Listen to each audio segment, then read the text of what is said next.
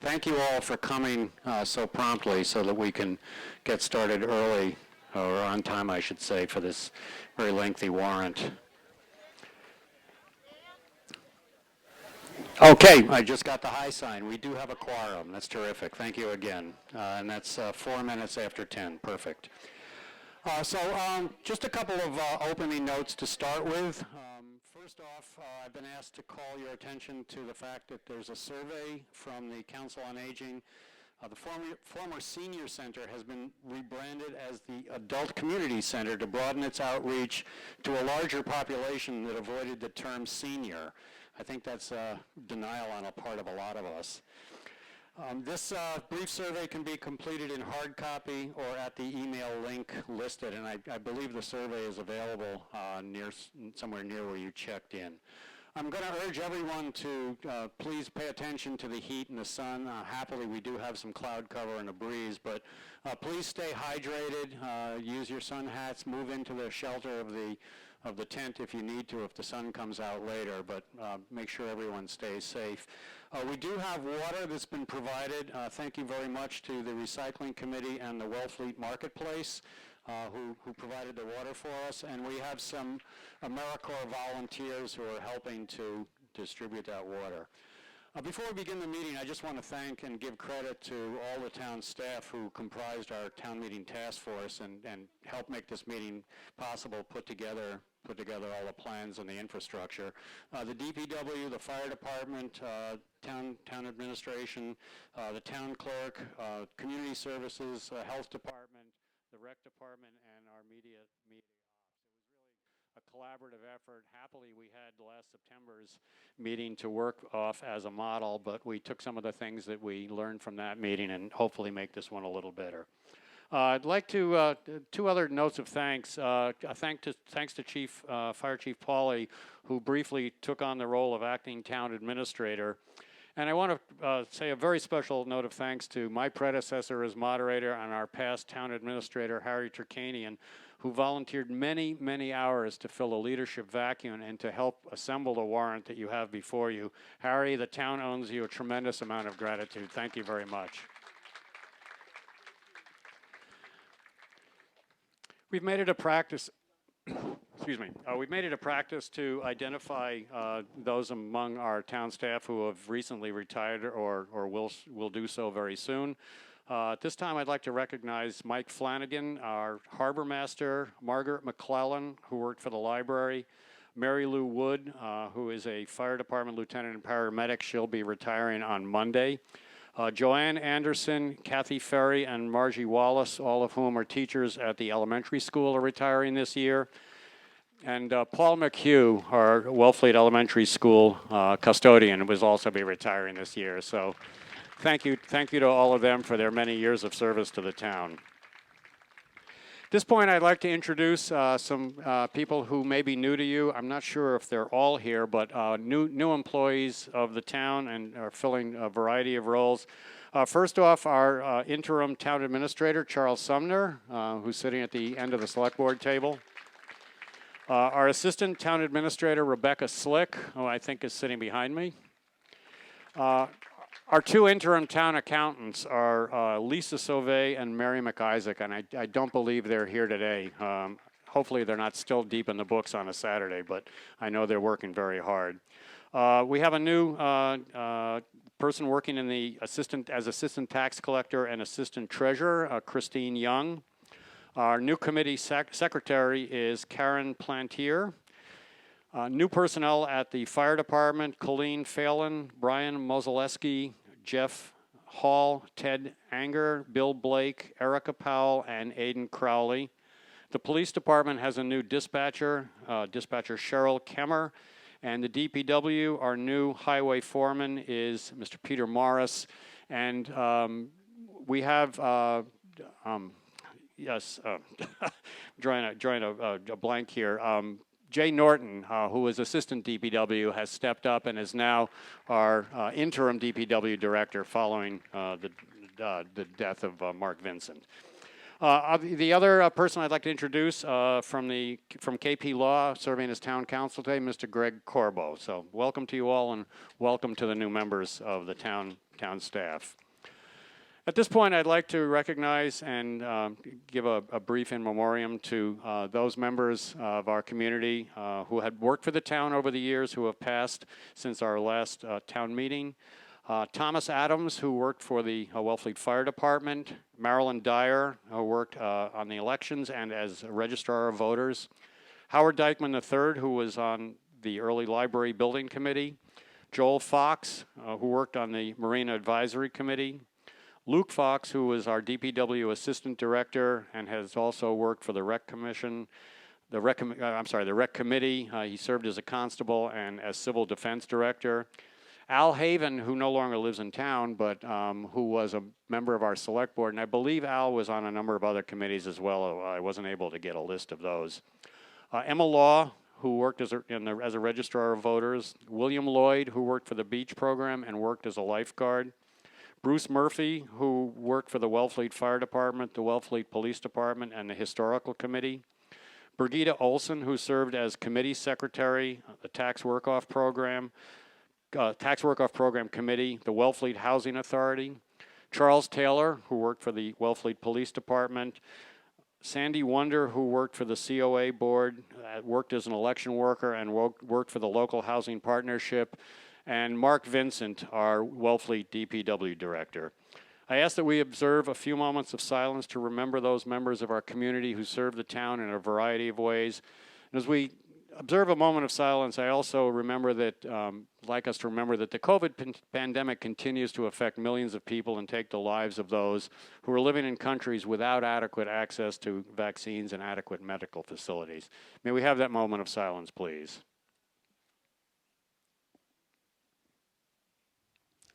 Thank you. Chief Pauly asked if he could be recognized. He just wanted to say a few words about Mr. Mark Vincent. Chief? Thank you, Mr. Moderator. Good morning, everyone. Thank you for being here. Hang on, Chief, you need your mic turned on. Should be on now. Can you hear me? No. No. It's like a Zoom meeting, isn't it, though? Yes. Thank you.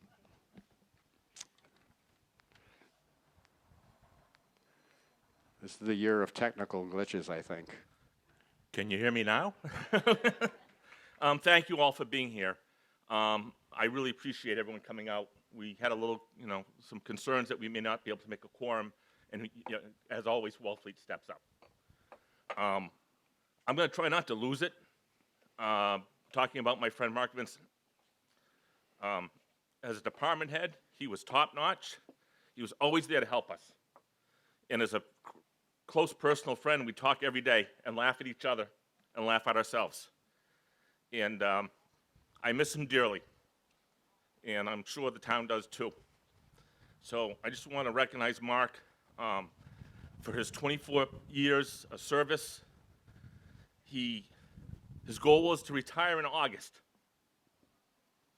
And he shared that with me a number of times. And we were going to go spend time in Maine together. And I just want to recognize him and thank you and thank Mark. I know he's up there looking down at us right now, laughing his butt off. Okay?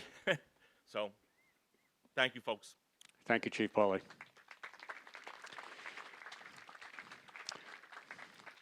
This time, I'm formally going to call the meeting to order. We have in Wellfleet registered for this meeting 3,018 voters, which makes our quorum, which is 6%, 182. I've been informed by the registrars that we have a quorum present. Just some notes on exactly how we're going to conduct this meeting. Most of the main motions, with a few exceptions, will be made and seconded by the chair and vice chair of the select board. We're doing this for the efficiency of moving through the warrant. This does not constitute an endorsement of the article by those two select board members, nor does it reflect the position of the board itself. It's just for the purpose of making the motions. You each should have received a motions booklet when you checked in. If you didn't, they're on the table there. Deb McGee, one of our volunteers, is holding them up. Please make sure you have that. The motions booklet contains the language that will become the main motion under each of the articles. And for most of the motions that will be made, we'll make reference to that wording. This will save some time. We're not going to have to read the whole motions, especially those authorizing borrowing. Some of those motions are quite lengthy, so we've used this procedure the past couple of town meetings, and it's worked well. Town council has confirmed that as long as the voters have the actual wording of the motions in front of them, this procedure is acceptable and will be acceptable to bond council. There are some motions which we are going to ask the select board to read in their entirety because they've undergone some changes since the motions booklet were printed. So please bear with us because we want to make sure that we get the wording correct. Voters who want to speak and debate should make their way to one of the 4 standing microphones. We have 2 lecterns at the front of the audience, or front of the body, the voting body here, and there are 2 more on stands just beyond the tent, pretty much in line. I can't see them right now, but yeah, I can see them. They've got the foam covers on them. So if you know you're planning to speak to one of the motions, could you please try to move to one of those microphones ahead of time to try to save some time. If you have a problem with mobility, if it's really difficult for you to make your way to one of those motions, raise your hand, and we do have 2 volunteers from the rec department who will bring a portable microphone to you. The microphones will be sanitized in between the speakers for your comfort. If you feel more comfortable leaving your mask on while you're speaking, you're free to do so. The other thing about being recognized, I would ask that you raise your card. If you're standing at one of those microphones and I'm having a problem seeing you, raise your voter card if you wish to be recognized. It's a little hard to see sometimes against the sea of colors out there, but I'll do my best. And I've asked the volunteers to try to make note of who wishes to speak. Make some noise if I've missed you. If I don't recognize you and call on you by name, which is likely that I'll forget somebody that I know really well, but I would ask that you please introduce yourself to your fellow voters by name, and it would be helpful to the town clerk and me if you could spell your last name so I make sure that I identify you correctly in the minutes of the meeting. I'm really hoping that we can conclude our business with this warrant in this session. By way of working toward that as a goal, I'm going to encourage you to be mindful of how long or how often you speak. By way of encouragement as well, I'll let you know that the DPW informed me that the sprinklers, which are identified by these little white flags, they're going to come on around 2 o'clock. So we might want to try to conclude our business before then. The procedures for town meeting are explained in the warrant and the opening pages of the warrant. And there's also an explanation there of Prop 2.5 terms and a slightly fuller explanation of the town procedures on the moderator's page, also on the town website if you'd like to familiarize yourself with that if you aren't already. When you checked in, you were given a brightly colored voter card, and the colors don't mean anything. Some people got green, some people got red. Those have no meaning. But when we take our votes today, rather than using voice votes, we're going to do it by a show of voter cards because it's really hard to tell what a voice vote sounds like outside. We're going to try to do most of the votes by holding up the voter cards, and if I can make a determination, that will be it. Our town bylaws, Article 2, Section 8, allows a 2/3 vote to be declared by the moderator. We do have quite a number of articles today that will require a 2/3 majority vote. Again, if I can make a determination based on the show of voter cards, and I think if everybody else can see how many cards are being held up, it does help build confidence in that call. That called voice vote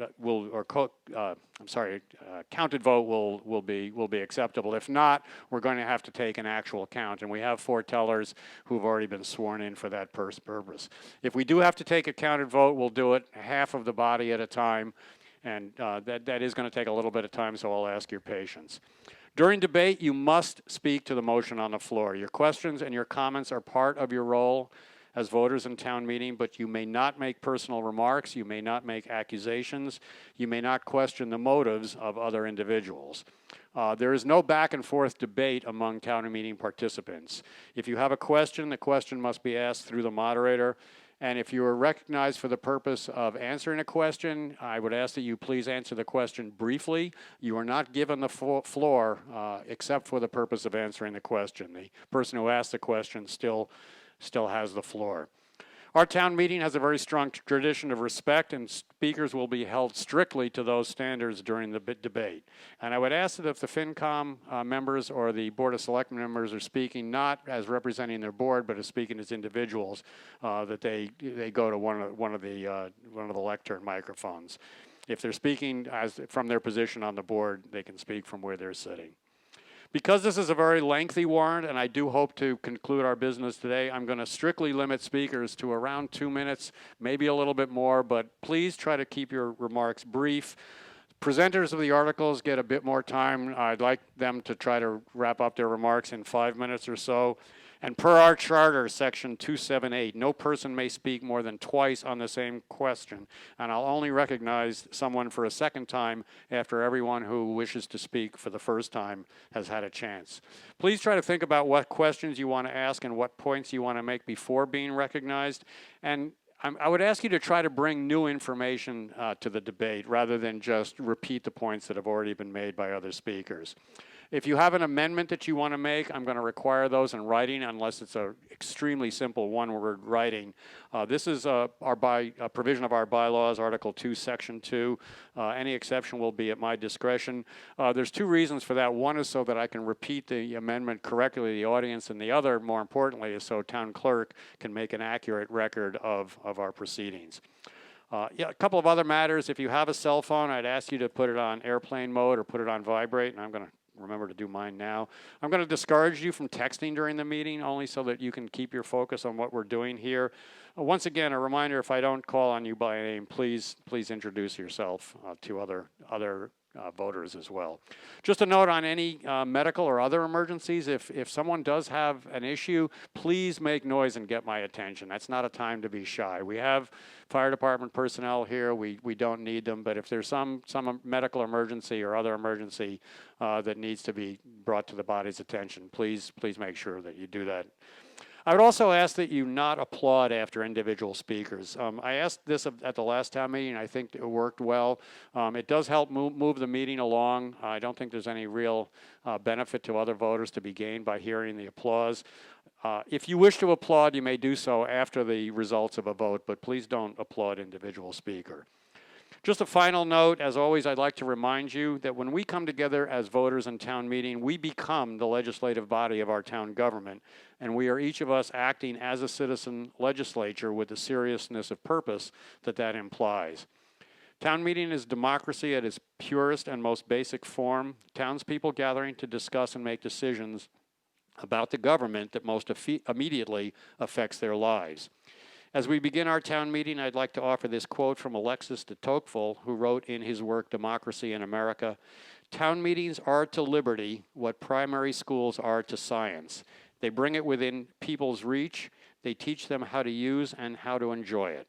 So I encourage you to engage in lively debate, to respect your fellow voters, to use and enjoy your liberty, and to be patient as we decide on each proposal before us. Annual town meeting, Saturday, June 26, 2021, the Commonwealth of Massachusetts. To either of the constables in the town of Wellfleet in the county of Barnstable, greetings. In the name of the Commonwealth of Massachusetts, you are hereby required to notify and warn the inhabitants of the town of Wellfleet qualified to vote in town affairs to meet at the Wellfleet Elementary School ball field, 100 Lawrence Road in Wellfleet on the 26th day of June, 2021 at 10 o'clock in the morning, then and there, to vote upon the following articles, and we will not read the articles. And you are hereby directed to serve these warrants by posting attested copies thereof, one in the post office in South Wellfleet, 14 days at least before the date of said meeting. Hereof fail not, and make due return of these warrants with your doings thereon to the town clerk at the time and place of said meetings, given under our hands this 21st day of May, 2021, and it's signed by the 5 members of the Wellfleet Select Board. and the constable's return of service attests that he has posted copies in Wellfleet and has delivered printed copies to the town clerk, rather, equal or more than the number of registered voters in town. I will call your attention, there is a typo in the constable's return of service where it says 3014. That really should be the date. That was just a misprint. That's the date, and it was 5/24/21. 3014 was the number of voters that were registered on the date that the warrant was signed. 4 more folks registered between the signing of the warrant and the date of the cutoff date for this meeting. Article 1, may I have a motion, please? Mr. DeVasto. Yeah, I'd just like to make a statement before making the motion. Yes, can you, your microphone should be on. It is. Yes. Can I go to the lectern and make it? And then Okay, if you'd like, if you'd prefer, absolutely. Okay. Hello, everyone. I'd like to first of all acknowledge the accounting issues that the town is facing. There are serious problems with the data entry that occurred when transitioning to the Vadar software and the staff changeover in Town Hall. The problems began in July of 2019, and they were compounded throughout fiscal year 2020 and into 2021. Since 2019, the town has had 4 accountants and is on its 4th town administrator. When the select board was made aware of the scope of the accounting issues that we're facing, we took action and put in place competent and experienced leadership. As anyone who's been in charge of cleaning up a mess knows, there are going to be ripple effects that still exist. It's not something that can be fixed overnight, but rest assured, the select board has put in place the right team to resolve the problems. We've also enlisted the Department of Revenue, Division of Local Services for legal municipal finance guidance. We are so fortunate to have our interim town administrator, Charlie Sumner, who has been through a similar accounting crisis in Brewster. He has put together a team in the accounting office that has the depth of experience and knowledge to both go backward and fix the errors, as well as go forward and implement the procedures and processes we need to be sure that this doesn't happen again. I'd also like to thank Chief Rich Pauley for stepping up during the transition, and to acknowledge the incredible amount of work that our former town administrator, Harry Turkanian, did on behalf of the town. As we as a community owe him a debt of gratitude for his incredible patience and diligence in getting us through the critical time to get our warrant and budget in place for this town meeting. We must acknowledge that he did so without adequate time or an accountant. He had to rely on the numbers that he was left with. And that is why you're seeing the amendments to the budget on town meeting floor. We as a board unanimously recommend all the amendments to the budget that the town administrator is proposing. We are presenting a modest operating budget that is 4.82% higher than last fiscal year. That increase includes the 3% increase in salaries, wages, and benefits that are union negotiated, as well as 2 new firefighter EMT positions that were voted in last year. We have also restored some of the cuts we made last year due to COVID-19. We have made every effort to level fund departments outside of these mandatory increases. In regard to the capital articles, I only ask the town to consider the importance of each article and vote accordingly. We have kicked the can down the road on many of these items, and the town needs to replace. And we will have to do them eventually. Every year we defer things only increases the amount we need to do in the future. During last year's budget, we removed several items off the warrant in a measure of austerity because we were not sure what the financial repercussions of COVID-19 would be. As a town, we have weathered the worst of the pandemic and remain in a strong fiscal position. We have had good revenue streams and have been able to put money in cash reserves year over year. The last time we certified free cash was June 2020. At that time, we had nearly 10% of the operating budget in cash reserves, and we have not allocated any of that to this point. Resolving our accounting problems is going to take time, and I appreciate the patience of the town of Wellfleet as we work through the issues that have impeded our budget process. Thank you, Mr. DeVasto. And just before you make that motion, to sort of follow on Mr. DeVasto's remarks, this came across my desk from a fellow moderator, not knowing anything about Wellfleet, but he was doing some research. This is from the auditor's report on the town of Ipswich financial condition, February 1st, 1875, 146 years ago. In performing the duty assigned us, we were embarrassed by the fact that the town's accounts were not balanced last year, nor indeed have they been for several years.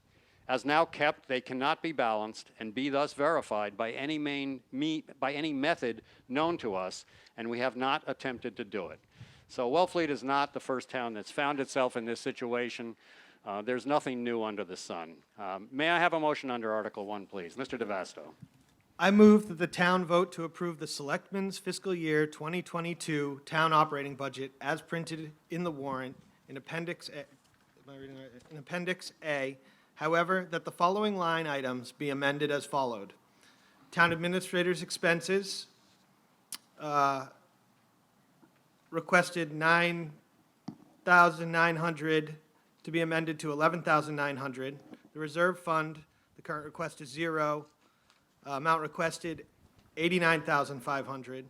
Shellfish salaries, current request, $256,774.50. The amount requested is now $265,030. DPW facilities, $340,950 was the request. The amended request is $349,150. And that the total amount of $21,673,707.69 be amended to $21,781,663.19, with each item to be considered a separate appropriation, including fixing the salaries and compensation of all elected officers in the town for fiscal year 2022, including approving the Nauset Regional School District and Cape Cod Regional Technical School District budgets for fiscal year 2022, with funding for the operating budget provided in the following manner. Raise and appropriate $20,145,207.19. The beach fund, $694,000. The shellfish fund, $8,256. The transfer station CMAS fund, $400,000. The recreation fund, $20,000. And stabilization fund of $514,200, making the grand total $21,781,663.19. Is there a second? Second? It's been moved and seconded to approve the Selectmen's fiscal year 2022 town operating budget as printed in the warrant in Appendix A. And I'm not going to repeat what Mr. DeVasto just read to you, but you should have the text of that in your motions booklet. The only two lines in the motion that he made that are different is the funding sources. The beach fund, that figure is now $694,000, and the figure from the stabilization fund is $514,200.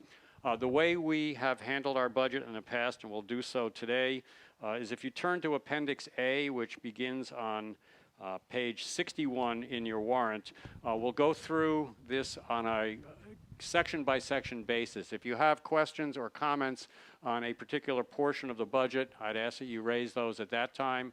Any amendments to be made. Once we've gone through the entire budget, and we'll return, anyone who wants to make a general comment on the budget as a whole or offer any amendments, we will then take one vote on the omnibus budget as amended if necessary. So beginning on page 61, I'm sorry, before we start, Mr. Sumner, would you like to make some opening comments on the budget? My apologies. Thank you. Thank you, Mr. Moderator, and thank you all that attended the annual town meeting. So I've been in this position for 6 weeks now, and I've spent a fair amount of time looking at different elements of the fiscal issues in the town budgets, all driven and focused on today, of course. And so I think the one thing that I did do is I spent a fair amount of time meeting with almost all of the department heads to review the proposed spending plan for fiscal '22. And hence, I've made a series of recommendations that have been presented to you for changes.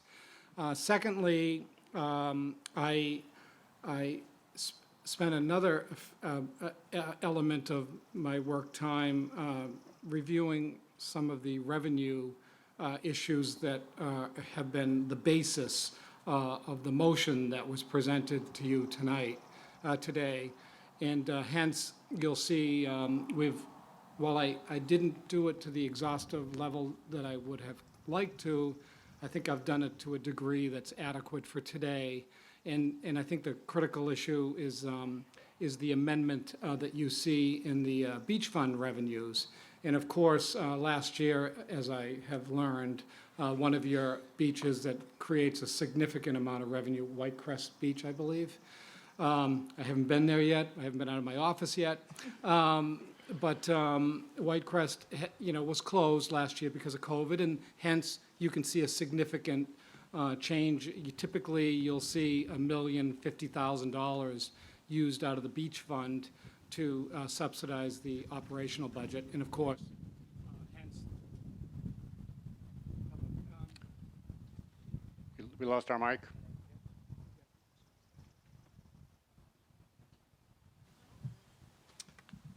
I thought it was getting shut off. Hence, I made the recommendation.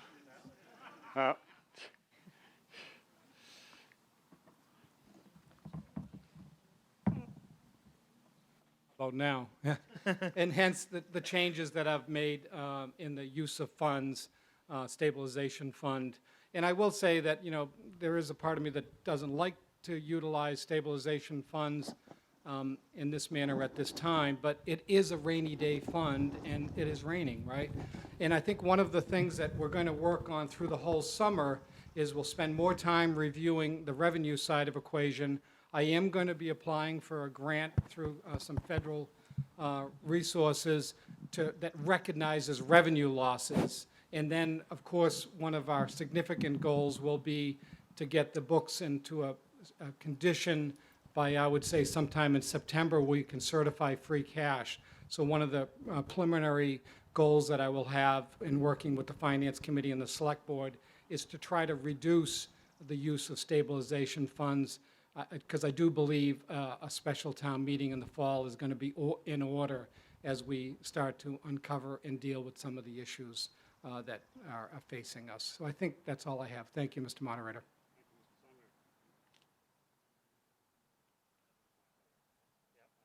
Thank you, Mr. Sumner. I'm sorry, I neglected to tell you the recommendations which were not printed in the warrant. The Select Board does recommend the budget as amended by a vote of 5-0. The Finance Committee has not made a recommendation on this at this time. Questions or comments on the first part of the operating budget? This would be page 61, general government down through the treasurer, and we might as well take it all the way to the bottom of page 62. Questions or comments on this portion of the budget? Sir.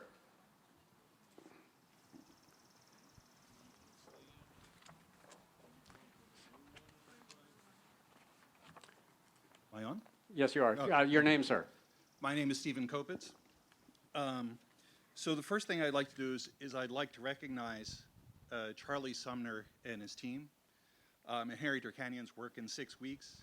I'm a finance professional myself, and so I've had situations like this, and I can tell you that in terms of getting the accounting and the numbers in some sort of shape, it's almost a phenomenal. Mr. Kopitz, could you bring the microphone maybe a little closer to you? I don't know if that stand raises. That'd be helpful. I think you're taller than most of our speakers. Thank you.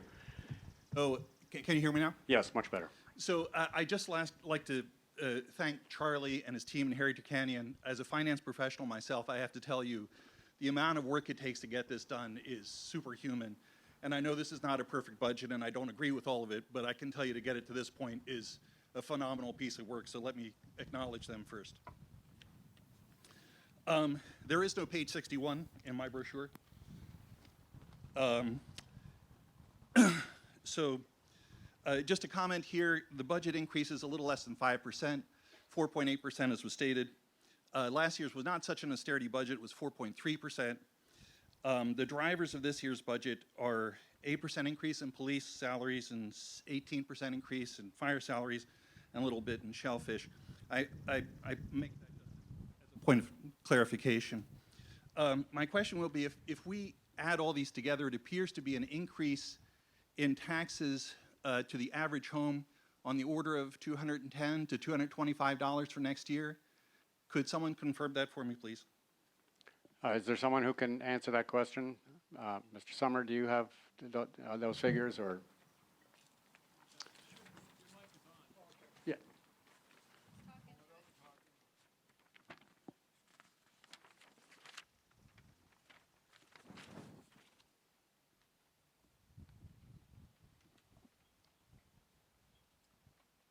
Thank you for the question. So, yeah, I had done some calculations based upon the total operating budget along with the total debt budget that will be included in Article number 3.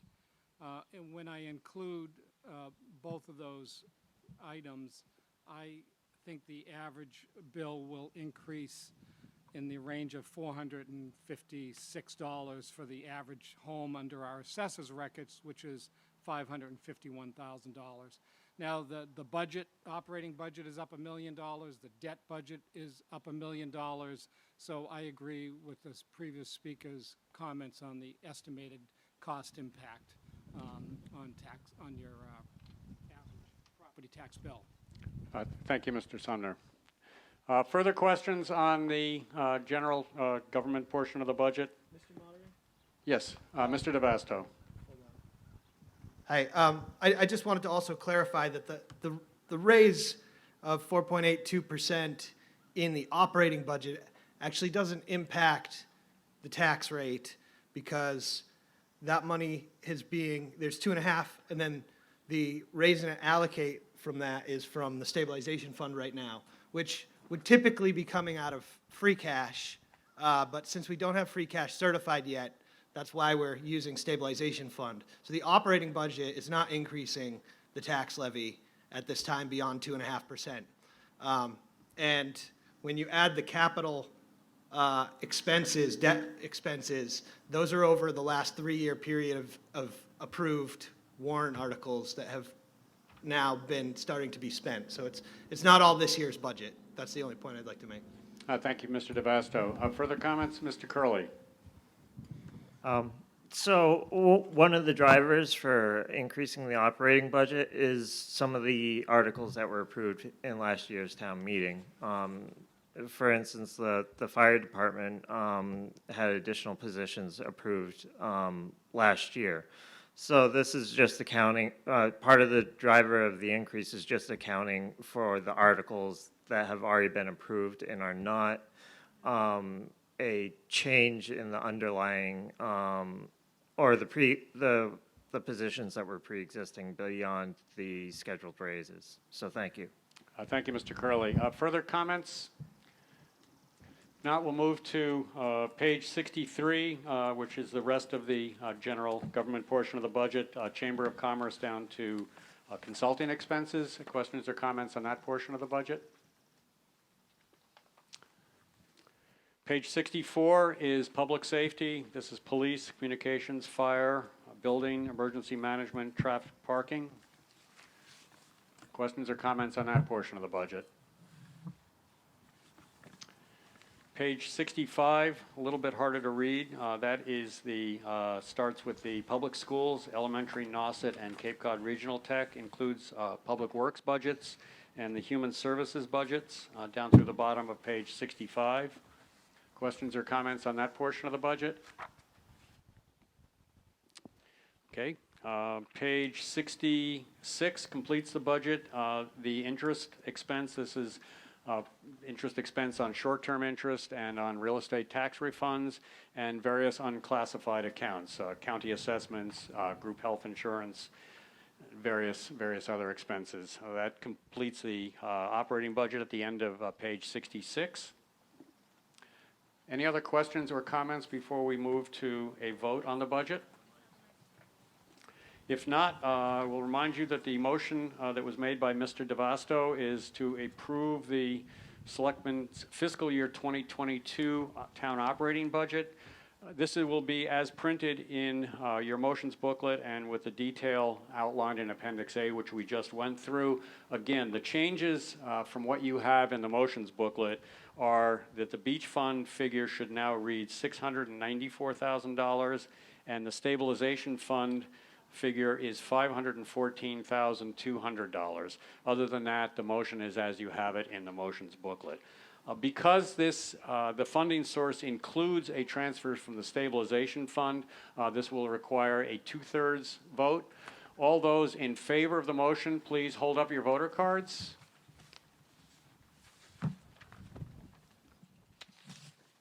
Okay. Those opposed to the motion. The motion clearly achieves a 2/3 show of cards.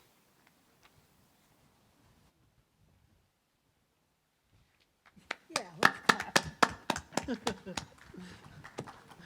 Article 2, just a moment, please. Got a lot of pieces of paper juggling here. The recommendations that were missing from your warrant on Article 2, the Select Board recommends by a vote of 5-0, and the Finance Committee recommends by a vote of 8-0. Article 2, may I have a motion, please? And again, Mr. DeVasto, I think, is going to have to read this whole one because there are quite a few changes. Mr. DeVasto. It's the changes in yellow, correct? The changes are yellow, but if you, We don't read the whole. yeah, I think I'm going to ask you to read the whole one. All the numbers? All right, let's try to make this easy. Move it as printed in the motions booklet with the following changes. If you would Okay. do it that way. Yeah, I move that the town approve the following fiscal year 2021 operating budget transfers as printed in the warrant, That's printed in the motions as booklet. printed in the motions booklet with the following amendments. Library and wages, from library and wages to beach salaries and wages in the amount of $10,000. DPW facility expenses to the salaries and wages, to beach salaries and wages in the amount of $23,000. Transfer station expenses to beach salaries and wages at $12,000. DPW wages to town administrator salaries at $20,000. Transfer station expense to town administrator salaries at $12,000. IT expense to town administrator salaries at $18,000. Consulting expense to town accountant salaries at $20,000. Assessing expense to town accountant salaries, $10,000. Building department wages to town accountant salaries, $15,000. Cape Cod Technical Regional Tech High School to town accountant salaries, $5,000. And snow and ice expenses to short-term loan principal and interest, $15,750. And that's it. Is there a second? Second? It's been moved and seconded that the town approve the following fiscal year 2021 operating budget transfers. And the changes, I'm going to read the changes because these are different. Excuse me, in portion A, we're now taking from library wages to beach salary and wages, $10,000. From DPW facility expenses to beach salaries and wages, $23,000. From transfer station expenses to beach salaries and wages, $12,000. The other changes are in section M. We're taking that $20,000 from the DPW wages. We're taking the $12,000 for town administrator salaries from transfer station expense. We're taking the $18,000 for town administrator salaries from the IT expense. In section N, the source is now the consulting expense. The amount is the same. The second line, the assessing expense is now the source for $10,000, and building department wages is the source for the $15,000. And on the Cape Cod Regional Tech High School, the $5,000 figure on the next page comes from the Cape Cod Regional Tech High School, and the short-term loan principal interest is now coming from snow and ice expenses. The amount is $15,750. Just by way of explanation, this is movement within line items in the current operating year budget to make up shortfalls in various departments. Other departments which may have excess, that's where the money is being moved from. Questions or comments on this portion of the transfer? This is an annual exercise. If not, the motion. Mr. Moderator, I'm sorry. Ms. Chivetta in the back. Yes, I'm sorry, Ms. Chivetta. I am Nancy Chivetta, the Shellfish Constable. I did not hear P read off. Shellfish Fund to cover shellfish expenses for $4,638. That is in the motion, that should be in the motion booklet, is it not? It is in the motion booklet. I didn't Yes. hear it read out. It wasn't read out because it didn't change. Oh, okay, We sorry. only we actually read the ones that changed. Okay. Thank you, Ms. Trevetta. Other questions or comments? If not, are you ready for the vote? The vote, motion before you is to approve the budget transfers. It requires a majority vote. All those in favor, please hold up your voter cards. Those opposed? Motion carries by a unanimous vote.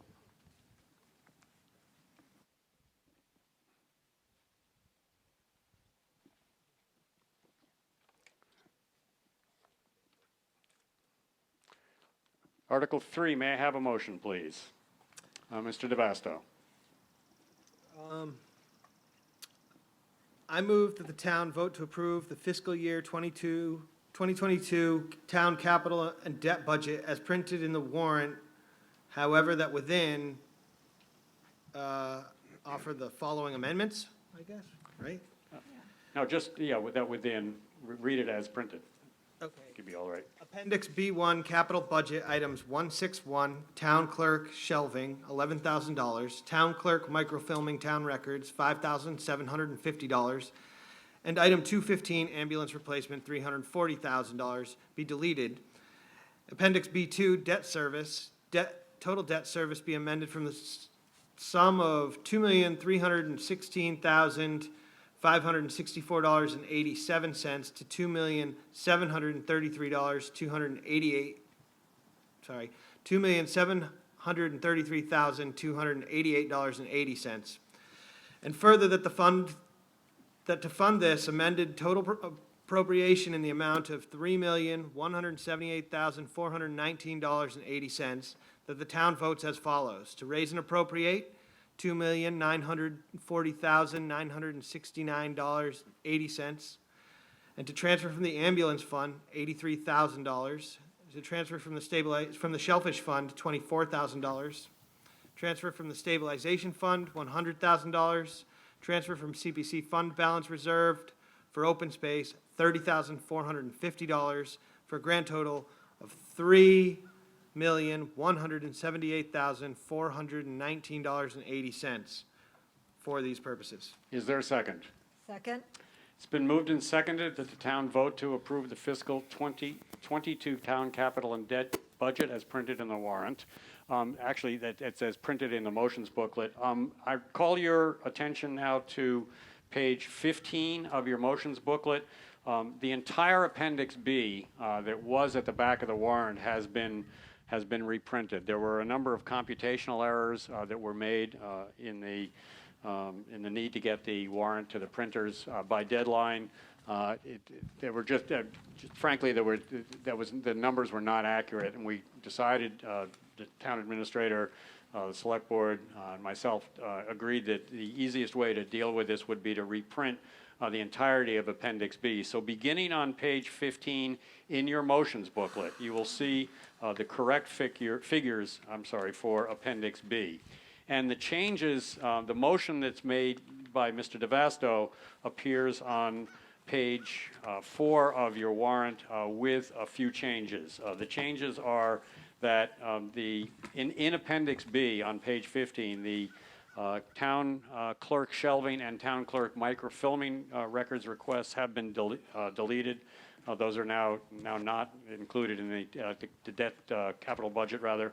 And the other changes are that the item 215 ambulance replacement for $340 is also being deleted. Those are the ones that appear that are no longer part of that. And that the appropriation, the amount of the appropriation is a bit different from that which appears in your motions booklet. The total amended appropriation is now in the amount of $3,178,419,080, which is down quite a bit from what was printed in the motions booklet.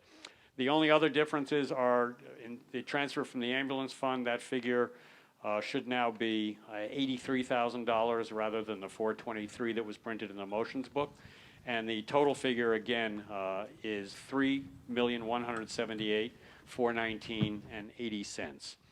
Questions on the capital portion of the budget, beginning with Appendix B on page 15 in your motions booklet?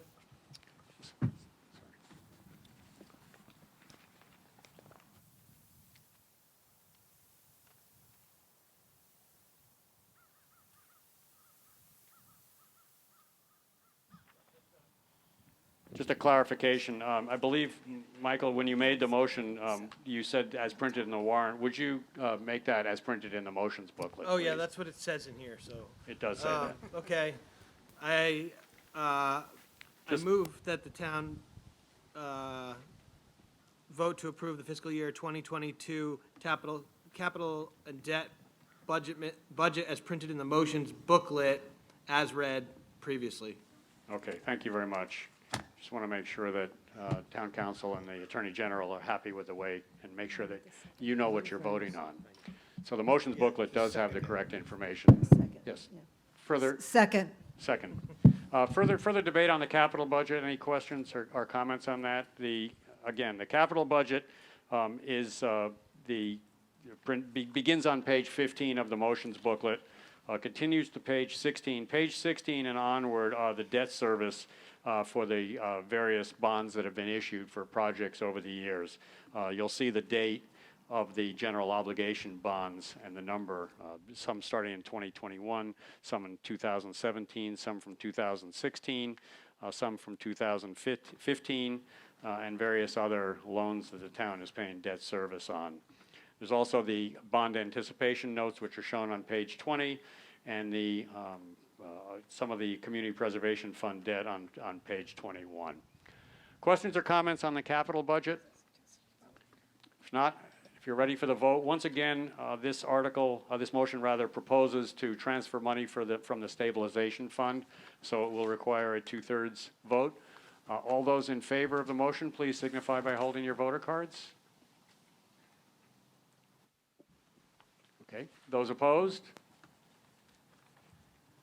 Motion carries by a unanimous vote.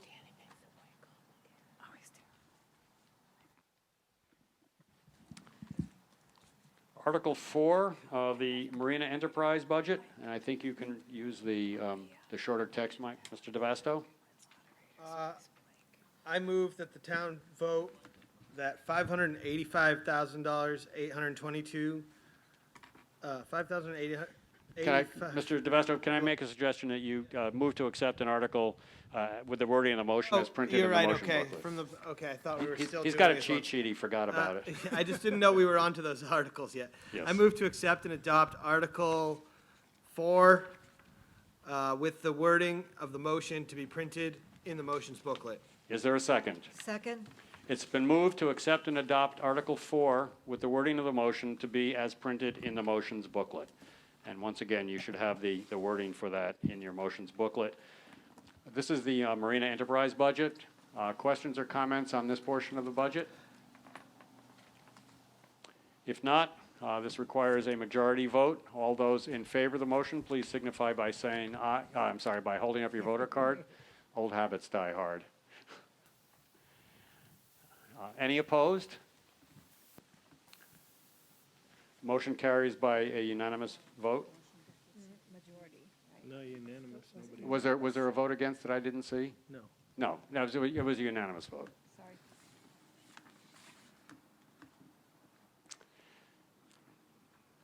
Article 6, and on this one, I think I do need you to read the full motion, if you would, please, Mr. DeVasto. Yep, Article 6. I'm sorry, I skipped 5, yes. Yeah, Article 5. Okay, Article 5, FY 2022 Water Enterprise Budget. I move that the town vote that $285,714 be approved to operate the fiscal year 2022 Water Enterprise Fund with the following sums from Appendix D. $200,500 to come from the Water Enterprise Fund revenues. and $84,214 to be raised and appropriated from the general fund. Is there a second? Second. I'm sorry, I did lose my place there. The motion was to approve the town water enterprise budget and that $285,714 be appropriated to operate. The water enterprise fund, the wording is identical to that which is printed in your motion booklet. One of the folks helping out just let me know that we are out of motions booklet. So if you're sitting with someone else and you can share that and maybe return the extra ones to the registrar's table, that would be helpful for anyone who comes late. Any discussion on the water enterprise budget, Article 5? If not, the motion calls for a majority vote. All those in favor of the motion, please hold up your voter cards. All those opposed? Motion carries by a unanimous vote. Article 6, Mr. DeVasto. Okay, that's a cheat sheet one. I move No, to, no, this one Oh, is one you're I think you right. need to Okay, read. this There's one a has to be change in read, it, yep. if you would. yep, I move that the town vote the sum of $5,439 be and hereby is transferred from the general administration expenses, number 124, to pay the following prior year unpaid bills and outstanding invoices as follows. Bonsai Logic, $5,439. Is there a second? Second. It's been moved and seconded that the town vote the sum of $5,439 be and hereby is transferred. This is the change from what you have in the motions booklet. It's to be transferred from the general administration expenses. It's to pay an invoice which came in after the close of the fiscal year. The Select Board has no recommendation on this. The Finance Committee recommends by a vote of 9-0. Are there any questions or comments on this bill from a prior year? If not, because this does require going back to a previous fiscal year, this requires a 4/5 vote. All those in favor of the motion, please hold up your voter cards. Any opposed? The motion carries by a unanimous vote. Article 7, and Mr. DeVasto, I think until we get to Article 25, you can use the shorter wording for the majority of these. Okay, so Article 7. I move to accept and adopt Article 7 with the wording of the motion to be printed as in the motion booklet. Is there a second? Second. It's been moved to accept and adopt Article 7 with the wording of the motion to be as printed in the motions booklet. And on Article 7, once again, the Select Board do not have a recommendation. The Finance Committee has voted to recommend by a vote of 9-0. Danny? Dan? Yes, I'm sorry. We recommended that this morning, 5-0. I'm sorry, I did not get that. 4-0, actually. Justina wasn't here. 4-0. So the Selectmen recommend Article 7 by a vote of 4-0. My apologies. Questions or comments on Article 7? If not, all those in favor of the motion, please signify by saying aye. By holding your cards up. I'll get it eventually. Any opposed? Motion carries on a unanimous vote. Article 8, on Article 8, the Select Board recommends, I'm sorry, I believe on this one, yes, Article 8 is going to be indefinitely postponed. Mr. DeVasto, please. I move to indefinitely postpone Article 8. Is there a second? Second. It's been moved and seconded that Article 8 be indefinitely postponed. Just by way of information, this is in a way, kind of a placeholder article. If there are non-union contracts which have come up and require additional funding for those contracts that are made with individuals, that this article is used to appropriate that additional funding. This year, there were no non-union employees whose salaries were up for negotiation, so this article isn't necessary. That's why we're indefinitely postponing. All those in favor of the motion, please hold up your voter cards. Any opposed? The motion for indefinite postponement carries on a unanimous vote.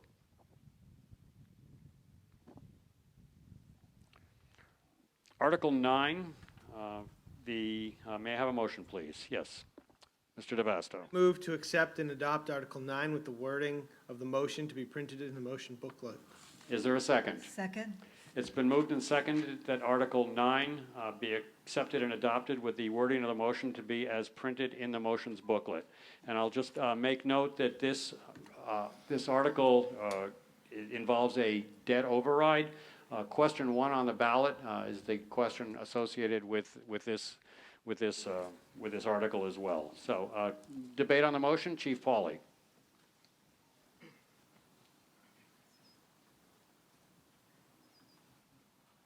Thank you, Mr. Moderator. Again, at this town meeting, I come to you with my hat in my hand, looking for money.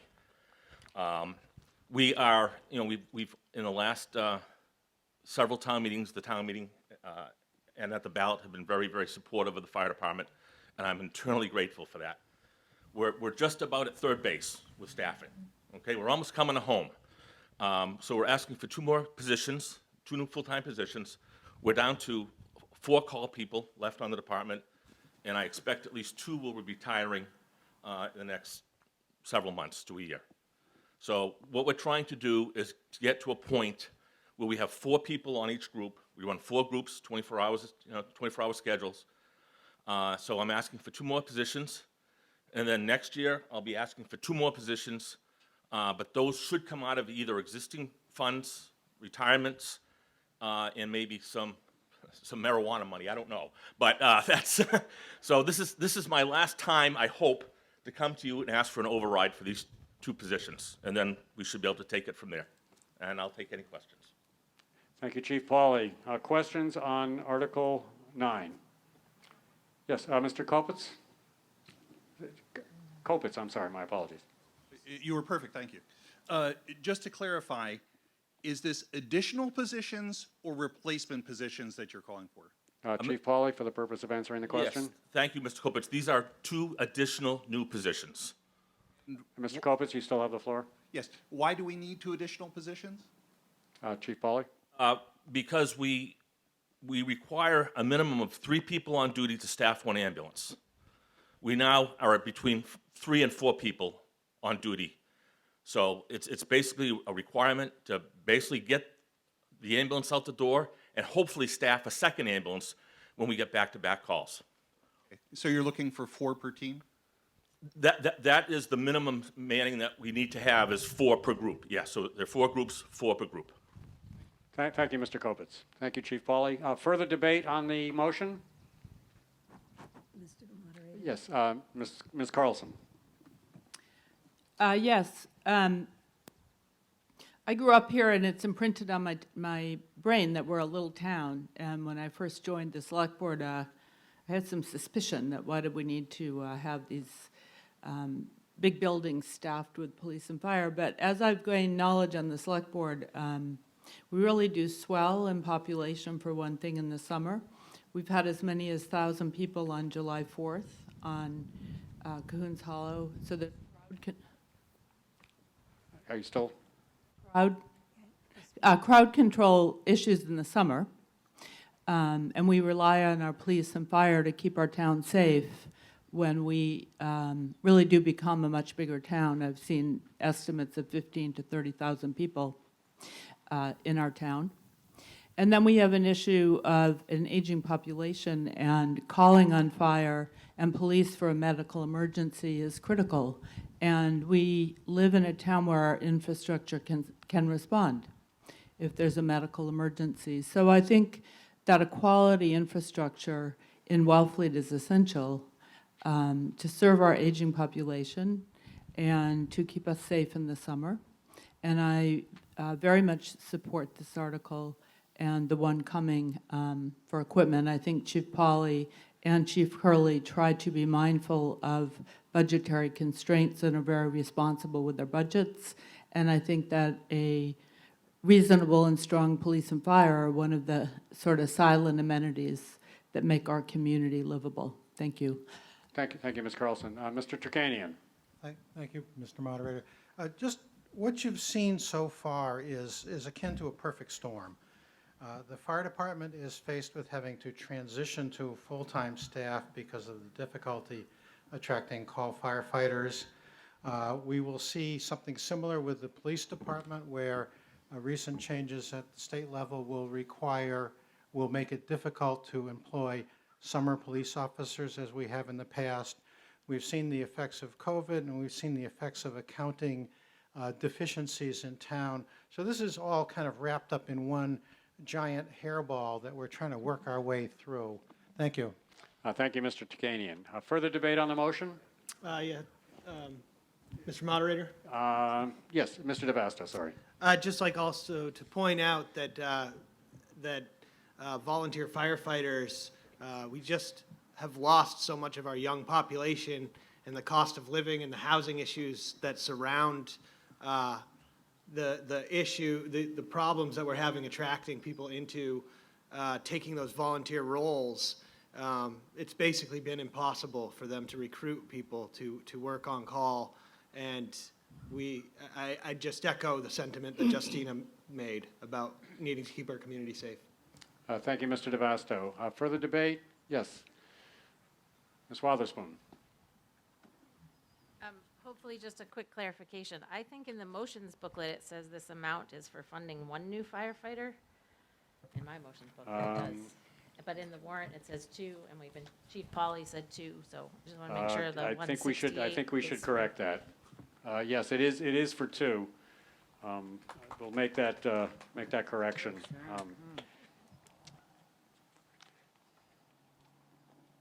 Would you like to amend your motion to just to make sure that we specify? I move to amend Article 9 as printed in the motions booklet to include the language that there will be 2 new firefighter ETM paramedics. Is there a second to that amendment? Second.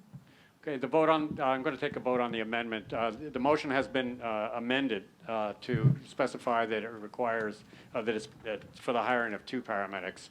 All those in favor of the amendment, hold up your voter cards. The amendment, all those opposed? The amendment, are you opposed? Yes, the amendment carries by a show of cards. Thank you for pointing that out, Ms. Wotherspoon.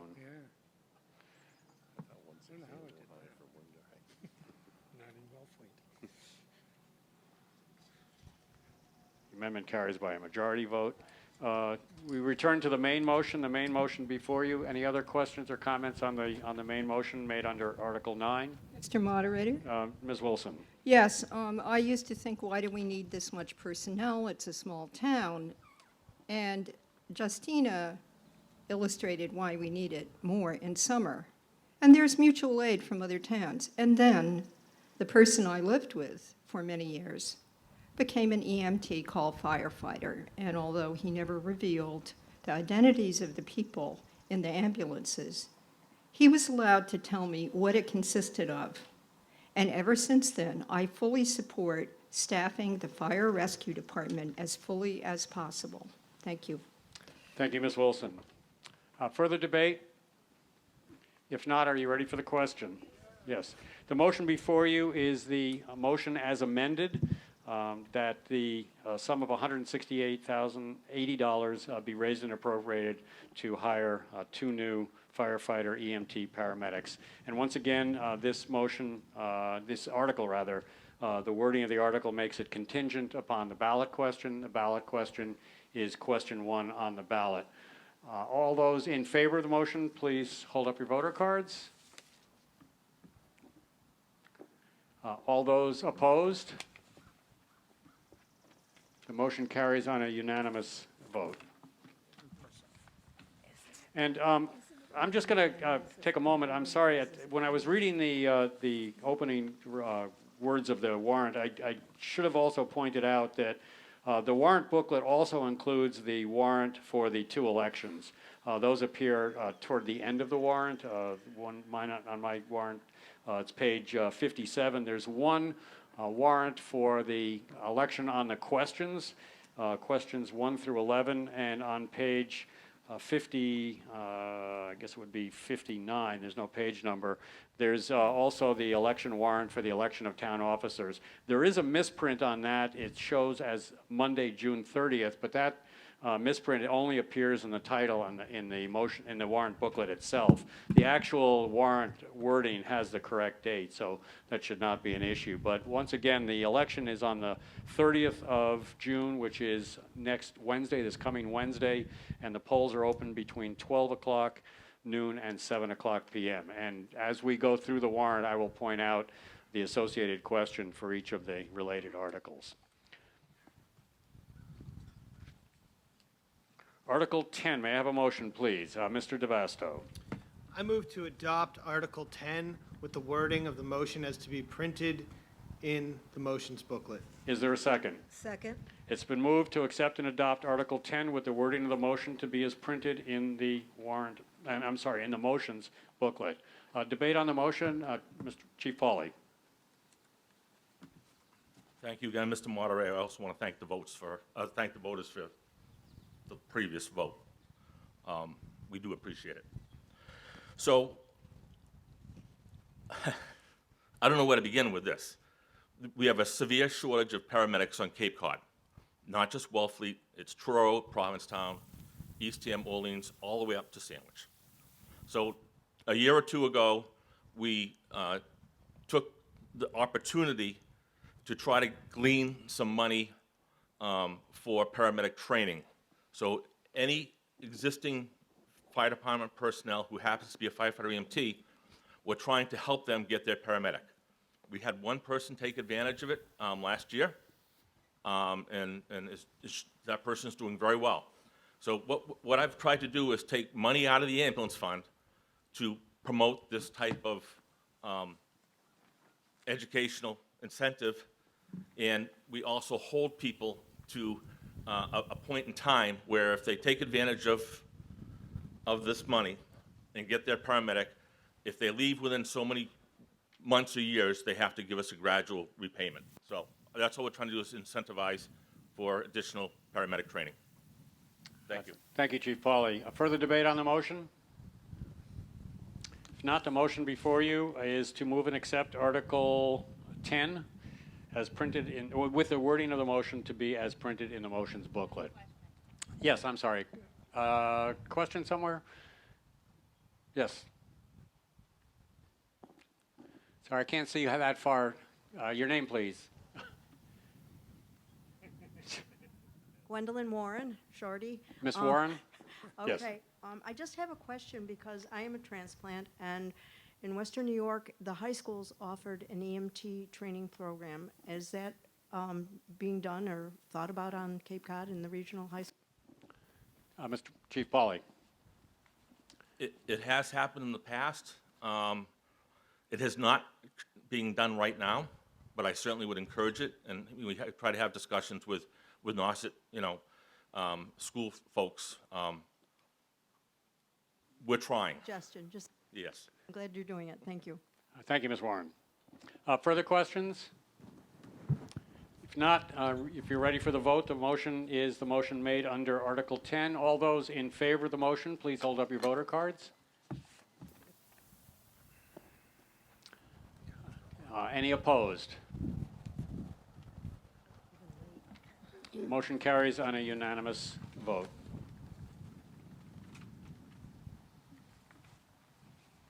Article 11.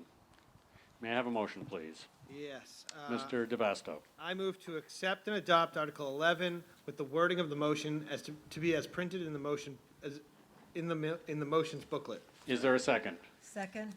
It's been moved and seconded that Article 11 be accepted and adopted with the wording of the motion to be as printed in the motions booklet. And once again, this now is associated and contingent on a vote, a debt exclusion override vote at the polls next Wednesday. That will be question 2. And because this authorizes borrowing, this will require a 2/3 majority vote. Chief Pauly? I promise after this I'm going to sit down. So we have a very aging radio system for fire and police up and down Cape. The Cape, it's run basically by the county sheriff's office.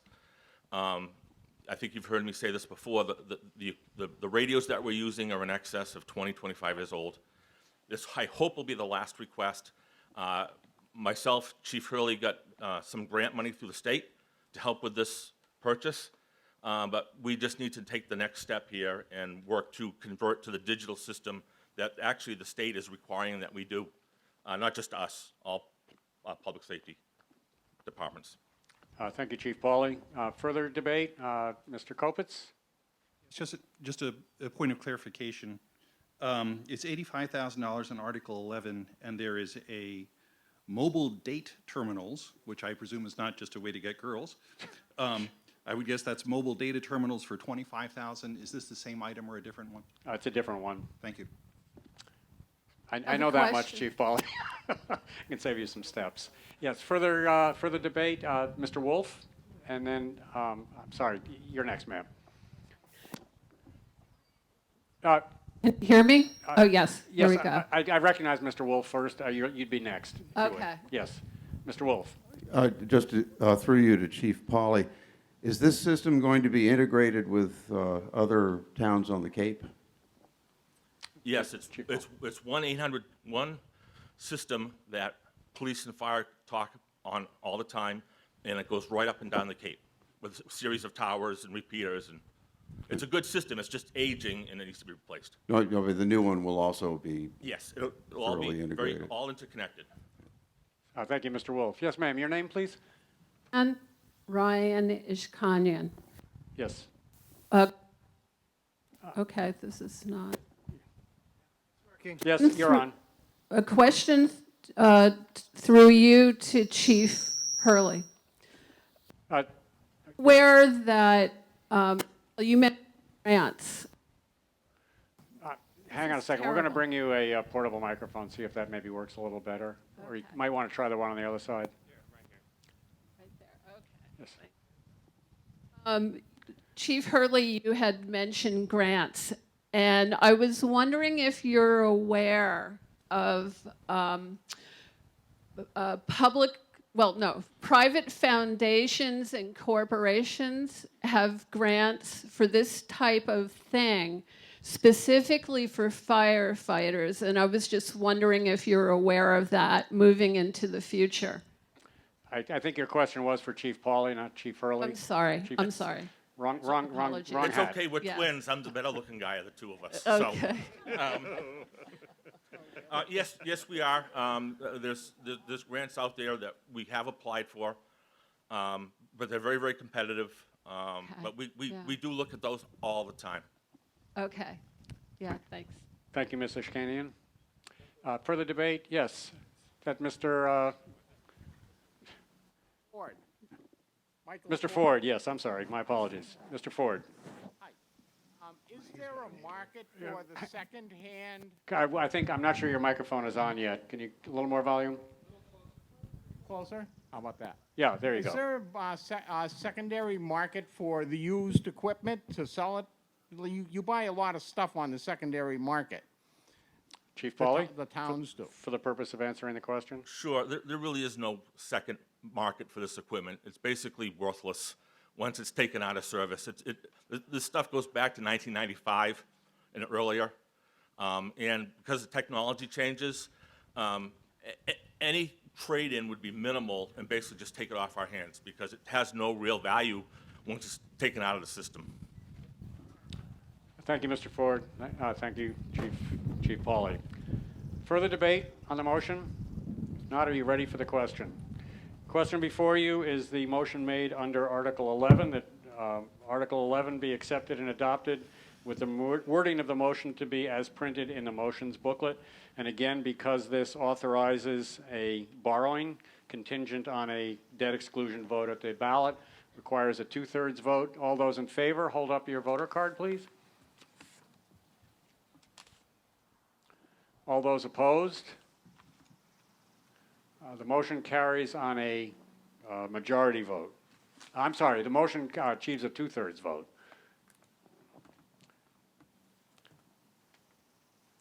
A two-thirds show of voter cards.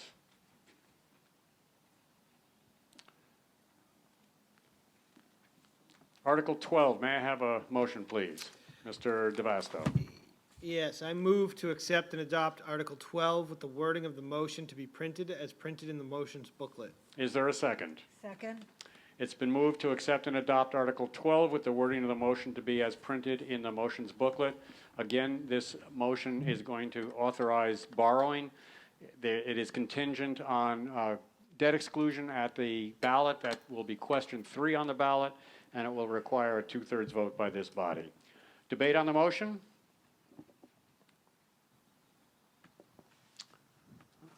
Seeing none? We got one. Oh, I'm sorry. Gary? Yes, Mr. Joseph.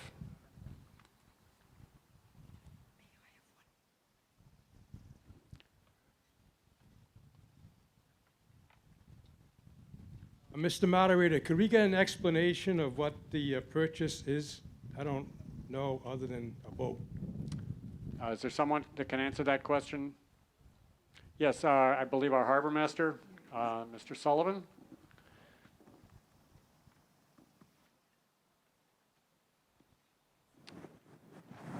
I think I neglected to introduce you as our new harbor master, Mr. Sullivan. This is you became harbor master since our last town meeting. I apologize. Yeah, thank you. Mr. Sullivan. Hello, everyone. I'm the new harbor master, Will Sullivan. So this vessel is 25-foot center console. It's kind of what, like you'd see the Coast Guard using. It's an emergency response vessel. It's not just a boat. This boat can go out year-round. This boat can go in most of the weather. With all the dredging and everything that we've done, one of our big pushes has been that we are the emergency response system with the Coast Guard. And we pushed that, and we've received millions of dollars pushing that. Now we need to follow through, and we need to help get out there. The Coast Guard's 45 minutes away from us. 45 minutes. And we need to be out there too. And to do that, we need the boat to handle it. And that's what this boat is. It's not a recreational boat, which would be a little cheaper, which would save a little bit of money. But what this boat is a government spec'd out rescue vessel that we can apply for port security grants for. If we bought the other type of boat, we couldn't do that. And this one, we plan on doing that, to try to get some more federal help with this. Any other questions? Thank you, Mr. Sullivan. Yes, Mr. Yeah.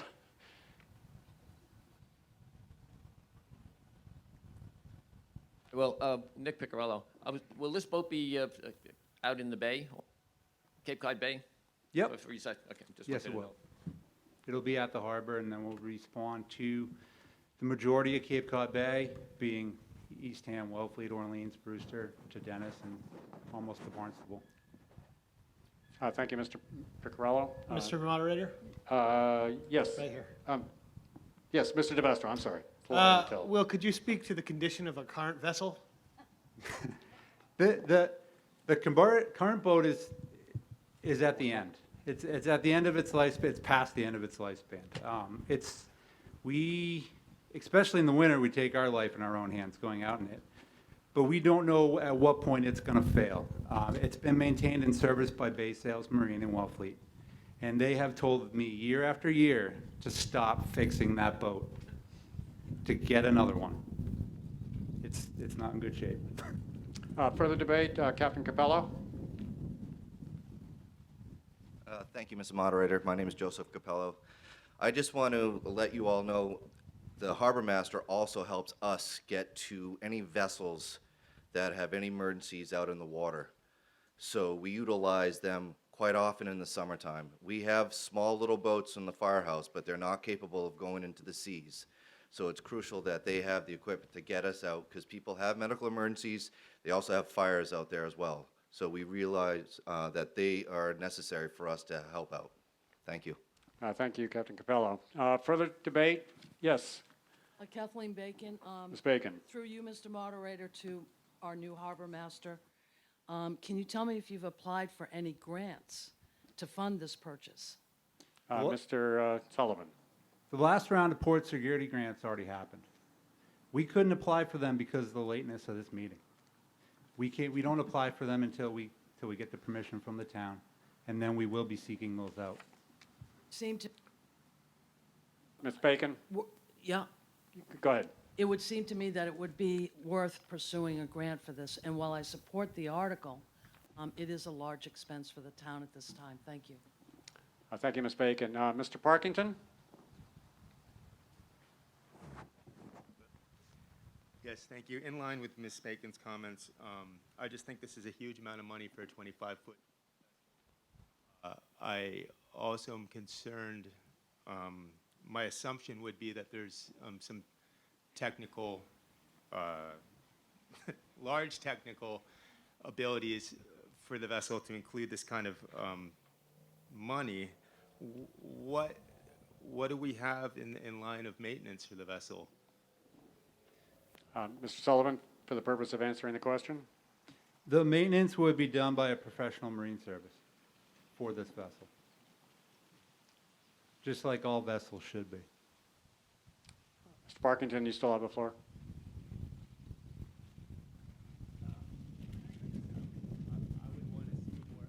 I'm sorry, we're really having a problem with these microphones. My apologies. Is there someone that, can we bring Mr. Parkington one of the roving mics, perhaps? Yes. All right, I'm told that you need to speak up and speak a little more into the microphone. You're not shy, Mr. Parkington, I know that. I got you. I guess I'm just a little overwhelmed by the amount. Further debate, Ms. Granlund? Hi, Kathy Granlund. I'm speaking as a private citizen. 10 years ago, I am a boater. 10 years ago, I lost propulsion in the bay and was told that the Wellfleet Harbor Master boat, it was at night. I was told the Wellfleet Harbor Master boat was not equipped to come out and rescue me. I had to wait over 2 hours for a private rescue. The cost of this, when you look at it, amortized over the how many years has that boat been in service as a regular emergency response vehicle. I think the cost, when you look at it, seems overwhelming, but that boat I know has been in service at least 10 years. And when you take that and divide the useful life of the boat, this really is a life-saving measure for our boating community. Thank you. Further debate? Is it Mr. Nicholson? Sorry. Recognizes me? Yes. Okay. I'm sorry, your name? My name is Ed Kane. I live on Summit Ave. Sorry, my apologies. You look like somebody else. I get that all the time. Just a point of clarification, the motion specifies purchase of an emergency response vehicle. Can we clarify just for the record here that it's a motor vessel we're talking about? Yes, that would be a good thing. We are talking about a motor vessel. I believe that's a Scribner's error. Would you want to make that amendment, Mr. DeVasto? We're talking about a 12, vessel, right. not a vehicle? Yeah, in the article title, it says response vessel replacement, so I move to amend the text to reflect that. Is there a second? Second. It's been moved to amend. It would be in the second sentence of the motion, the wording should be emergency response vessel. All those in favor of the amendment, please hold up your voter cards. Any opposed? The amendment carries by a majority vote. Yes, that is just the amendment. Just a moment. Yeah, a moment, if you would, please. I want to make sure we get an accurate record of this.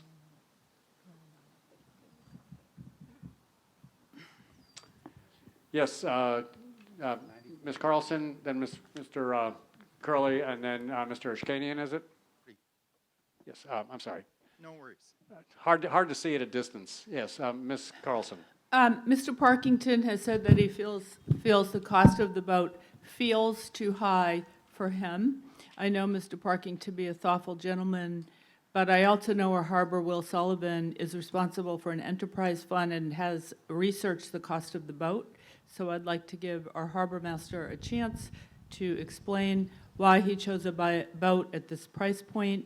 I assume a lot of thought went into that decision, so rather than let the remark stand that it feels too high, I'd like to give him a chance to respond. Mr. Sullivan, for the purpose of answering Ms. Carlson's question. Sure. So a recreational vessel of this size, you know, I've gotten this question a lot down at the harbor. A recreational vessel of this size costs about $150,000 to $180,000 now.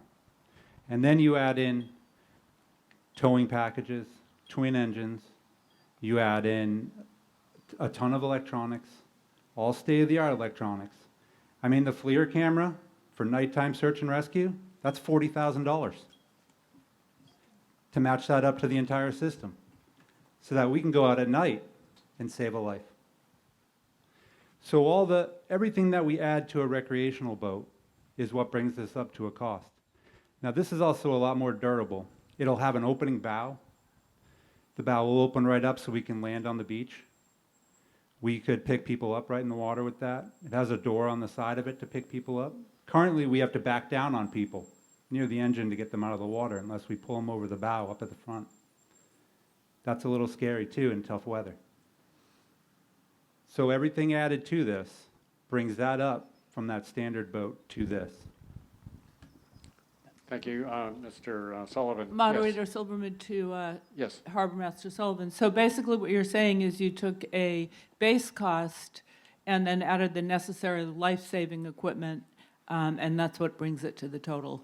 Yes. And that might be the dissonance for Mr. Parkington. Yes, plus the hull, this is an all-aluminum boat with a D-collar. This is not a recreational fiberglass boat. That adds more cost into it as well. Thank you. Thank you, Mr. Sullivan. Thank you, Ms. Carlson. Mr. Curley, you wish to speak?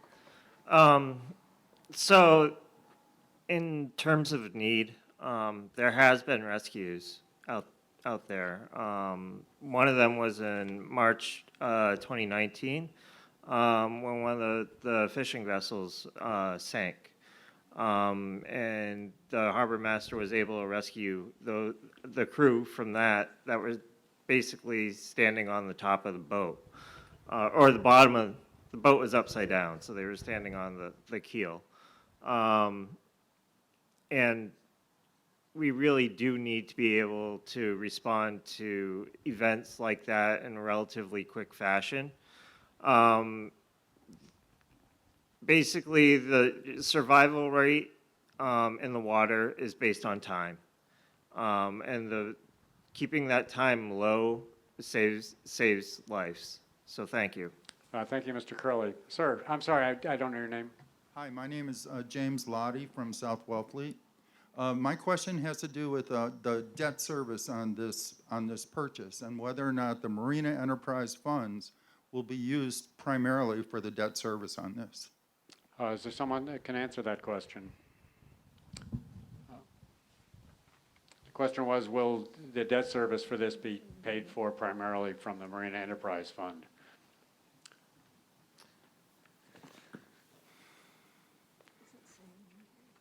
I can't answer that, but we're working on it. Mr. Sumner, I'm sorry.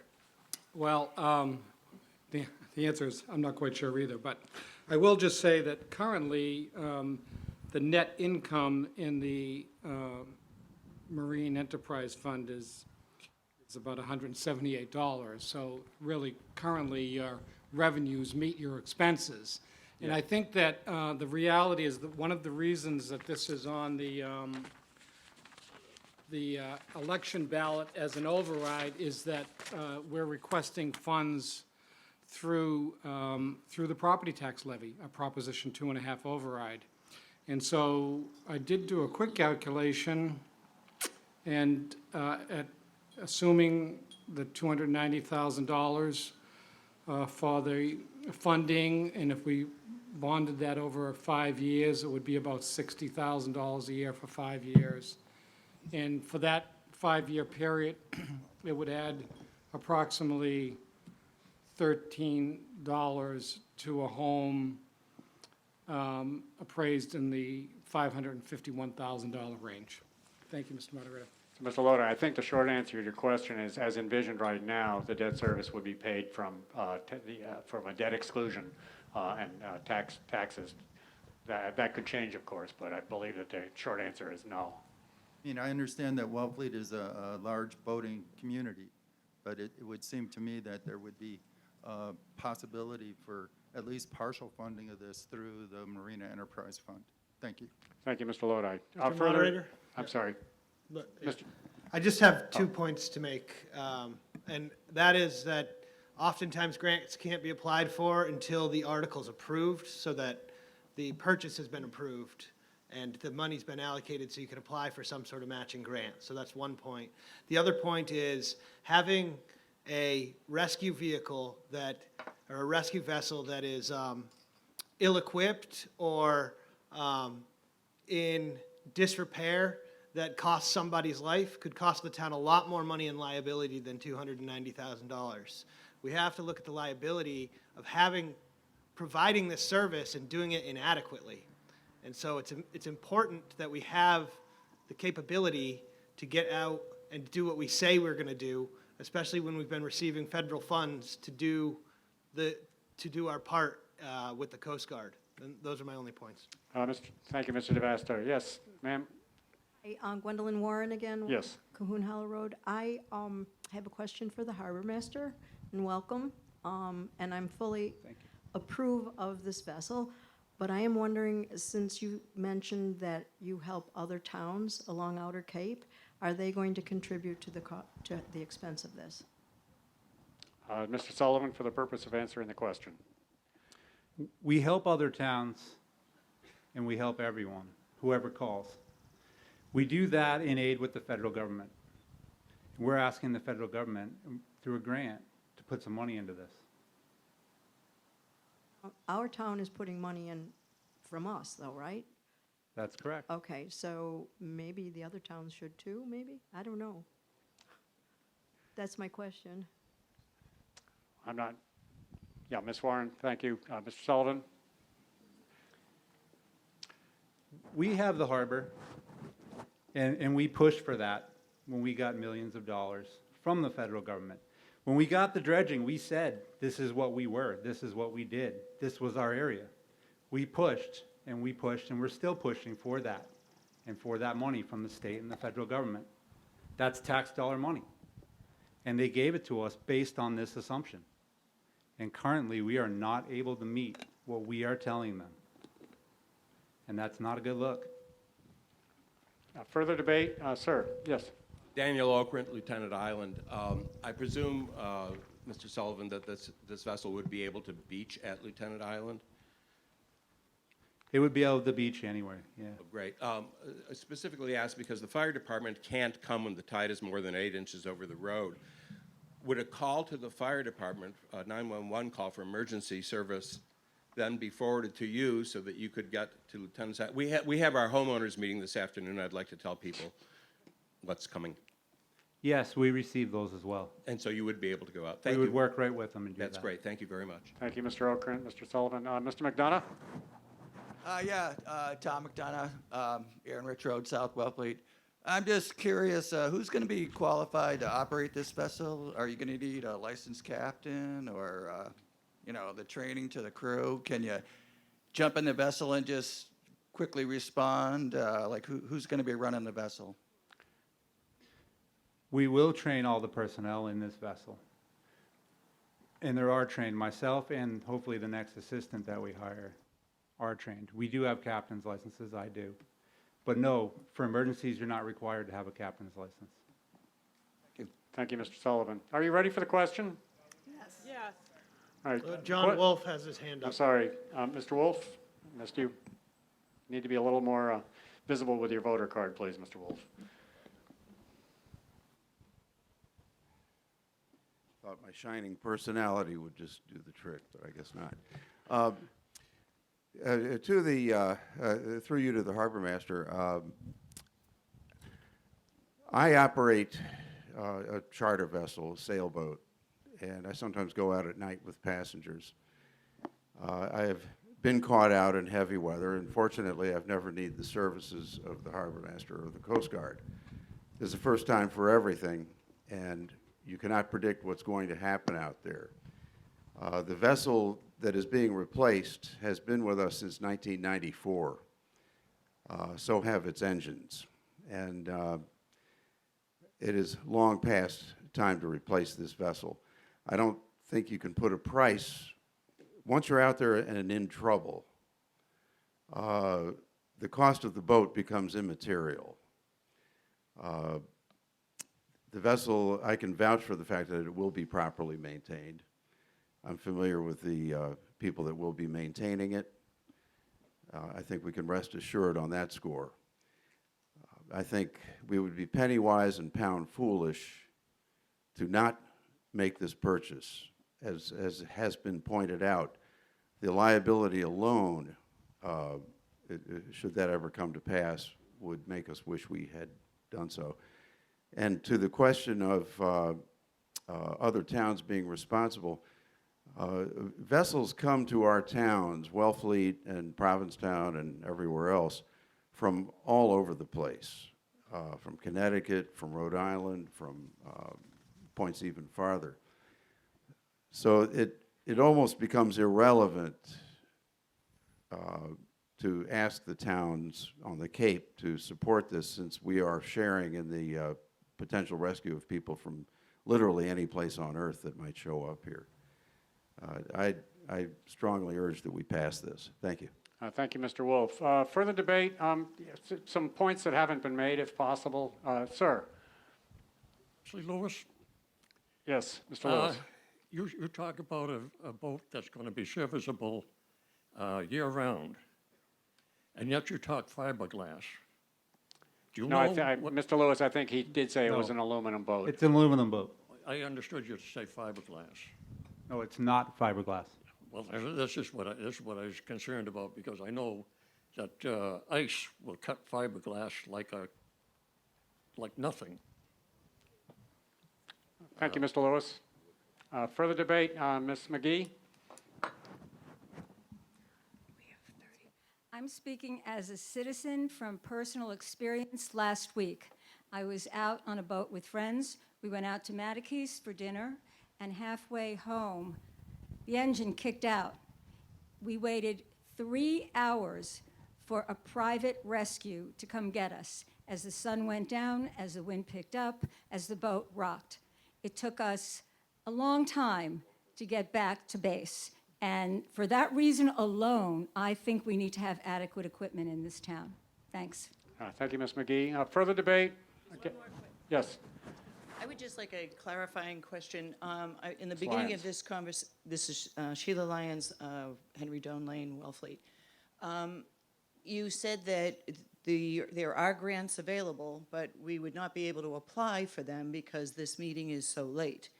And then it felt like it was being inferred that we had to vote on this because we wouldn't get the grant. So I'm just wondering, is this meeting too late to apply for those grants? And if that's the case, can this be taken up at the special town meeting in the fall? So that's just a point of clarification. Ms. Lyons, thank you. Mr. Sullivan, I don't know if you have a specific answer to that.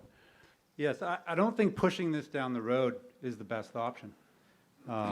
The grants was a port security grant that we were going for with this boat. But without permission to buy this boat, we had to check a special box in that grant that says we don't have any approval to buy a boat. We're just applying for money for a boat that we can't buy. So that grant comes back open, and they reround it. I was just in Provincetown talking with the Coast Guard about that a couple weeks ago. And they asked specifically, are we doing this? And that's all I have to say to that. Thank you, Mr. Sullivan. Mr. Parkington, for the second time, if no one else has anything else. Mr. Parkington? Quickly wanted to thank Mr. Sullivan for his diligence on this. My questions and comments about the price tag, I think, will be addressed by the underwriting of the grants, hopefully. And my full appreciation as someone who has received life-saving services from this department, from Mr. Sullivan himself, I think the town absolutely needs this vessel. Thank you. Thank you, Mr. Parkington. Are you ready for the Oh, question? Mr. Sullivan, Mr. Moderator? Ms. Wilson? Yes, one Something point. new? Yes, something new. Sorry, Danny, but really. It's Mr. Moderator, not Mr. Danny for this Moderator, meeting. excuse Thank you. me, sorry. Okay, let's not waste time. This will carry forward into the rest of the warrant. Appropriations 101. I have learned to trust our departments to, once they get an appropriation, you don't have to spend it. And I trust our departments to try very hard to get grants before using the taxpayers' money. Am I on? Yes. What's appropriate is to give them the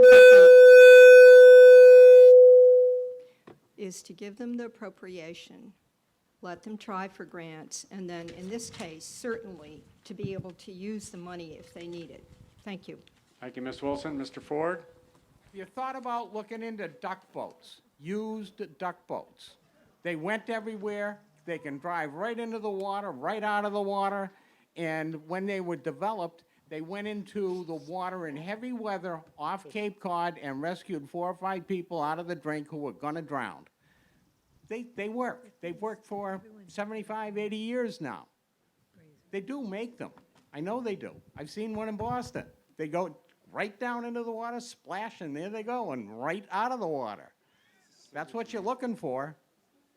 Thank you, Mr. Ford. Yes. Yeah, Mr. Polovchik, something new? Could you pass him a mic, please?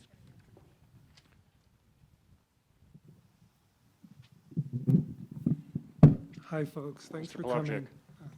So, for as long as I've been on the Finance Committee, Mike Flanagan did do very good jobs of putting together budgets. However, he cut costs.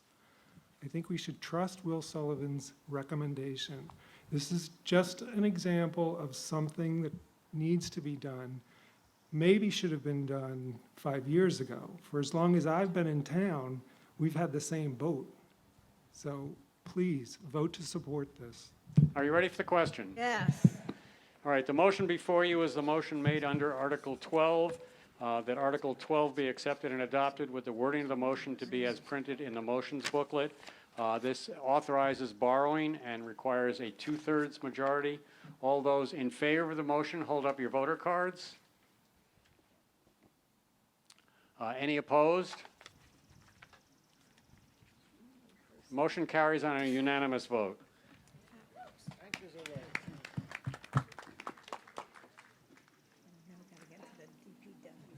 Article 13, may I have a motion, please? Okay, I move to accept and adopt Article 13 with the wording of the motion to be as printed in the motion booklet. Is there a second? Second. It's been moved and seconded to adopt and accept Article 13 with the wording of the motion to be as printed in the motions booklet. Debate on the motion? Any questions? I'm sorry, Mr. Wolf?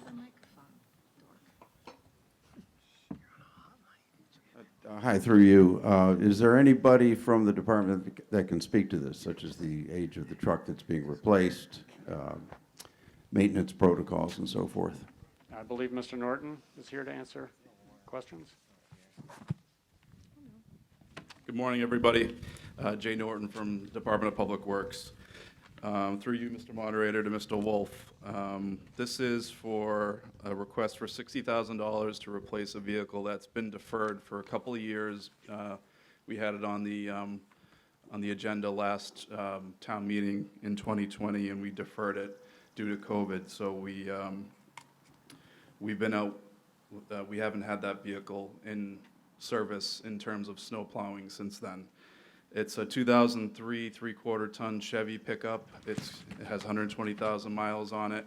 It recently did not pass state inspection because the frame is rusted and cracked. So this is basically just a rolling stock item that we're trying to replace.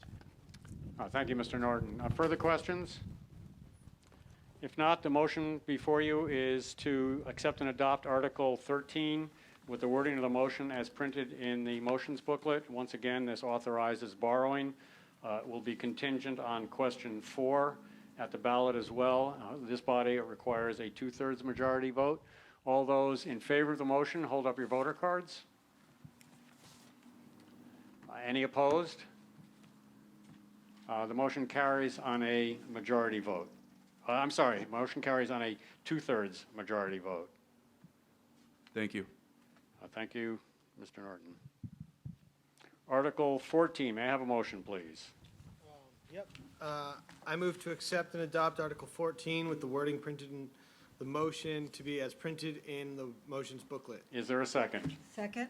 It's been moved to accept and adopt Article 14 with the wording of the motion to be as printed in the motions booklet.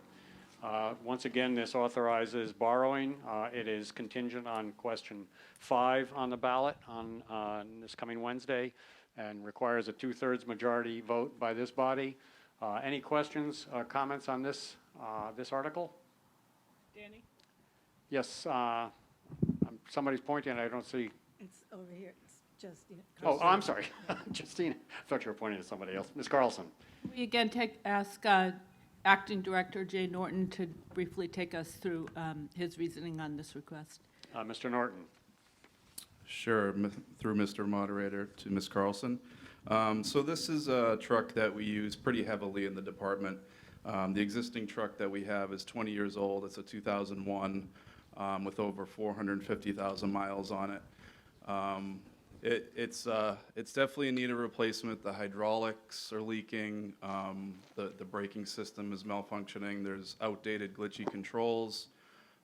We use it for hauling our recycling materials off Cape, as well as assisting the shellfish department with their culching program. So that's a huge part of this truck's process and function. And we also use it for snow removal if we need to, if there's a big storm event downtown, we have to take snow away. We'll use a roll-off truck and we'll use that truck to haul that material away. We also use it for building cleanouts, beach cleanups, and so on and so forth. So the other reason why we'd like to get a new machine, we're also going to be adding a pup trailer is what it's called. And that would give us the ability to haul 2 containers at once, which would increase efficiency for both staff and timing. So there are efficiencies with this proposal. Mr. Moderator, through you to Jay, did you do a cost-benefit analysis of repair versus getting a new truck, plus the efficiencies you mentioned with staff time and hauling?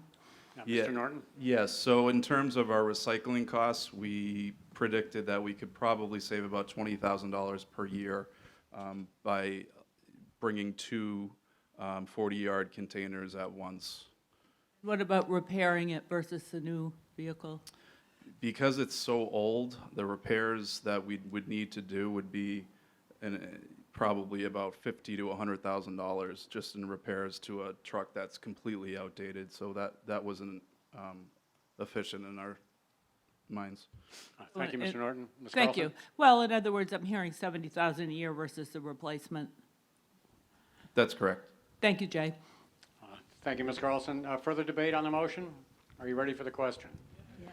Motion before you is the motion made under Article 14 to accept and adopt Article 14 with the wording as printed in the motions booklet. Again, this requires a 2/3 majority. All those in favor of the motion, please hold up your voter cards.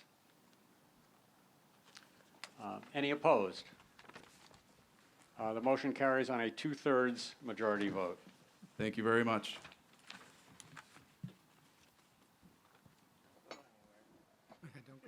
Article 15, may I have a motion, please? Yes, I Mr. move. DeVasto. I move to accept and adopt Article 15 with the wording of the motion to be as printed in the motions booklet.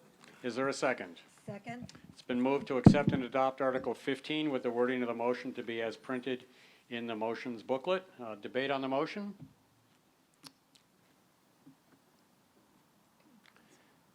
If not, are you ready for the question?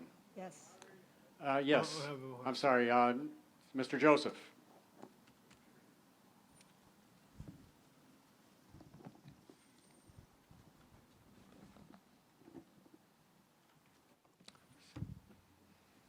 We get an explanation on the revetment at Mayo Creek.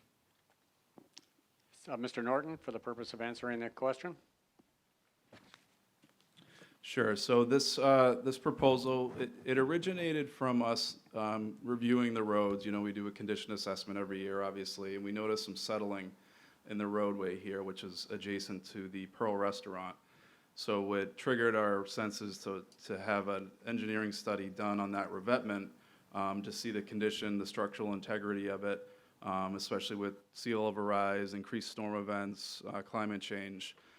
So that was the original intent, but also there's another project, the Mayo Creek Salt Marsh Restoration Project, which would also tie into this study by looking at the existing culvert that goes under Commercial Street there and enhancing what's already been started with Woods Hole Group. So it's really assessing that tidal gate. The Natural Resources Advisory Board is in agreement with this article. They've already extended that to me. So they do support this and feel it's complementing what's already been started. Thank you, Mr. Norton. Further debate on the motion? If not, the question before you is the motion to accept and adopt Article 15 with the wording of the motion to be as printed in the motions booklet. Again, it requires a 2/3 majority vote because it's authorizing borrowing through a debt exclusion question 6 on the ballot. All those in favor of the motion, please hold up your voter cards. Any opposed? Motion carries on a unanimous vote. Thank you again. Article 16, may I have a motion, please? Yes, I move to accept and adopt Article 16 with the wording of the motion to be as printed in the motions booklet. Is there a second? Second? It's been moved and seconded that Article 16 be accepted and adopted with the wording of the motion to be as printed in the motions booklet. The recommendations which were not in your warrant, the Finance Committee now recommends this article by a vote of 9-0. The Recreation Committee does not have a recommendation. They did not have a chance to meet. Debate on the motion. Mr. Wolf?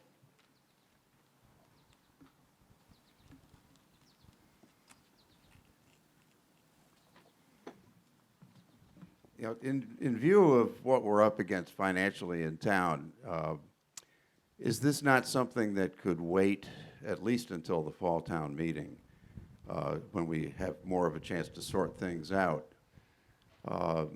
This does not strike me as a must-do proposition. Thank you. Mr. Wolf, thank you. Mr. Norton, would you like to respond? Yes, please, through you, Mr. Moderator, to Mr. Wolf. This is another item that's been deferred for a couple of years. I've been in contact with the Recreation Director, Becky Rosenberg, on this, and doing a condition assessment of this recently. It's completely, they're rusted out, they're falling apart. There was an incident where a piece of metal actually fell. Luckily, it didn't hit anybody, but this is definitely a safety concern, and I would not recommend deferring this. Further debate, Mr. Kopitz? I'd just like to reinforce what Mr. Wolf said. I think we're beginning to move out of the must-haves into the nice-to-haves, and this is a quite large package this year. If the warrant was correct, the articles this year are 7 times the normal level. So I think at this point, you know, we should start thinking about what's critical as to what's desirable, because we've now gone through some big-ticket items, and there's still some big-ticket items left. Thank you. Mr. Moderator? Thank you, Mr. Kopitz. Yes, Mr. DeVasto, and then Ms. Carlson. I'd just like to say that this backstop has not been kicked down is a can that's not just been kicked down the road for a couple of years. This backstop was dilapidated when I was like a teenager. It's been literally, it's an embarrassment really to go down there and see the condition of that backstop in the ball field. In my opinion, it looks like a scene from The Walking Dead. I mean, it's literally a tetanus. Like, it's not good situation. And the more we kick these things down, they just pile up into next year's warrant or next year's budget. Every time we move things, and this is what we've been doing as a town, is moving things off, putting things off, eventually they all come in one warrant. And I'd just like to correct Mr. Kopitz, is our asks this year are not that level of increase. There was some omission, I believe, and Charlie maybe can confirm the water main project was not included in the capital budget debt from last year. That was $3.5 million.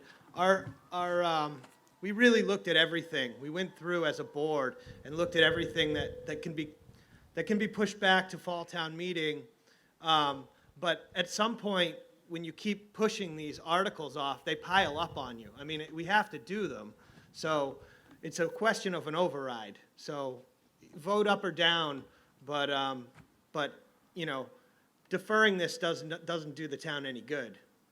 Thank you, Mr. DeVasco. Ms. Carlson, did you wish to speak? Yes. First of all, I wonder if Mr. Wolf has gone down and looked at the ball field. We can't just not give children playground equipment.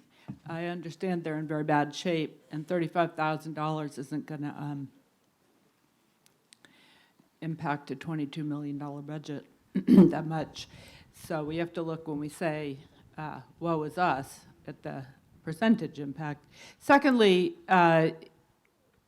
adequately equipping our police and fire and marine rescue operations is simply an essential function of government.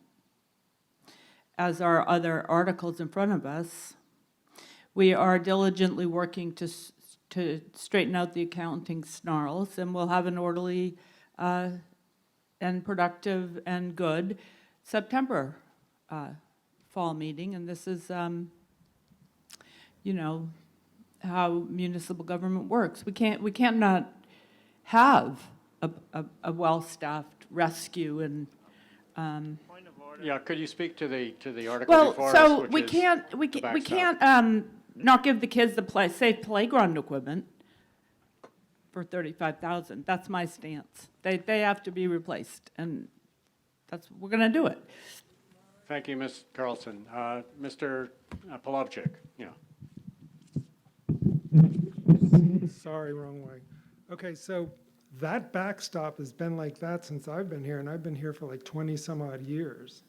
Right now, it's becoming a liability for us. So we need to take care of this now. Not only that, it's going to enhance the value of the field and the recreation department's services that they offer, that families come to this town to take advantage of during the summertime. So we really, please support this. Ms. Granlund? So I can argue either side of this, and I did through our finance committee meetings about must-haves and need-to-have.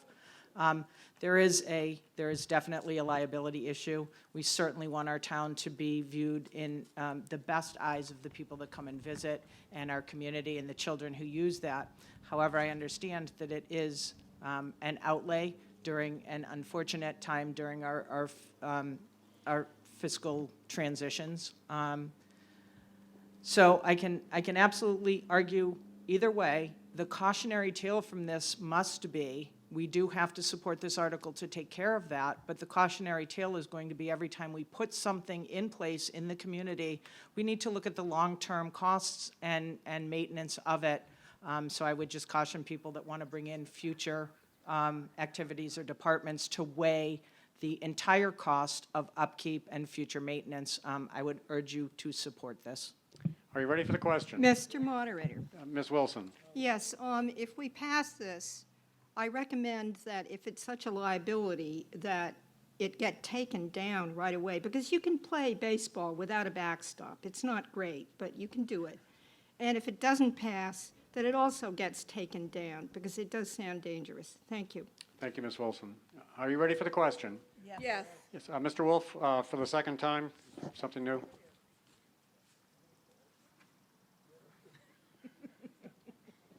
Yes, to the Select Board member's comment, I stand corrected by our DPW director as to the condition of the backstop. I don't play baseball. I was lousy at it as a kid, and I'm not going to start doing it now. So no, I was not aware of the seriously deteriorated condition. As to the issue of it's only $35,000, that's a separate issue. 35,000 here, 50,000 there, 100,000 there. as some long ago congressman said, pretty soon you're talking about real money. So as I said, I stand corrected. I support the article because I think the town cannot afford the liability that could result if another piece falls off and hits somebody. So thank you. Thank you, Mr. Wolf. You ready for the question? The motion before you is the motion made under Article 16 to accept Article 16 and accept and adopt Article 16 with the wording as printed in the motions booklet. Once again, this authorizes borrowing. Requires a 2/3 majority vote, and it will be contingent on question 7 at the ballot. All those in favor of the motion, please hold up your voter cards. Any opposed? The motion achieves a 2/3 majority vote.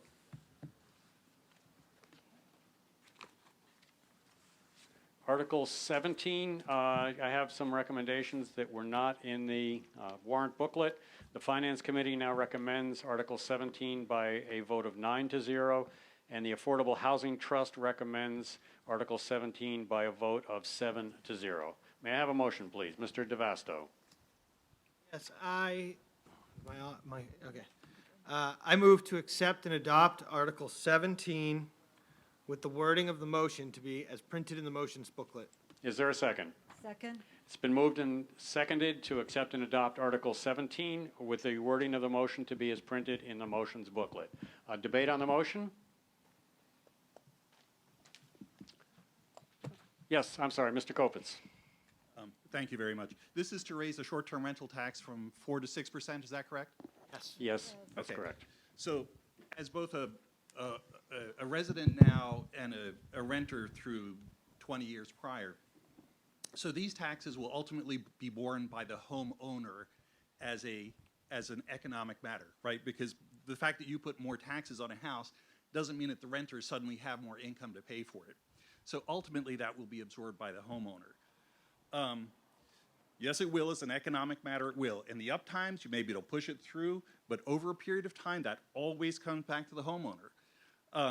My concern is that, we talk a lot about affordability, but what makes the place Wellfleet affordable for middle-class people, in part, is the ability to rent your home over a period of time, as we did for 20 years.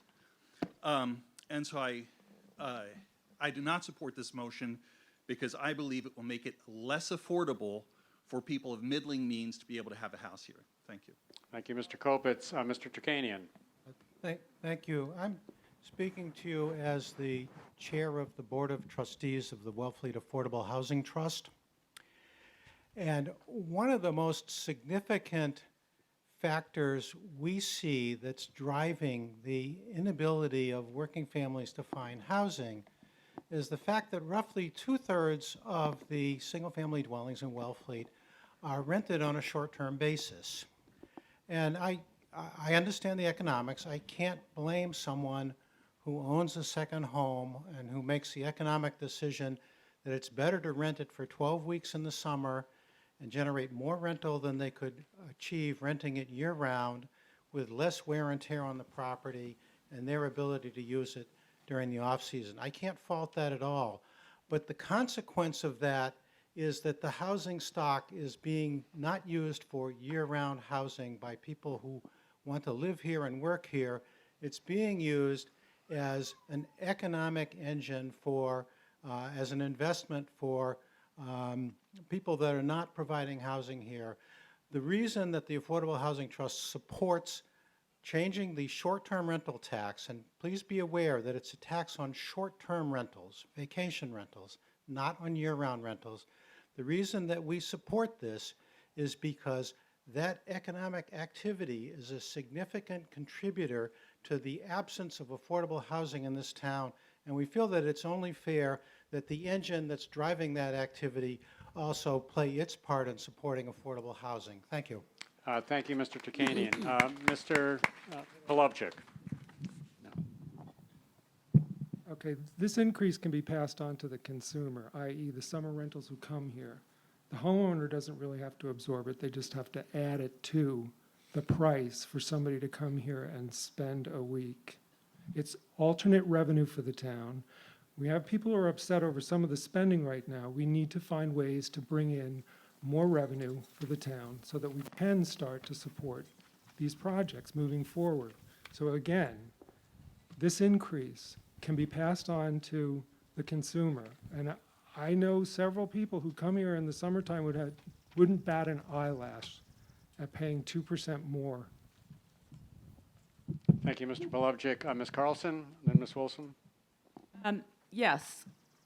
I had 2 rental properties that I sold, and I was really mad when the rental tax first came about. And I echoed the arguments of the gentleman in the green shirt. I didn't want my business impacted by these taxes. But my business absorbed them, my renters absorbed them, life went on, and I support this tax. I think that anyone operating a rental business in this town gets to use the infrastructure of this town for their business. And by that I mean we have to operate as a town a beach department, we have to operate police, and we have to operate fire. We just had to approve as a town more fire and police equipment. Our town population swells. Our town has to accommodate a big population in summer. Some of that comes by renters, and it's only fair that the renter owners kick in because they're responsible for some of that population. So it's a fair tax. And a business has to learn, a rental property owner has to learn how to handle the tax, and that's how business goes. I hated that tax in the beginning as a rental owner. My business quickly learned to absorb it. It's not a tax I expect to be popular by rental owners, but you get to operate your business in a town that has beaches and ponds and amenities that attract your renters. And so that's how life goes. The town needs the revenue. The town doesn't need ever-increasing property taxes. If we didn't have the rental tax, your property taxes might go up. So you have to frame it like that. Do you want increasing property taxes, or do you want a rental tax increase? And everybody has to step up and do their part. So other communities have limited and outlawed short-term rentals because they tax the community. They are a burden on the community often. So I think this is a fair tax, a modest tax. It's in line with what other communities do. And short-term rental owners are going to have to learn to accommodate it. And the town will use the revenue towards good end, and life will move on. So I support this tax. I understand the concern of rental owners, but they are business owners, and they're going to have to adapt to that tax. Okay, Ms. Carlson, you've been a little bit over 2 minutes. I'm so sorry. Yeah, it's okay. Mr. DeVasto. Yeah, I would just like to say that the same arguments were made when the short-term rental tax was originally adopted. And the reality is that it was not absorbed by homeowners. Actually, the prices of short-term rentals have risen significantly since that tax was in place. The tax is actually directly absorbed by the user, that is the renter. And when you pay for the short-term rental, you pay that tax. It's collected at the time of booking. So the concerns that were raised originally when we went to a 4% tax have not borne out. And I'd just like to point out, as also a member of the Affordable Housing Trust, that short-term rental is the primary driver of our housing crisis. It is the reason why there is no housing in this town. And it's an economic reason. And just as Harry said, I don't fault anyone for running a business or utilizing their property in any way they want. But we need to collect this use tax in order to offset the costs of having a town where 2/3 of our properties are used as short-term rentals. Thank you, Mr. DeVasto. Further debate? Yes, I'm sorry. Mr.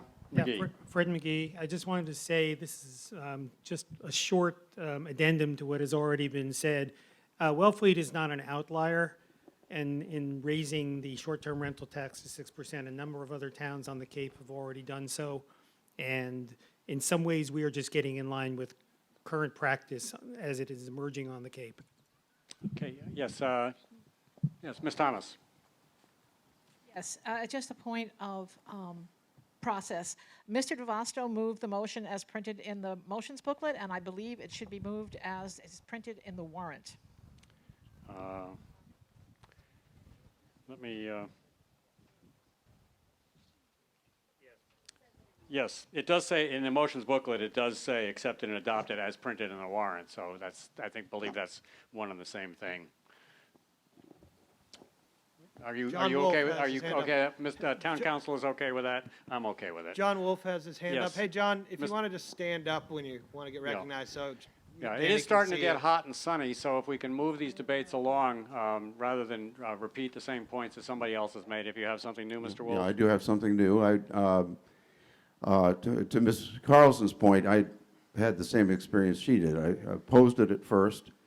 I have not noticed that my three-season cabin has failed to attract people of modest means, even with the tax on it now. So that fear has been ameliorated. I would like to see, or know actually, from somebody from the Housing Authority or the Trust, whether this 2% increase can or will be dedicated to affordable housing. I think that would be a worthwhile thing, and I would certainly support that. Thank you. Thank you, Mr. Wolf. I don't know if there's Harry, anyone that hasn't. Harry's on his way to the lectern. Yes, To respond. Mr. Takanian, if you could respond to Mr. Wolf, please.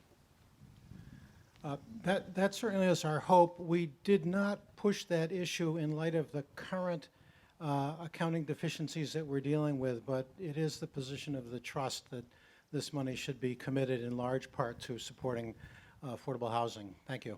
Thank you, Mr. Takanian. Further debate on the motion? Are you ready for the question? Ready. Okay, the motion before you is the motion made under Article 17, that Article 17 be accepted and adopted as printed in the warrant. All those in favor of the motion, please signify by holding your voter cards up. Any opposed? The motion carries on a majority vote. No, it's not a two-thirds for this. Have I got that correct? This is a simple majority vote. Yes.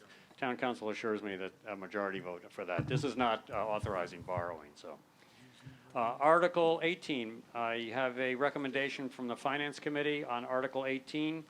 Article 18 is recommended by the Finance Committee by a vote of 6-2 with one abstention. May I have a motion, please? Mr. DeVasto. Yeah, I move to accept and adopt Article 18 with the wording of the motion to be as printed in the motion booklet. Is there a second? Second. It's been moved and second to accept and adopt Article 18 with the wording of the motion to be as printed in the warrant, I'm sorry, in the motions booklet. Debate on the motion. Mr. Moderator, Ms. Bacon. Kathleen Bacon. I'd like to impart upon everybody that took the time to be here today that we have been looking at this intersection for quite some time. We have an obligation to the people that visit here as a coastal resort community to provide safety. And this is an intersection that is completely unsafe, has more and more people find Wellfleet.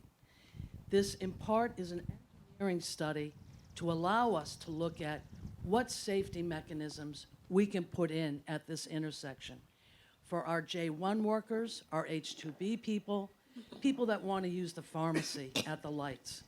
So we've talked about liability, but I want everybody to look at that intersection and think of what it's like to navigate in July and August. This is a small amount of money that will allow the DPW to pursue some engineering and meet some safety issues. Thank you. Thank you, Ms. Bacon. Further debate? Mr. Wolf, and then, yeah, Mr. Wolf first.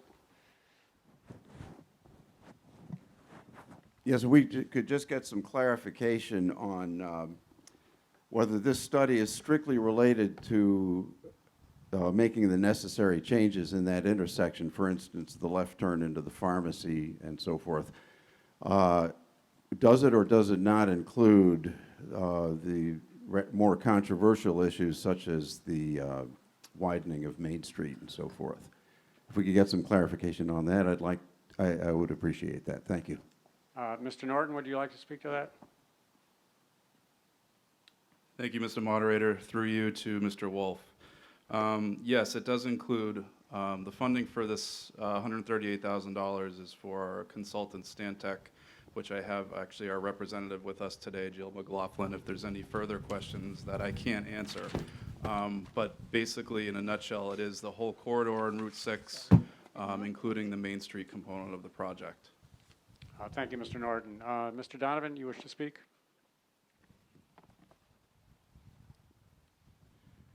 I will pretty much confine my remarks to finances, since that's what we've been talking about in large part. In 2015, annual town meeting voted $69,000 for the purpose of preparing study plans, designs, permitting, and preparation of construction for the Main Street intersection. Nothing's changed there. In terms of accidents, there have been fewer accidents in the past 5 years at that intersection than in the previous 5. I will give this disclaimer offered by the Department of Transportation in Massachusetts, which probably should give us pause about things. They say that they make no representation as to the accuracy, adequacy, reliability, availability, or completeness of the crash records, or the data collected from them, etc. So we're basically flying blind, and now we need another $138,000. The argument always has been, oh, if we don't accept this warrant article and appropriate $138,000, we will lose $10 million. I can assure you the town of Wellfleet and the DPW will not see 1 penny of that work. It will be spent by the Department of Transportation, and just as we saw with the Department of Conservation and Recreation and the bike path, you won't be seeing any Wellfleet people working on it. There are some further complicating financial matters. The expansion of Main Street is going to be quite large. Who is going to maintain that? Is it going to be the state? In addition, they're extending Main Street in their plans to go into Duck Creek. Who will maintain that rather difficult one? And also, when they reach the end of their proposal at the Wicked Oyster, what is the town's responsibility for the bottleneck that will be created by bikers, walkers, and automobiles converging at that spot? I'm not blaming the designers, because in order to get that $10 million, they have to comply with the federal urban arterial street template. And the concept of getting changes in that are extremely rare. Thank you, Mr. Donovan. Further debate on the motion? Mr. Moderator? Yes, I'm sorry, was it Ms. Wilson? Yes. Yes, Ms. Wilson, I'm sorry. Thank you. I'm aware of this project and the related DCR project in a granular fashion. The public should know that the DOT is about to, probably in the next month or so, present what's called a 25% submission plan, which includes this whole area, which they have lumped together with what happens in front of PJ's and Cahoon Hollow Road, okay? Not just the intersection with Main Street. And yes, the town, as is normally the case, has to pay for engineering, and then the state will pay for the rest of it, right? That's what happens in this kind of situation. However, I, at this point, at this town meeting today, feel that we should wait until we hear from the DOT exactly what they want to do before we vote the money for this. Because the town has clearly and repeatedly said that there are whole parts of what is being proposed by the DOT that we find unwise, unacceptable. And for us to pay for a plan that may not suit our needs at that intersection, I think would be a bad idea, and that we should wait until fall town meeting. Am I still on? We should wait until fall town meeting, and before that, see what the DOT is actually going to propose for us to do before we pay for this. Thank you. Mr. Curley. I don't really know where to start, but according to the Cape Cod Commission, how many accidents were occurring within the project area? 2011, it was 11. 2012, 13. 2013, 14. 2014, 13. 2015, 10. 2016, 13. 2017, 15. 2018, 18. 2019, 12. 2020, 20. So the number of accidents within this area has actually been increasing. It has not been decreasing. We all know that this is a very dangerous stretch of roadway.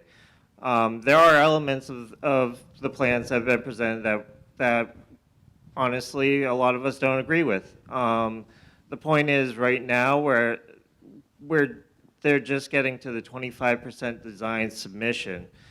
That means that there's quite a lot of work between now and when the plans are actually at 100%, and they can change significantly. The DOT is also, at the same time, undertaking a pavement preservation project that runs from town line to town line, so the entire stretch of Route 6. As part of this pavement preservation project, they are going to paint on bike lanes onto the roadways, the entire length of Wellfleet. By funding the ongoing design work of this area allows the town to have a say in how those bikes are actually accommodated, and hopefully we can get them off the roadway. That's just me personally, but if we don't fund it, we're getting the bike lanes down Route 6 that are just painted on the highway. And that's it, through this project area. So with the pre-existing conditions, except with now bike lanes.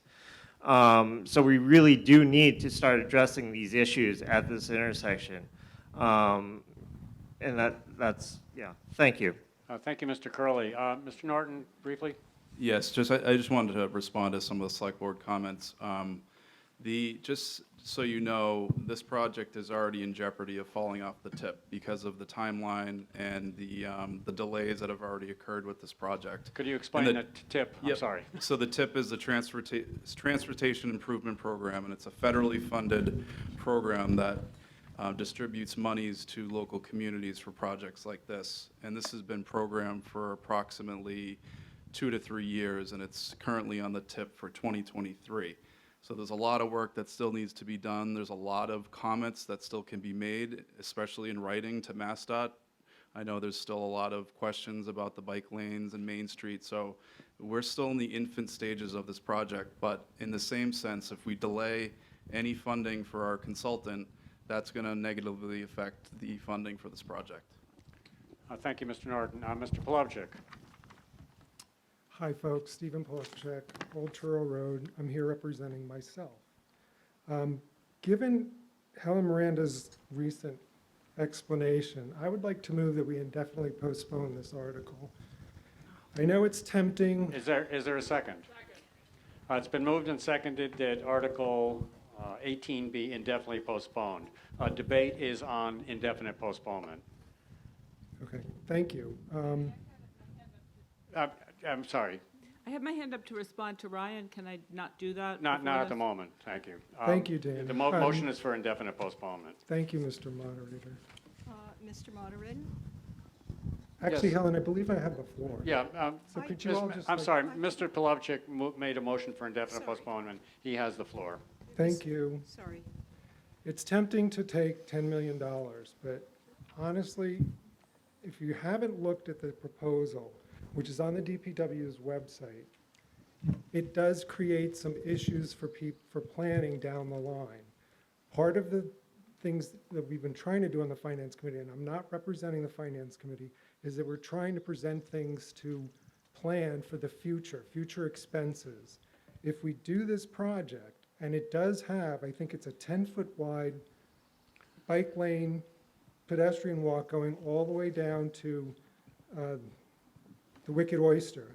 There's going to be that bottleneck there. Then it's going to be the Mr. town's. Plavchik, I'm sorry to interrupt, Sure. but the motion is for indefinite postponement. I think your remarks need to be confined, as well as anyone else, as to why we should or should not vote on this at this time. At Oh, indefinite okay. postponement, we're not discussing the merits of the proposal. We're strictly discussing whether it's a good idea to vote on it this time or not. So if you could, Okay. you and everyone else could confine your remarks to indefinite postponement, please.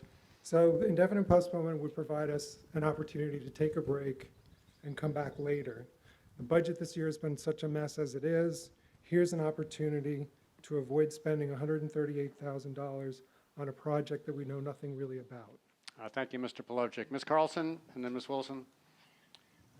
I believe Ms. Wilson and Ryan have similar concerns about safety, but I think Mr. Curley made an important point that if we postpone and don't stay in the game, we're going to get stuck with unsafe, painted bikeways and lose the opportunity to keep Wellfleet safe by funding this article and staying in the game, holding the state's feet to the fire and getting safer bike lanes.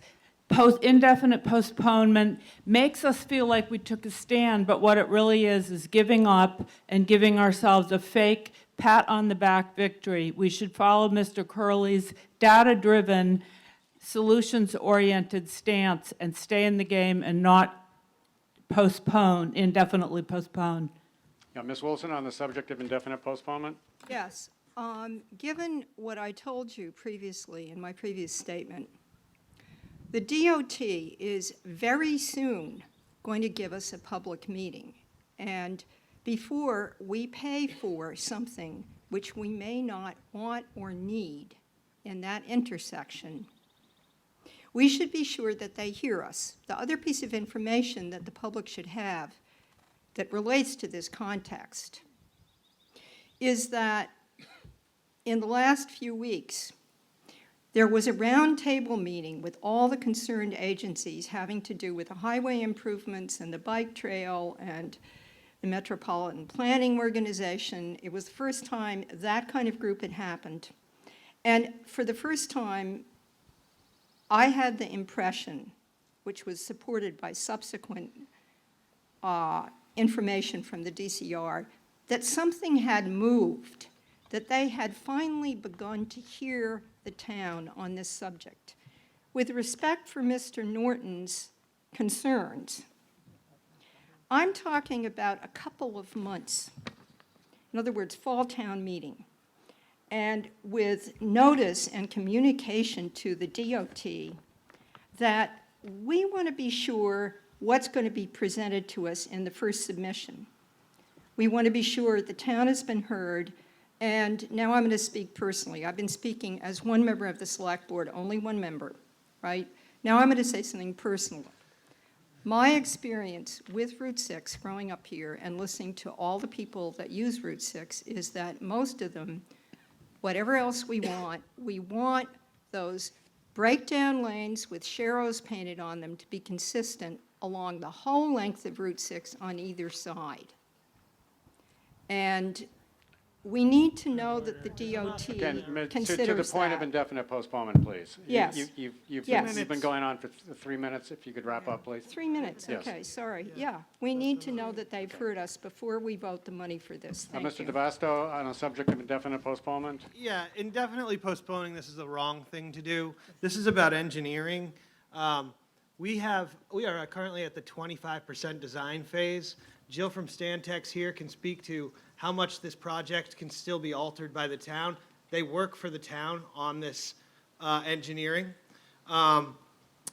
What's on the line here is falling off the tip in a major resurfacing program for the town.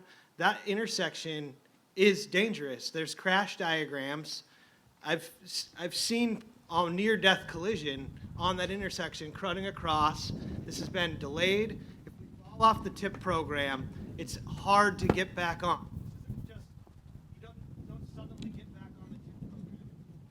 Sorry, yeah, on the subject of indefinite So- postponement? Sorry, I'm still speaking. Yeah, I'm sorry, Mr. My, Vesta. my microphone Yes. cut out. Indefinitely postponing this is not the right thing to do. What the right thing to do is come to the table with Stantec and DOT and make sure we get what's right for Wellfleet through the process. And we have to implement the engineering plans because we're responsible for the engineering on the Main Street side. And in order to get the funding, which is probably upwards of around $12 million in federal funds to fix this intersection, we have to do this engineering. So in a way, we just shoot ourselves in the foot if we fall off the TIP program, because we need to address this intersection, but we also have major infrastructure upgrades that come along with that, including a revetment into Hawes Pond that's part of our engineering process that would restore the tidal flow into Hawes Pond, which is a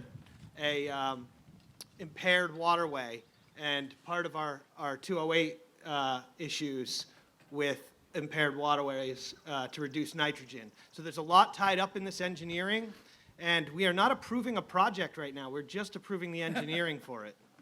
Thank you, Mr. DeVasto. Mr. Donovan, to the Yeah, point these of are the- indefinite postponement? I urge indefinite postponement. How many here have even seen the initial plans?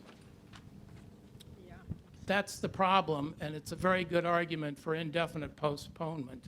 We simply don't know enough. What I'm wondering is, how did we move from annual town meeting 2015 vote to address the intersection to the widening of Main Street and completely changing the character of the entrance to our town? Therefore, the more we can find out, the better off we are, and that is going to require indefinite postponement. And I would remind people that the state agency was more than happy to ignore a vote of town meeting on the bike path and also a 1,300-person petition. If you think you can change their mind about things, you can't, because they're using an urban template to get this money.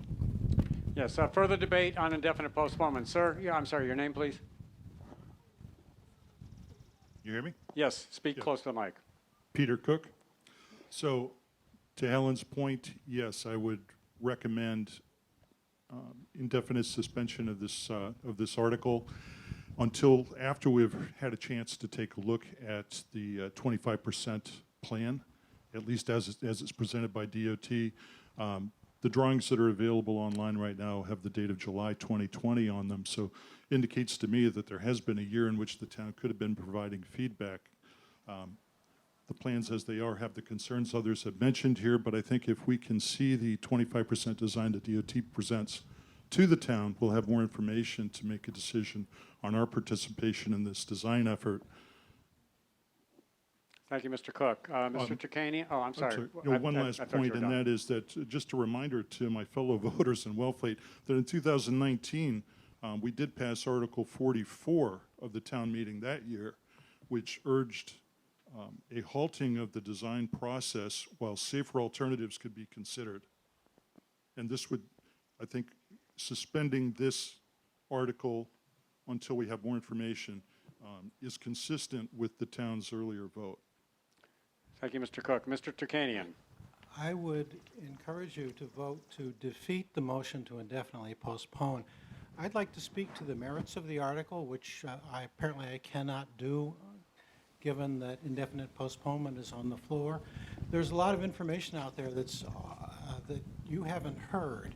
And so if you're opposed to the project, you have an opportunity to vote against it when the main motion is called. Don't vote to indefinitely postpone it and deny yourself the opportunity to hear the complete debate. Thank you. Thank you, Mr. Turkanian. Are you ready for the motion on indefinite postponement? Yes. This is represented from Stantec. Again, this is someone who's working as a contractor for the town. Your name, please? Hi, thank you. My name is Jill McLaughlin. I work for Stantec, and I've been working with the town on the design of the Route 6 and Main Street Intersection Improvements Project. I just wanted to clarify one thing about where our schedule is right now, so everybody understands the implications if we do delay. So if we were to move forward today with the design, continue with our design public hearing, and then move immediately into our next design phase, the earliest we can get through the entire process, which includes a really healthy environmental review and permit process. Our advertisement date for the project is June of 2023. So if we wait a couple of months, then that means we will no longer be able to advertise in the 2023 tip year. And so we would lose the funding for the project. So what that means is that the project gets put back into the pool of projects that are funded throughout the Cape, and we have to wait until a spot opens up for us to be able to move forward with the design. So there is a little bit of or a considerable risk in delaying. Another option that we could consider is to allow us to move forward, to approve the funding, allow us to move forward, and if the town does not like what they're seeing after the design public hearing and the coordination that we have through that process, the town still has the option to not continue or move forward with the project. So you're not required to move forward with the project, but in order for us to move forward and still keep the TIP funding for 2023, if we did have the opportunity to move forward with this, it would keep us on schedule and ensure that the town does get the funding. Thank you, Ms. McLaughlin. Are you ready for the question of indefinite postponement? I just have one. Okay, quick one more thing, Mr. DeVasto, I just need quickly. to correct the record. Point has been made that the bike trail went through the way that it went with the DCR. This is not a DCR project. So let's not conflate what the DCR can do on its own private property with what we're talking about here when we're talking about indefinitely postponing this article, which is to fund the engineering, and the town has contracted with the Stantec to do our design and engineering here. So thank you, Mr. it's DeVasto. two separate issues. Are you ready for the question of indefinite postponement? Okay, the motion before you is indefinite postponement. If you vote yes, we're done talking about this, and the motion is indefinitely postponed. If you vote no, we can continue to debate the motion itself and make a vote on the merits of the motion as it was made. So the motion before you now is indefinite postponement. All those in favor of indefinite postponement, raise your voter cards. Those opposed to indefinite postponement. The motion for indefinite postponement, the amendment rather, the motion for indefinite postponement loses. We're now back to debating the main motion itself. Are you ready for a vote on the main motion? No. No? Mr. DeVasto, something new, please. I would just like to hear from our contractor, Jill McLaughlin, on what processes we still have to make alterations to the design of the project going forward from the 25% design, and how they have received the select board's comments in last August's meeting that haven't been implemented into the 25% design plan. Ms. McLaughlin, for the purpose of answering the question quickly, please. Yep, thank you. So Mass DOT's formal process for hearing and reviewing comments is their design public hearing. So that is the official process for Mass DOT, where they collect comments from residents, anybody in attendance, anyone who's not in attendance, and we actually formally respond to each of the questions and comments that we got. And so a lot of times what that will create is a situation where we go back and look at the design and make modifications based on what we've heard from the community. And then after that, Stantec works for the town, so anytime you guys aren't happy with what's going on, or you want us to come in and present and give you an update, we're happy to do that anytime too, just to make sure that everybody's in the loop for the entire process.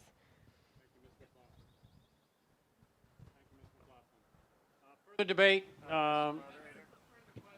Yes. I'm sorry, Mr. Donovan, for the second time. To what extent are you obligated to conform to the Federal Department of Transportation standards for urban arterial highways in order to qualify for that money? Ms. McLaughlin, for the purpose of answering the question? Yeah, sure. So the state does accept design waivers, and it really depends on what the context sensitivity of the area is.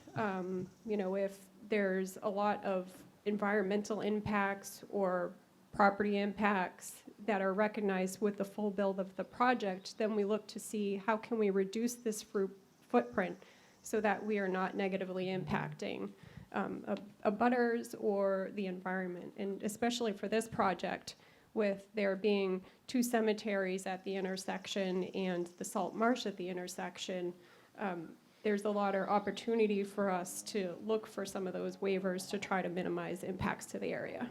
Thank you, Ms. McLaughlin. Mr. Turkanian.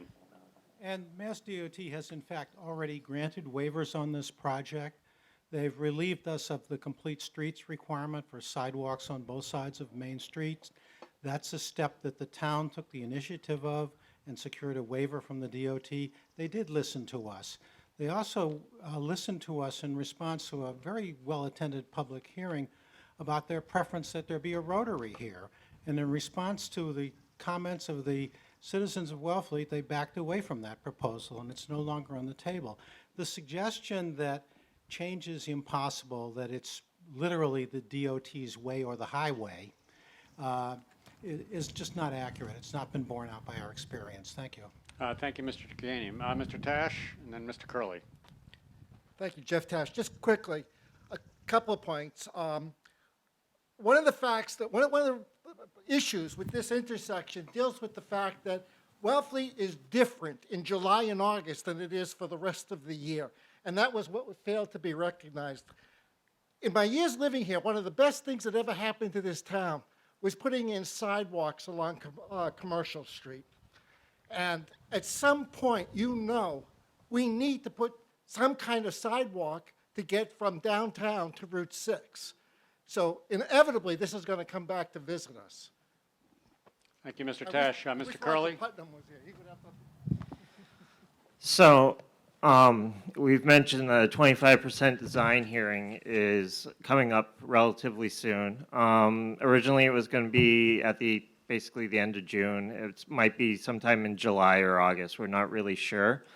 That is the optimal place where the citizens of Wellfleet can make statements as to what they would prefer to see in this area. That is how we address it. We've had, there was the one about the Rotary that got kicked out.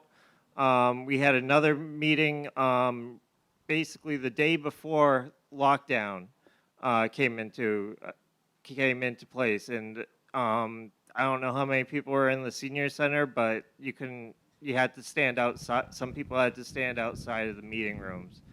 The point is that we need to fund the continued work so that we can reach the 25% design hearing, and then have a contractor employed by the town to address the townspeople's concerns that are raised in that hearing.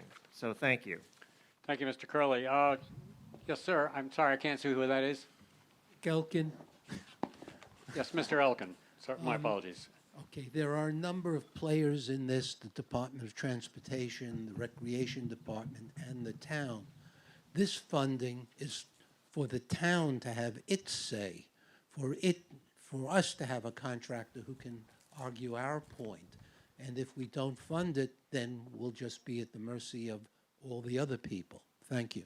Thank you, Mr. Elkin. We've been debating this for about a half an hour. Are you ready for the question? Yeah. Yes. The motion before you is the motion made by Mr. DeVasto that Article 18 be adopted and accepted as printed in the motions booklet. Again, this motion is contingent on the passage of a debt exclusion question on the Wednesday ballot. That'll be question number 8. And because it authorizes borrowing, it requires a 2/3 majority vote. All those in favor of the motion, please hold your voter cards up.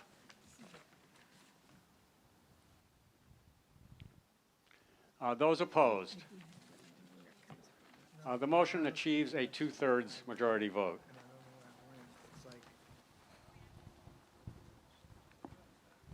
Article 19, there's a number of recommendations on this that were not brought in time to make it into the warrant.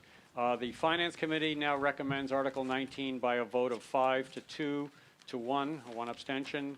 The Board of Health does not have a recommendation. The Conservation Commission does not have a recommendation.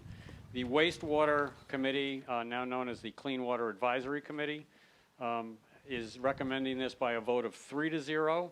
The Board of Water Commissioners recommends by a vote of 4 to 0. The Planning Board recommends by a vote of 5 to 1. The Natural Resources Advisory Board recommends by a vote of 5 to 0. I do not have a recommendation from the Marina Advisory Committee. The Shellfish Advisory Board recommends by a vote of 4 to 0. And again, I don't have a recommendation from the Housing Authority. May I have a motion? Mr. DeVasto. Okay, I lost my motion sheet. I thought you would have memorized it by now.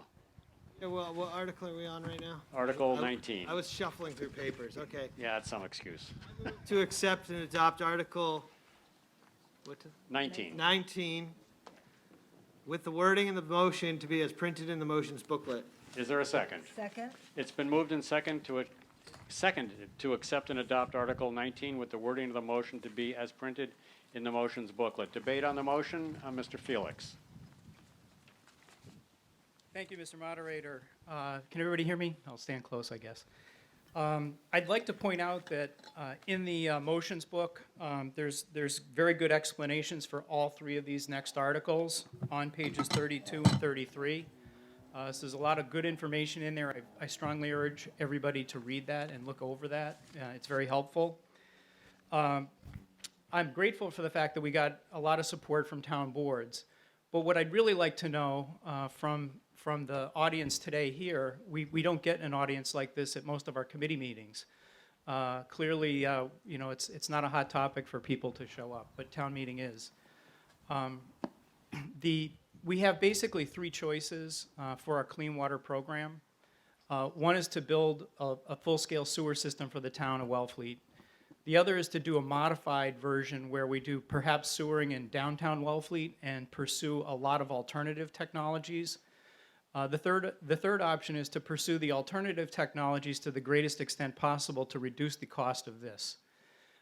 This project, dealing with getting clean water in the town of Wellfleet, is the most expensive thing that this town is going to deal with for the next 5 to 15 years. Hands down, we're looking at potentially, the first option is $200 million to sewer the entire town. How many people are in favor of $200 million for sewing the entire town? The next option would be a modified version, looking at perhaps 50 million, sewering perhaps downtown Central District, while pursuing many alternatives around the rest of the town. How many people are in favor of that? The last option would be to pursue alternatives to the greatest extent possible and reduce the cost of this to the town. How many people would favor that? So I think we'll have a continuing debate on this. These three articles before you right now, however, represent preliminary qualification of things that we need to be able to evaluate and vet in order to develop this clean water plan for the town of Wellfleet. I'll stop right there, and Scott Horsley may have some specific comments on Article 19. Thank you. Thank you, Mr. Felix. Further debate on the motion? Mr. Horsley is working as a consultant for the town. Mr. Horsley? Moderator, I will be brief. I just want to explain this first article is for so-called enhanced, innovative, and alternative septic systems. That's a mouthful. This is the new generation of septic systems. They're being used in the town of Barnstable. They're being used in the town of Falmouth, the town of Tisbury, on Martha's Vineyard. They're also being tested at the Massachusetts Septic Test Center at the Mass Military Reservation. The results are, I would say, fabulous. Just to put a number on it, they're coming in around 5 milligrams per liter, which is the best thing out there. It's comparable to a wastewater treatment plant. And as Kurt just mentioned, I do believe the reason we're proposing this as this first phase, I think it would give the town of Wellfleet some experience with this technology. It would also get us to so-called general approval of the system. And I believe it would be a very cost-effective option for the town to have in its options to deal with this problem. Thank you, Mr. Horsley. I want to mention, it is getting pretty warm. If you need to get some water, please do so. We don't want anybody having an issue of getting dehydrated. So, yes, Ms. Carlson. Yes, the reason that this article is on today's warrant is so that we can go after some funding at the county level. I sit on the Cape Cod Protection Water Fund at the Cape Cod Commission. And other towns are getting funding from the room occupancy tax, 2.75 surtax for clean water, and we aren't, because we don't have shovel-ready projects. And this article that Scott Horsley, our consultant, just described is shovel-ready. So I want to get us in the funding queue. I want to get us some money. We can get 50% funding for Article 19, but if we're not approved by town meeting, we can't get in that funding queue. Thank you, Ms. So, Carlson. Oh, yeah, sorry. and this is just a modest way to start getting our wastewater treated, but what Scott didn't mention, he's a professor at Tufts and basically wrote the legislation that Wellfleet could get sued under for clean water. If we do roll in alternative septics over 30 years, we can remove 70% of nitrates from our wastewater, and that gets us out of a sewer. So this is like, to me, this takes Wellfleet back to our roots, which is can-do, sensible, cheap, Felician style. But Scott's a scientist, so it's also reliable. So I urge you to vote for this. It sounds like a lot of money at $250,000, but what it does is lets us chase grants of funding other towns are getting and we aren't. Thank you, Ms. Carlson. Further debate, is that Mr. Galvin? Kumbler. I'm sorry, John. Mr. Kumbler, I apologize. It's hard to tell at a difference. Mr. Kumbler.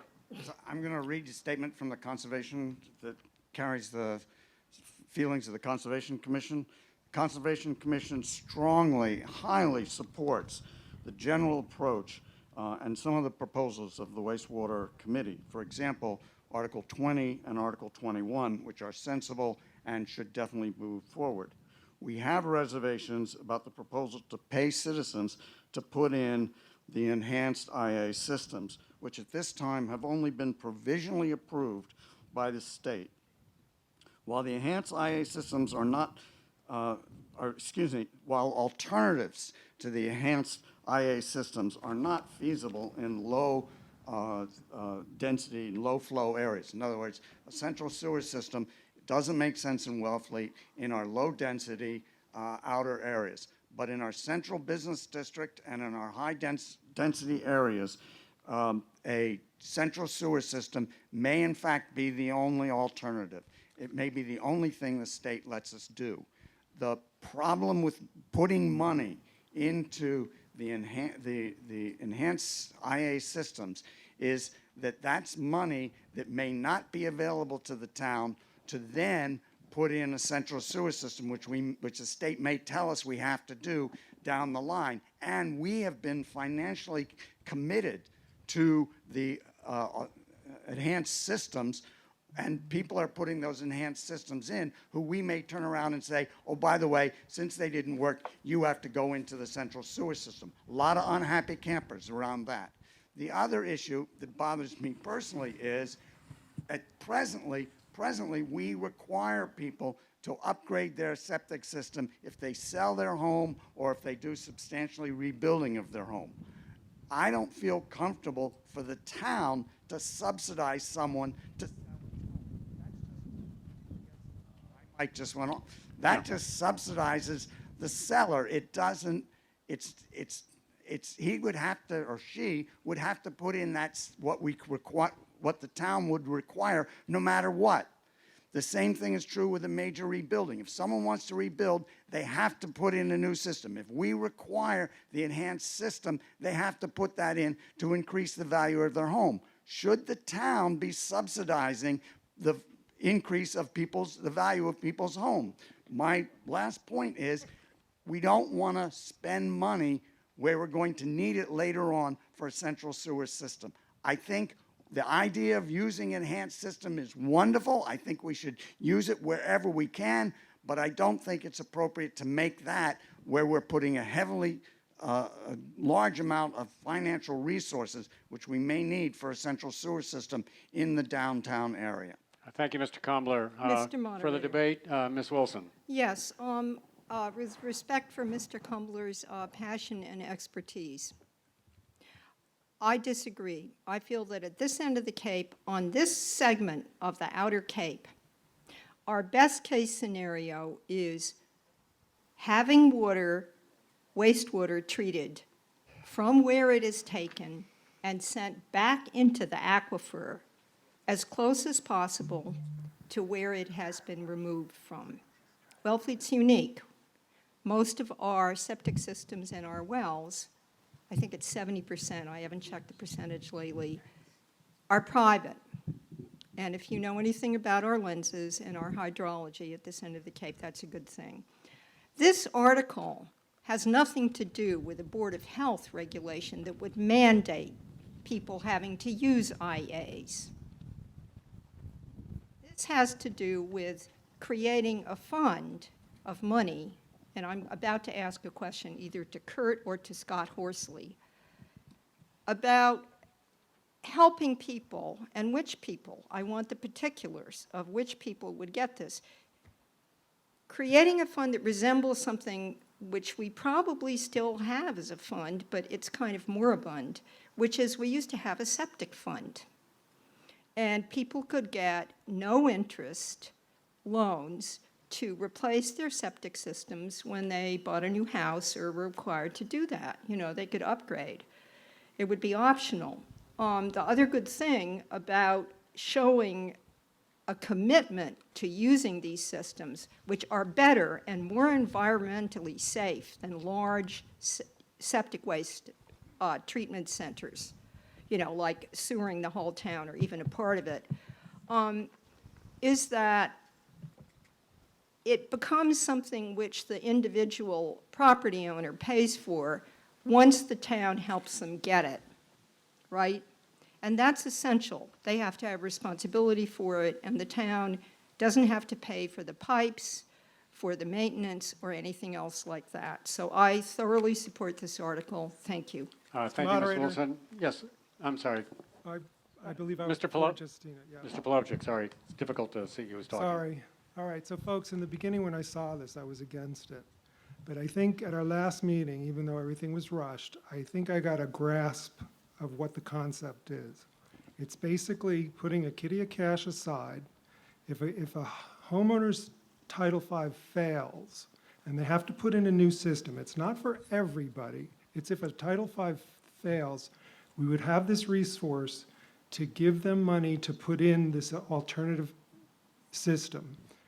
You can pass regulation, or you can, once that's done, you can tack on a lien to a homeowner's property saying that, okay, you use this cash to upgrade your septic system, you're selling your house, we want to recover this money that you use that we put aside for you. This is also something that will be, I gather, I think, although I don't know for sure, will be incorporated in the plan that is yet to be certified. So I think this is a good step towards trying to find alternatives. If you look at the Conservation Commission's website, projects for towns on the Cape that are seeking alternative systems, the one thing that Wellfleet has on their map is the aquaculture or the shellfish stuff, which has proven to provide results. This, I believe, although I would think Mr. Horsley would have to come up and confirm this would be another piece of our plan that'll hopefully be certified within the next 6 months to a year. Thank you, Mr. Polovchik. Ms. Carlson, the second time you've spoken. I have nothing but respect for Mr. Kumbler, but Scott Horsley, who wrote the clean water legislation or helped work on it for 208 and has a 30-year engineering firm, wrote our plan and analyzed the need for a sewer. I haven't seen Mr. Kumbler's plan. We do have public water in the Central District, giving households clean water, which can be expanded, and that would work in conjunction of Title V and then upgraded Title V. So I would want to see a careful numerical analysis of why the bugbear of a sewer is necessary. I think this is a lower tech, lower cost solution. And as to increasing the value of a homeowner's house, every time roads are paved, public water is put in, electricity goes by a house, homeowners benefit, and that's the way that public utilities work. These are modest subsidies, and this warrant article allows us to move forward with an innovative technology and allows Wellfleet to go after grant money that other towns are getting. Our 2.7% room occupancy taxed on wastewater tax are currently going to other towns, because I sit on that Cape Cod Commission committee. Let's get this passed so we can go after our funding.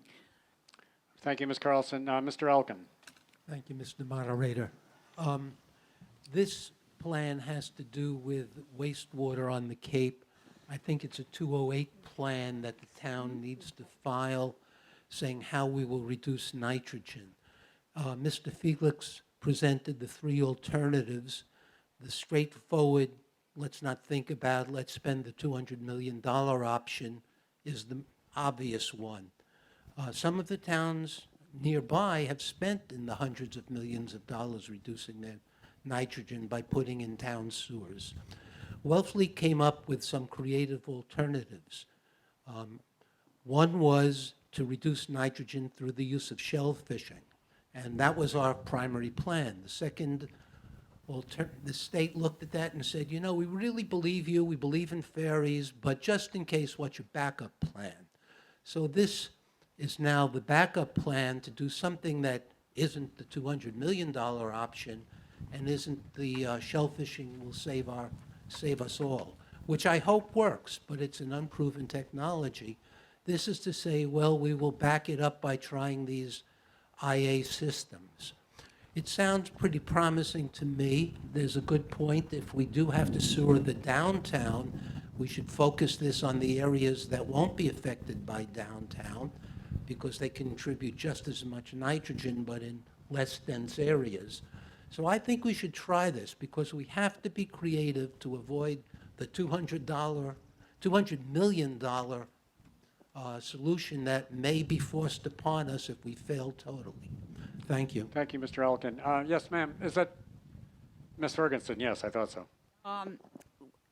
One of the earlier speakers was bothered by the thought of someone about to sell a house and getting free money to upgrade their system. And when I first heard about this idea, I was bothered myself. But when I thought about it later, I realized that Wellfleet's under a mandate to reduce nitrogen in our waterways. And we're going to be facing huge expenses if we're not able to do this.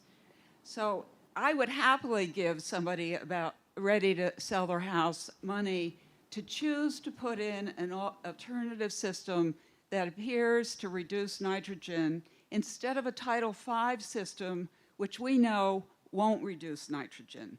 So in that way, I'm in total support of this particular the article that puts money aside as an incentive. Thank you, Ms. Ferguson. Mr. Wolf, did you wish to speak?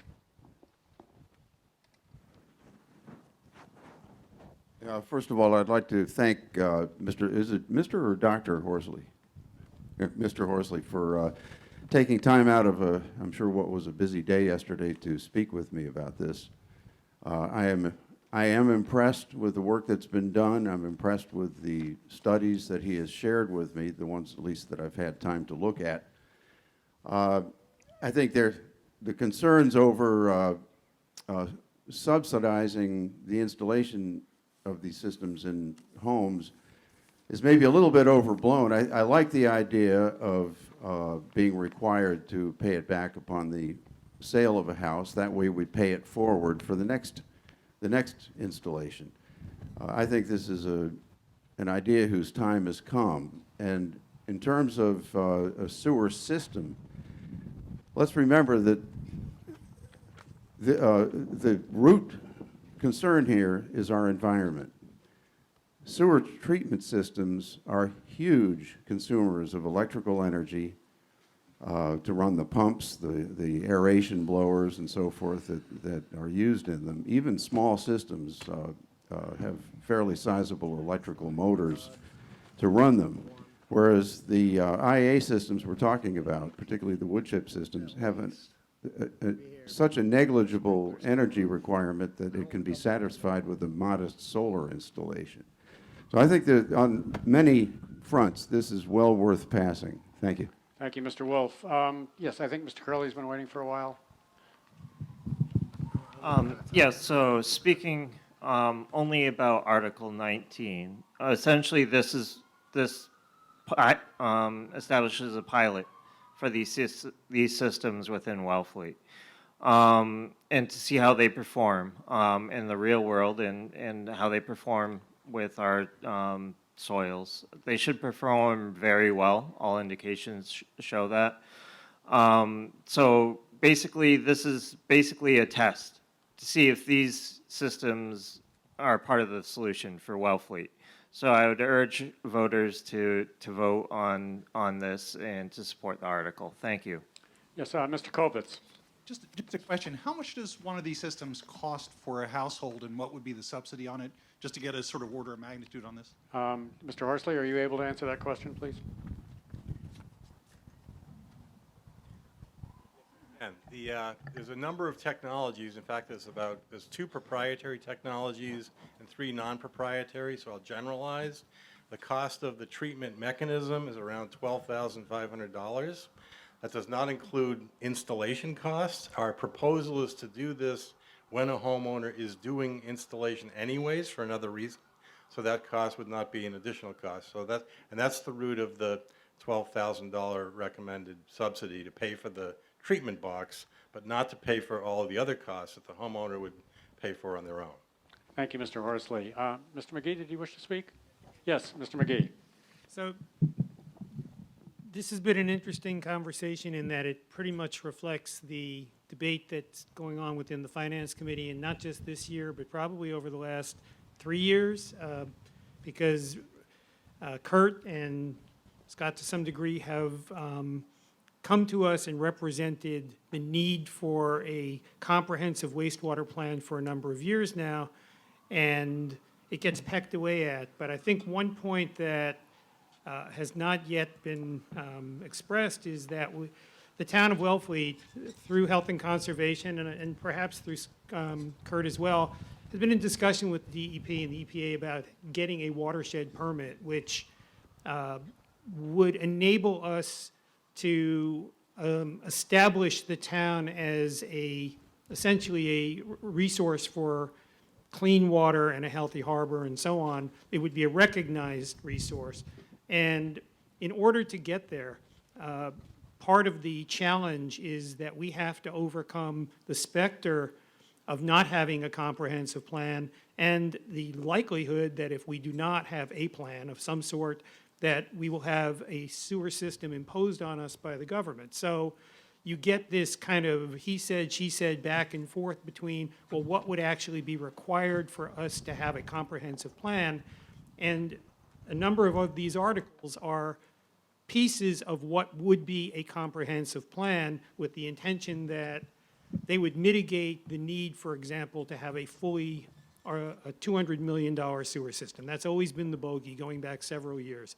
And to the degree that we mitigate that large cost by doing incremental things like these septic systems, we theoretically delay the day that the government would impose a sewer system on us and buy time and potentially clean the harbor in the process. But one of the debates within this Finance Committee has been, for example, why are we giving people $10,000 and not asking them to pay it back? So that part of the argument has been articulated, and that's the reason you see a split vote in terms of the recommendation. Another has been, how long would it take to see this work, this particular article work? This would pay for about 25 systems. Is that enough to actually get a result? And the answer is we don't know. The science appears to be good. We've talked to Health and Conservation in addition to Kurt and Scott, and everybody says, yeah, the science seems to be good, but how much it will impact the overall load in the harbor is speculative. Mr. McGee, you've been speaking for 3 minutes. If you could I am wrap it up. done. Thank you. We recommend the article with reservations because we think it does an incremental job in improving our overall position. Thank you, Mr. McGee. Are you ready for the question? Yes. Okay, the motion, Kurt, did you want to say something else, Mr. Felix? No. Very briefly, if you would, please. So your second time.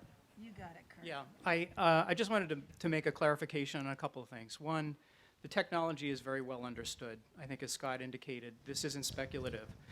Secondly, the Conservation Law Foundation has sued the towns of Mashpee, Barnstable, and the Department of Environmental Protection.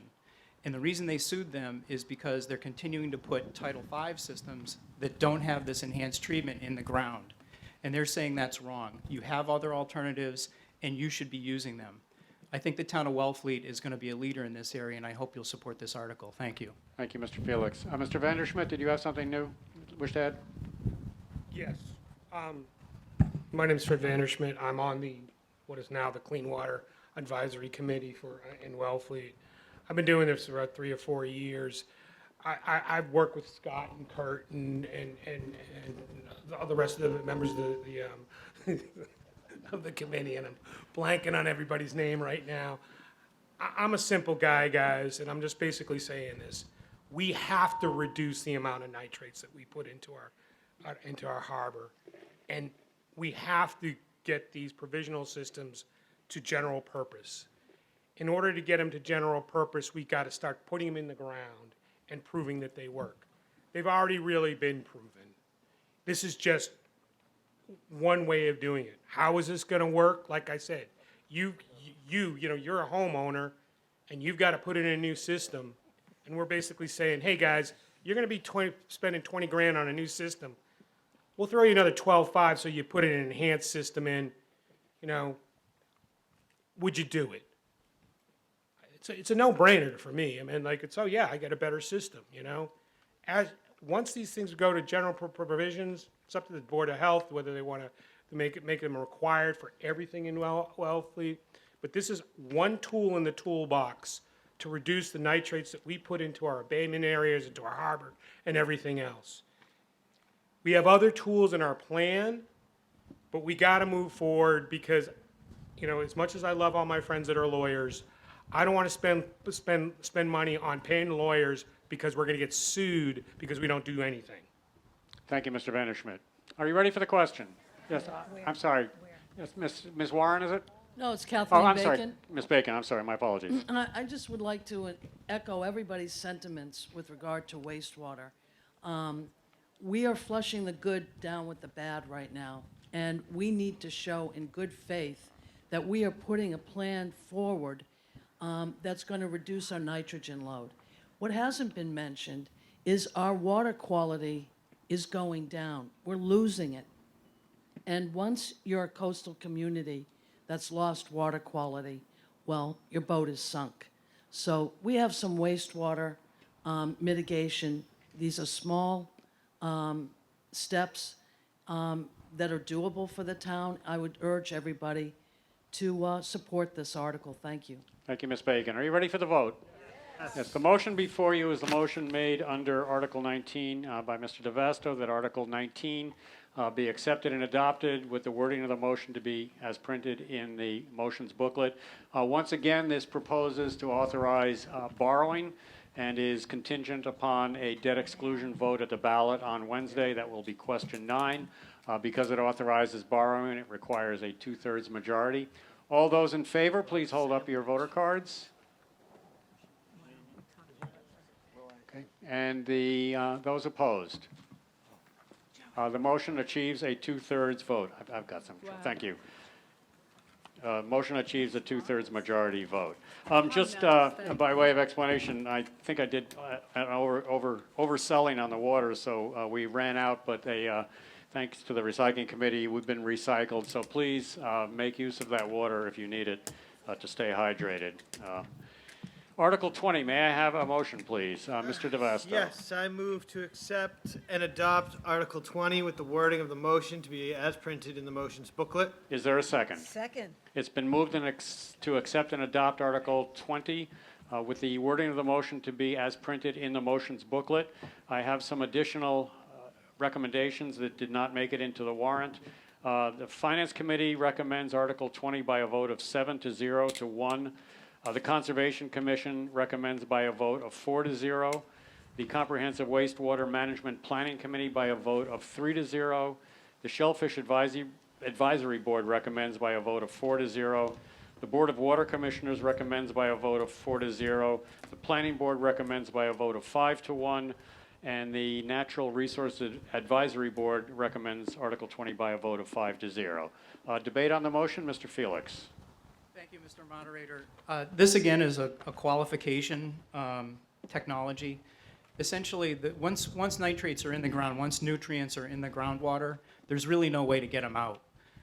And the basic problem that we have is of the nutrients that have been released by septic systems into the groundwater, some of that water is going to take 20 to maybe 30 years before it's going to reach the estuary.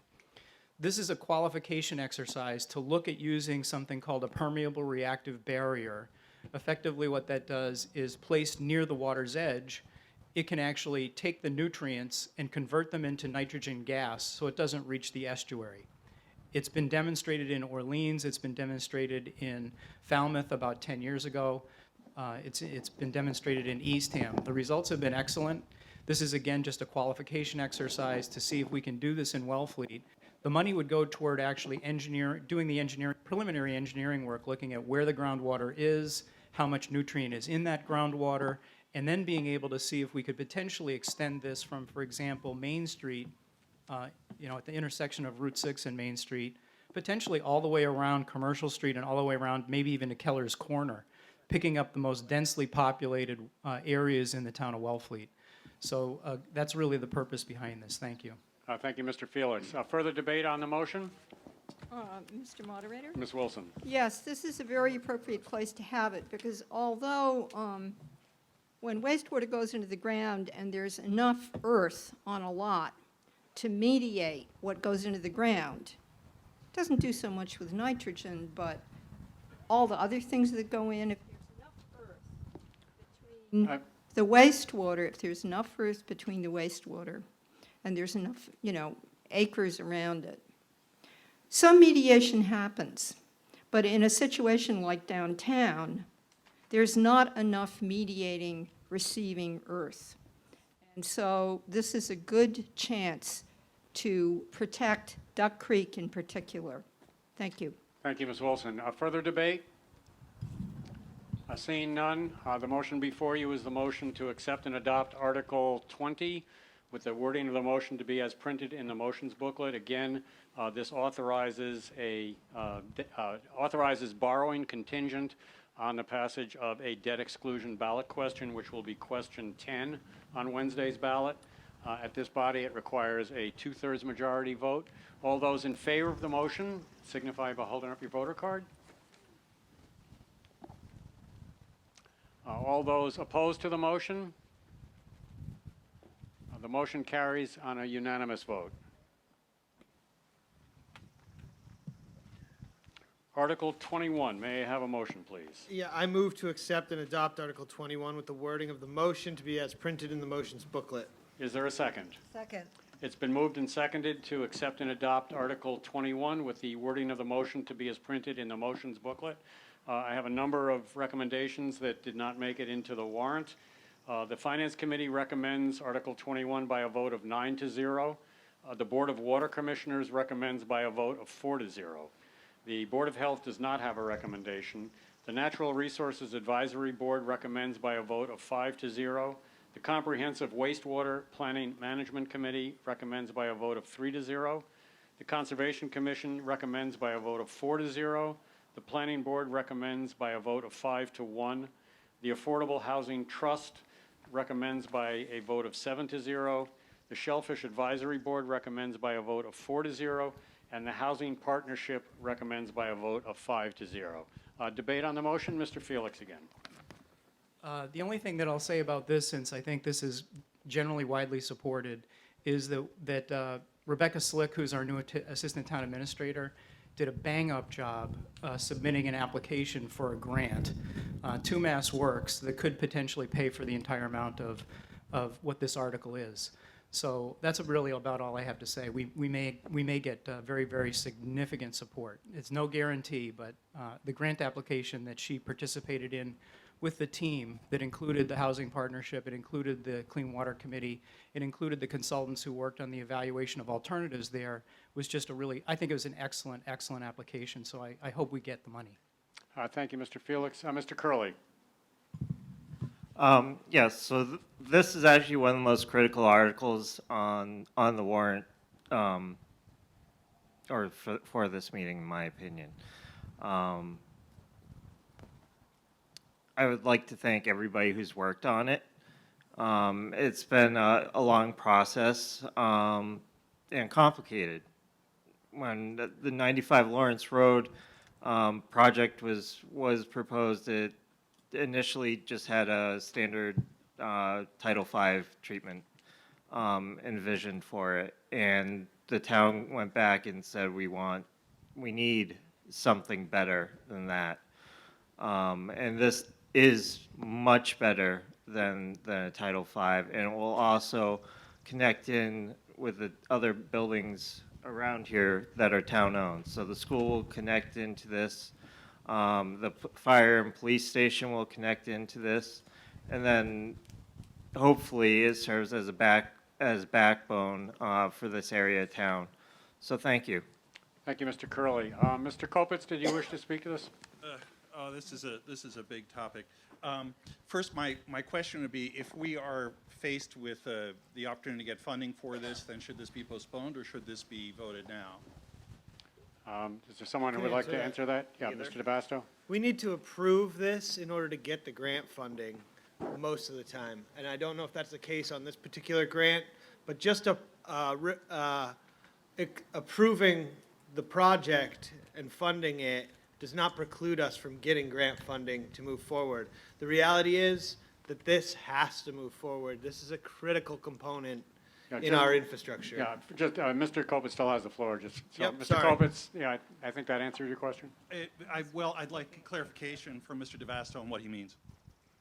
A critical project in what sense?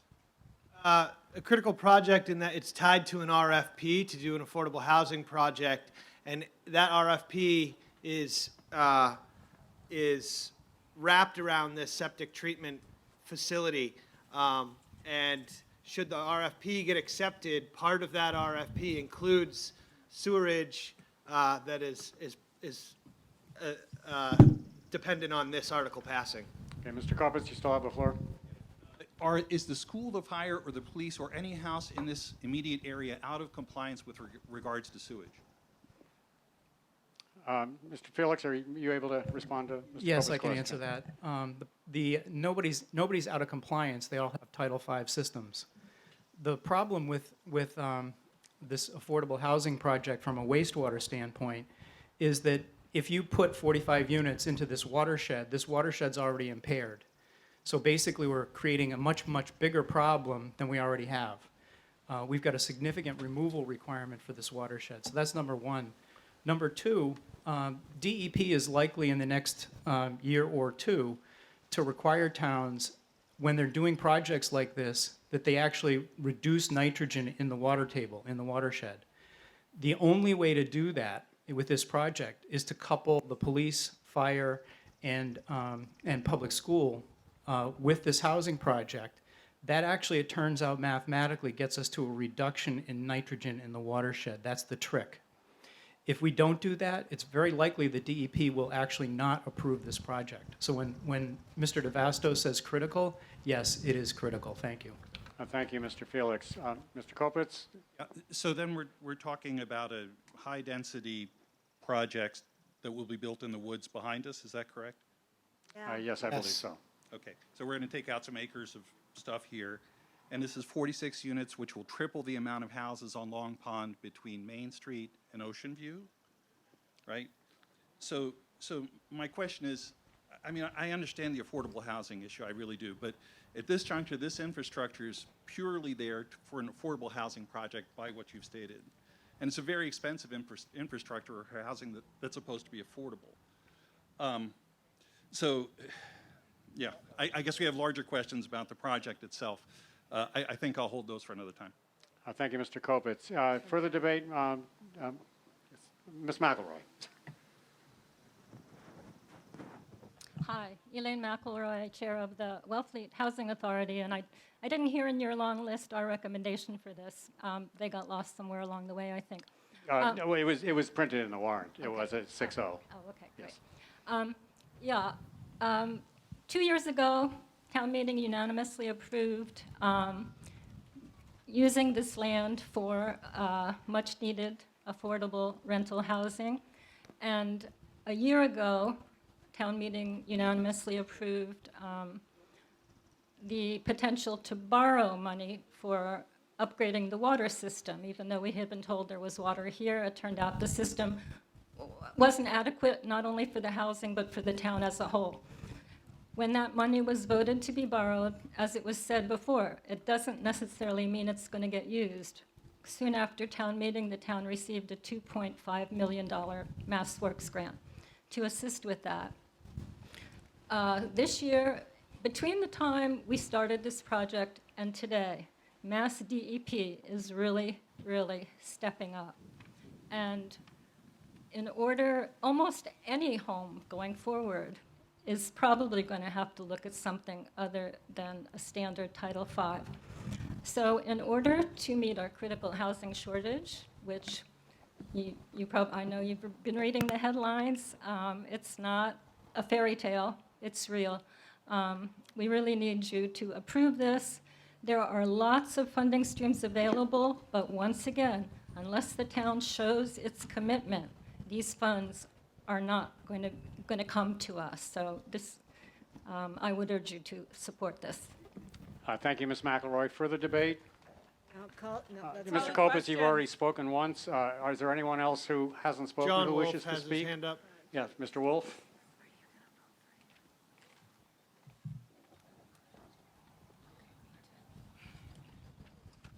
No, thank you.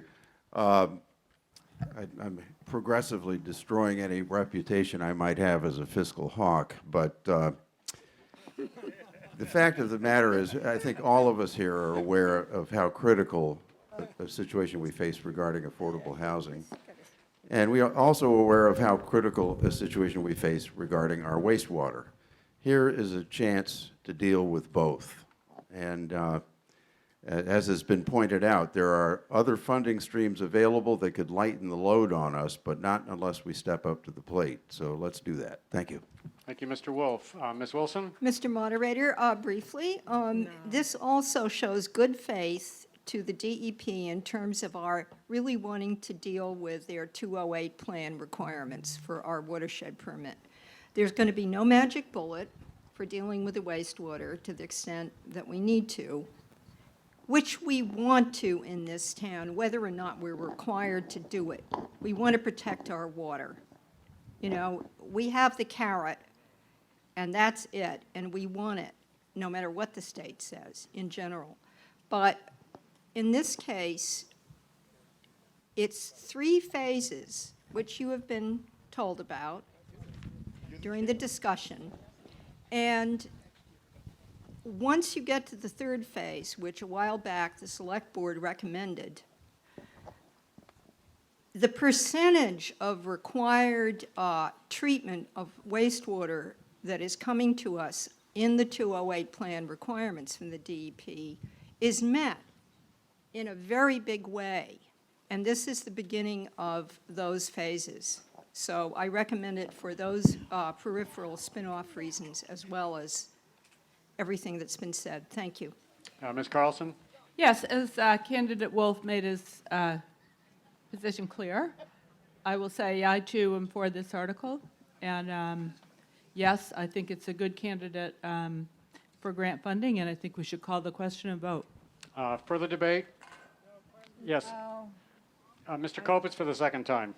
Thank you. Just for a point of clarification, is there a residency requirement for someone who would live in this project?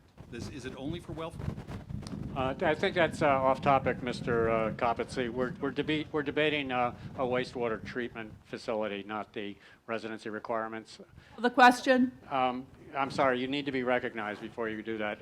Danny? Yes. Further debate? Yes. Sorry, I can't see who that is. Rice. Mr. Rice. Yeah, Sorry. hey, my wife, Marla, and I live about 300 feet over there. We are totally in favor of this project, and this wastewater treatment plant is really important. You know, 30 years ago, I was the chairman of the Wellfleet Truro Affordable Housing Partnership. Not much has changed. Let's change it now. This is one of the ways that we can do it, through technological advances. Thank you. Thank you, Mr. Rice. Are you ready for the question? You ready? It's going to pass unanimously. Okay, he's just fixing the microphone. Yes. Okay, the motion before you is the motion made by Mr. DeVasto. Article 21 be accepted and adopted with the wording of the motion to be as printed in the motions booklet. Once again, this authorizes borrowing. It's contingent on a debt exclusion vote. Question 11 at Wednesday's ballot. It requires a 2/3 majority from this body. All those in favor of the motion, please hold your voter cards up. Those opposed, hold up your voter cards. The motion achieves a 2/3 vote.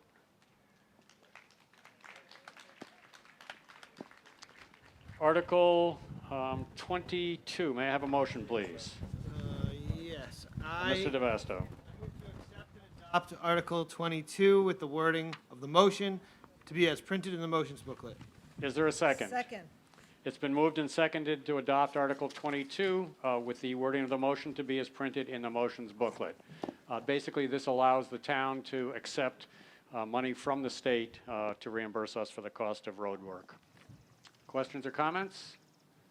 All those in favor of the motion, please hold up your voter card. Any opposed? The motion carries on a unanimous vote. Article 23, may I have a motion, please? Mr. DeVasto.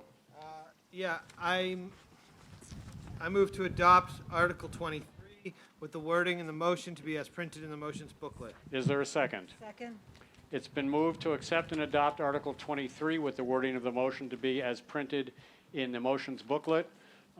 Is there anyone who wishes to speak to this? All right. All those in favor of the motion, please hold up your voter card. All those opposed? The motion carries on a unanimous vote. Article 24, may I have a motion, please? No. That wasn't a no to me, I don't think. It was. Oh, I'm sorry. My battery's changed. We on? Ms. Reinhardt, do you have a, would you like to make the motion? I move to accept There and we go. adopt Article 23, is it? 24. 24. With the wording from the motion to be printed as in, to be. 23. No, we're on 24. No, PG.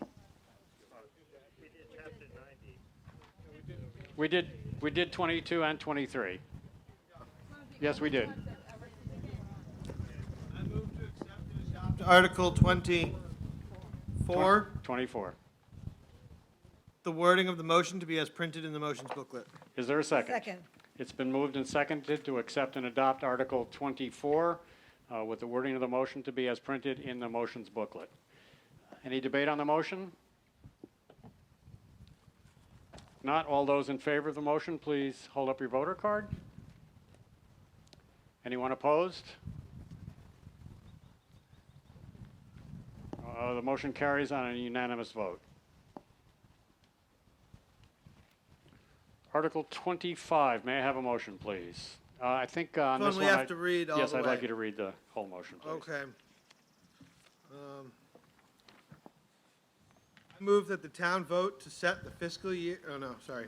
I move that Article 25 be accepted and adopted as printed in the warrant, and the sum of $25,000 be and hereby is transferred from the stabilization fund for the purposes described in the warrant under Article 25. Is there a second? Second. It's been moved and seconded that Article 25 be accepted and adopted as printed in the warrant at the sum of $25,000. Be and hereby is transferred from the stabilization fund for the purposes described in the warrant under Article 25. This was one of the ones where the wording was somewhat different from what was printed in the motions booklet. I have some additional recommendations on this warrant as well that didn't make it into the, on the motion, article rather. The Article 25 is now recommended by the Finance Committee by a vote of 9-0, is recommended by the Marina Advisory Committee by a vote of 5-0, by the Open Space Committee by a vote of 5-0, by the Conservation Commission recommending by a vote of 5-0, and by the Shellfish Advisory Board recommending by a vote of 4-0. I think I didn't miss anybody. Yes. Debate on the motion. John Reel. Yes, I'm sorry. Mr. Reel. Thank you. My name is John Reel. I'm chairman of the Natural Resource Advisory Board. We did some work over the past couple of years to look at the nature of the dredge spoils in the North Channel of the Marina. Turns out they're harmful. They're just a conglomeration of natural algae and silt. We now prefer that this be called black custard.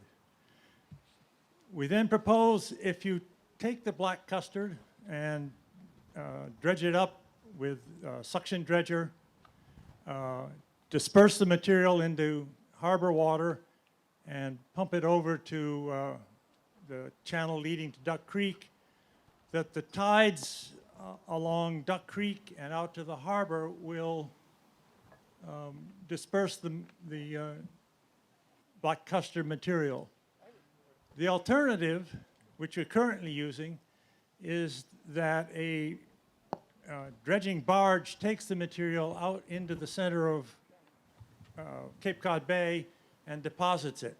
So there's a significant possible cost savings in this project. The current language in the revised article will allow us to get started on this project in a strong way this summer. If this article does not pass, then we would have to wait till the fall town meeting, which conflict with a regular dredging project, and then it's the winter, and it'll be sometime next year before we get started. Given the potential benefit of the project, I urge that the article be approved. Thank you. Thank you, Mr. Reel. Further debate on the motion? If not, are you ready for the question?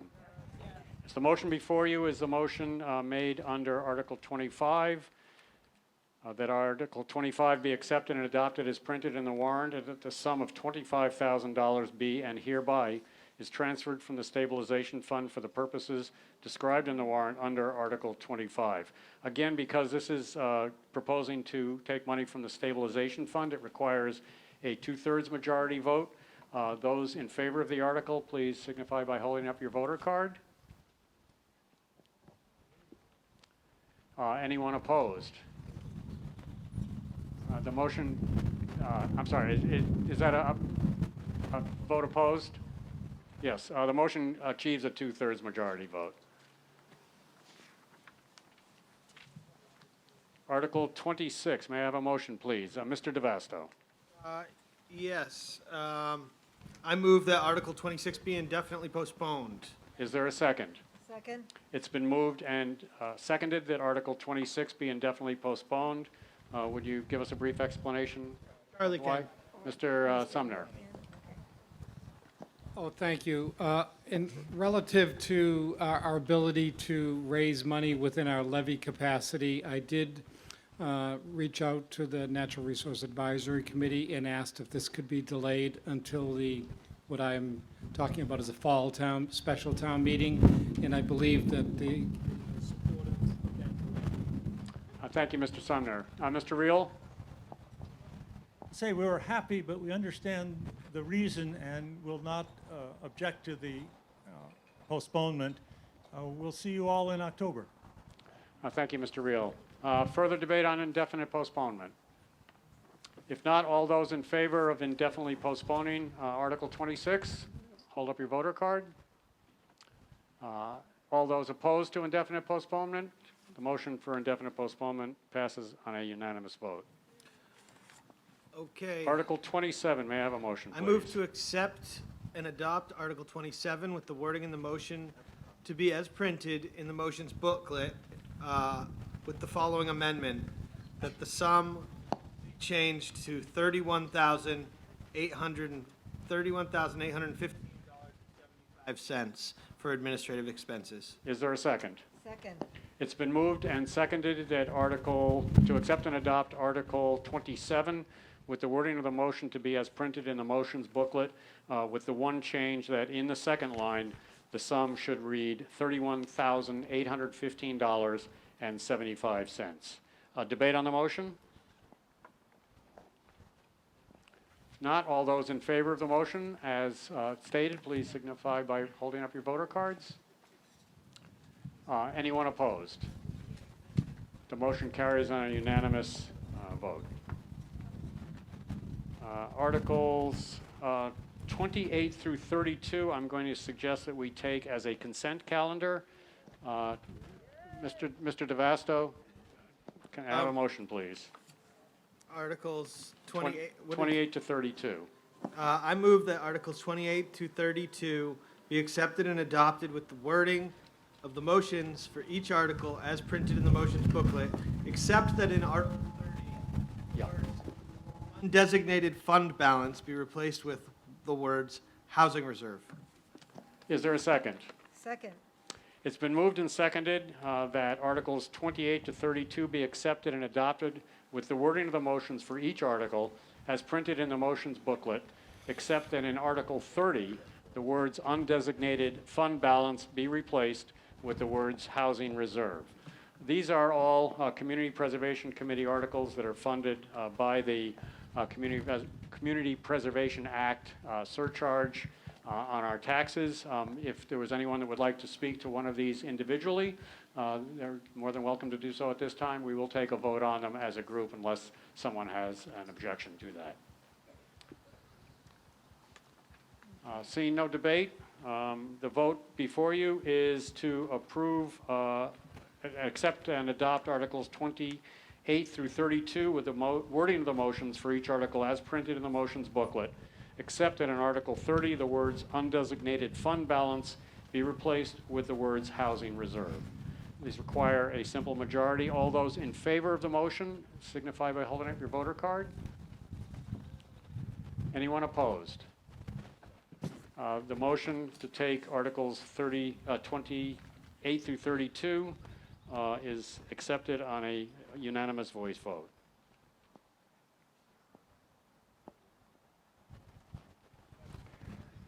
Article 33, may I have a motion, please? I move to accept and adopt Article 33 with the wording of the motion to be booklet. Is there a second?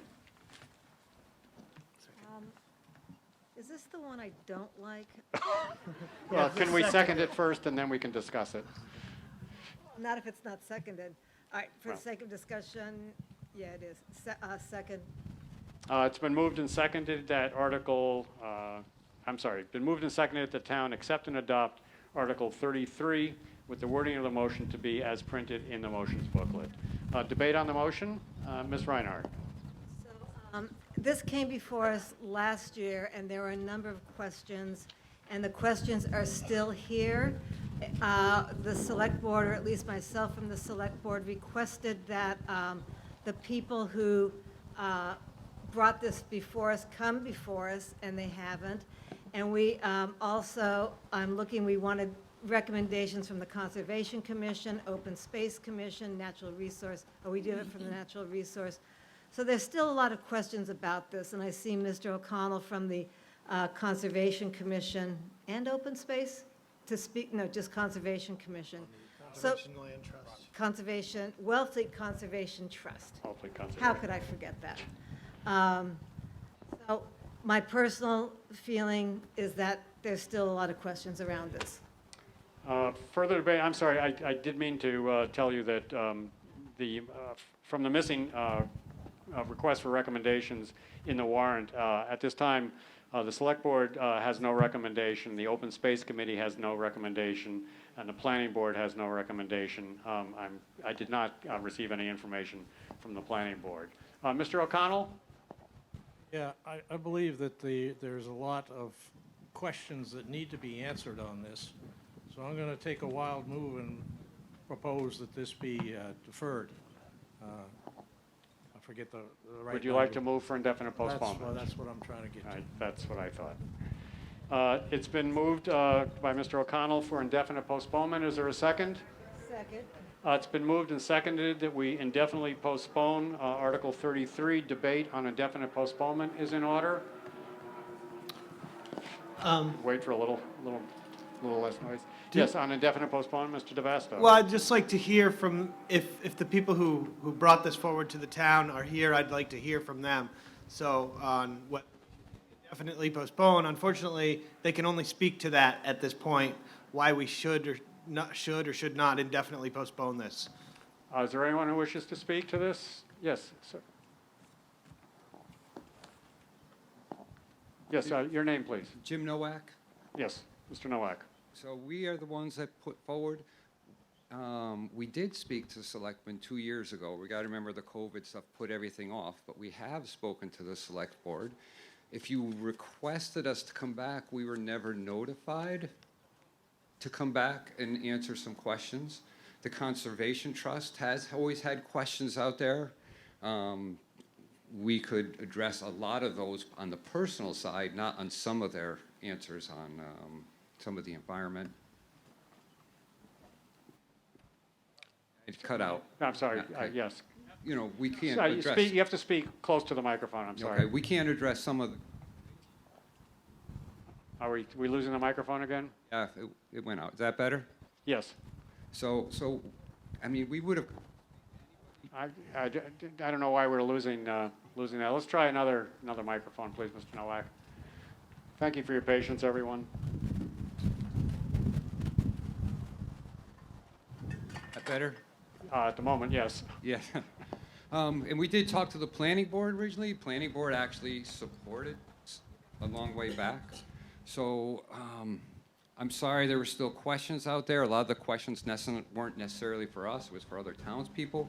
But we'll come and talk to them. Basically, it's a landlocked piece of property, unbuildable. Looking to buy it from the town, possibly, just to make it easier for us to split our current property so that a young couple, which is critical need here in town, can actually build a house and move into town. My daughter and her partner. So it was pretty simple going forward.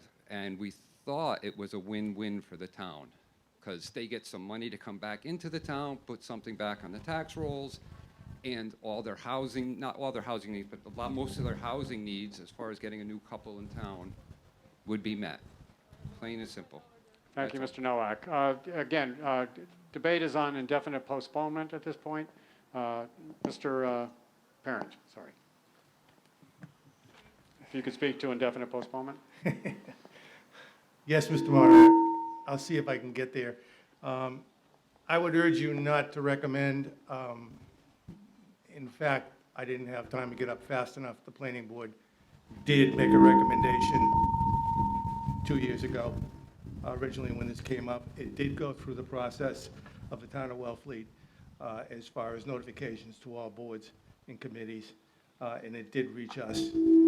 We did have conversations with the applicant, recommended that they notify the town that they're interested in purchasing it, and we did recommend that. Thank you very much, Mr. Moderator. Thank you, Mr. Parent. Sorry Mr. Moderator. about that. Yes, Ms. Is it Ms. Wilson? Yeah. Yeah, it's very hard to tell who's. No, that's okay. Yes, Ms. Mr. Wilson. Moderator, and I think I know that it's you. So I was at the planning board meeting where a great deal of information about this lot was shared. Speak closer to the microphone. It's tough with the wind. Yeah. I was at the planning board meeting when a great deal of this information about this lot was shared. That's the first thing I want to say. And I was impressed by the amount of detail and the amount of discussion the planning board went into. I do respect that other people may not have that information, and they may want it. But I want to remind everybody that we need all the funds we can get, and therefore, to address the matter of indefinitely postponing this. This article is only about giving the select board a chance to consider whether or not we should sell it. And at that point, it has to happen in a public meeting. Full information about the lot and the pros and cons of selling it or keeping it would be shared, and all the answers that some people don't have wouldn't be. I recommend that people go to the archive for the planning board if they're interested and look at that discussion and get that information. But I think, once again, we need the money and it might help, and I think we're ready to do it now, to vote on it. Thank you. Further debate on indefinite postponement. Ms. Carlson? Chair John Reinhardt's recommendation to indefinitely postpone. We did hear from an abutter after the process, so I don't know how fully vetted it was. It's not hurting the applicant to indefinitely postpone. It's just making sure the process is complete and hurts nobody. And I just think indefinitely postponing and making sure the I's are dotted and T's are crossed. It's a land matter, and I want to make sure that the abutters are notified in a proper way and that it goes forward properly.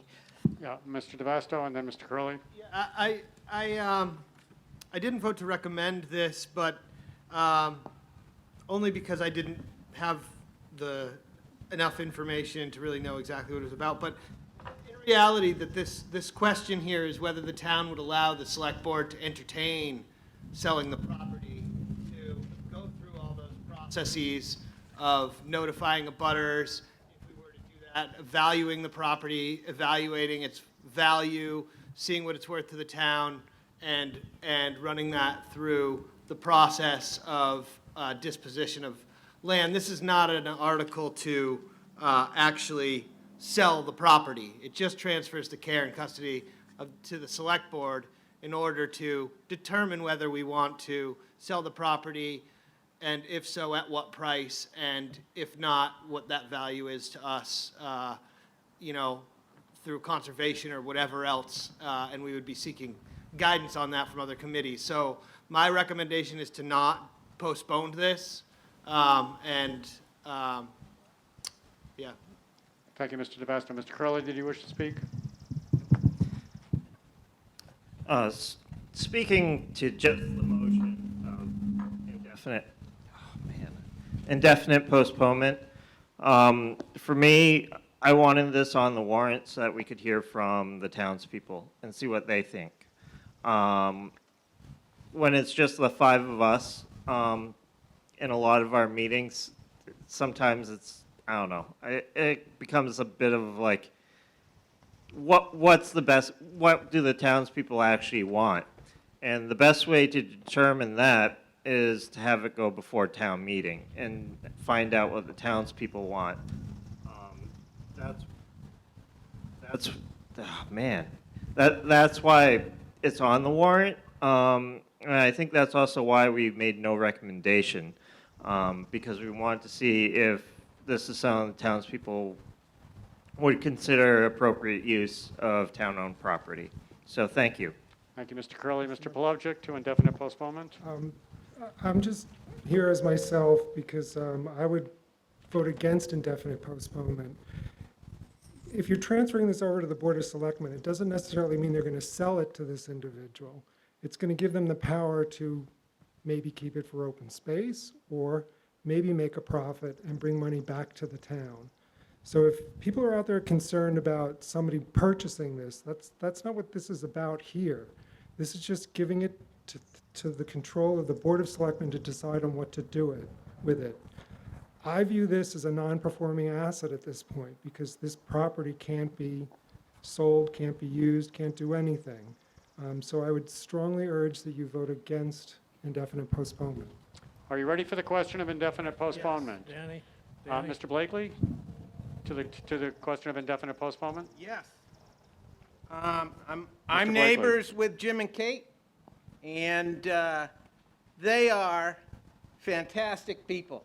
Yes, we don't talk And about personalities they're here. interested in it. Mr. Their Blakely. land is contiguous with this property, so they're very interested in it. And it's locked on on one side by the bike trail and on the other side by the high tension lines. So if the town we're able to sell it and make some money, I think that's always a good thing. I just wanted to, Jim and Kate. Thank you, Mr. Blakely. Are you ready for the question of indefinite postponement? Yes. Denny, Mr. O'Connell, is this to indefinite postponement? I sense that we're not going to indefinitely postpone, so I'll save my comments. Okay. All those again, right now we're voting on indefinite postponement. If you want to continue talking about this article, you vote no on indefinite postponement. If you vote yes, we will indefinitely postpone. The article's done. All those in favor of indefinite postponement, please hold up your voter cards. Those opposed to indefinite postponement. The amendment to indefinitely postpone loses by a show of cards. We're back to talking about the main motion under Article 33. Is there anyone that has something new? Mr. O'Connell. Yes. Number one, I'm not here representing the Wellfleet Conservation Trust. I'm here representing myself, and I've worked with the Open Space Committee on many aspects. We sent a rather detailed letter to the Board of Selectmen and the town administrator at the time, pointing out what our issues were. It has not been well thought through. In fact, that property is. Sorry, Mr. O'Connell, Yeah, we're going to I'm have to find you another trying. microphone again. Here comes James. I apologize.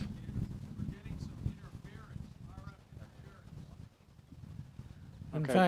fact, that property is under the care and custody of the Board of Selectmen or Select Board right now. So here's the first misunderstanding. And the second point is that we have no idea what they're going to do for valuing this property. We have pointed out that this is in an area that is under FEMA control, or not FEMA, it's the National Heritage Group. But all we're suggesting is that it needs to be better presented, it needs to be better thought through. We're not saying no, we just want to make sure that the town gets the value that they should be getting. And the way to determine that value is to do all the studies beforehand. And you can do that now because it's in your care and custody already. Thank you, Mr. O'Connell. Sounds like what the Mr. Welsh from Audio Associates says, it sounds like we're getting some interference, some radio frequency interference, whether it's coming from a nearby cell phone or something like that. So if you don't need your cell phone, if you can put it on airplane mode, that might be able to help. I can't promise that it will, but that may be part of what the problem is. Further debate, Mrs. Nowak? Yes, thank you. Ms. Nowak? Hi, I'm Kate Clemens Nowak. I work at Cape Cod Tech for the past 26 years, and Jim works for the Nauset District for almost the same amount of time. All three of our kids grew up in Wellfleet, and their very first jobs were for the town of Wellfleet, whether it was swimming lessons, skateboard.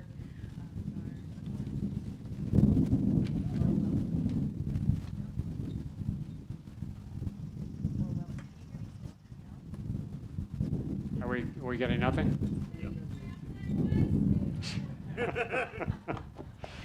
That's not really going to work.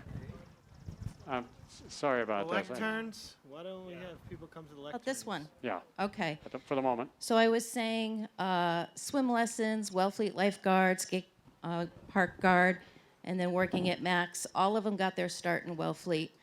My husband referred to our daughter. She's a middle school teacher at Lighthouse Charter, and her partner of 7 years is a Dennis police officer. And before that, he worked for the National Seashore and even a season as the Wellfleet on the dispatch phones. So they really would like to move back to the Outer Cape. In fact, they're paying rent in excess of our current mortgage, plus their utilities.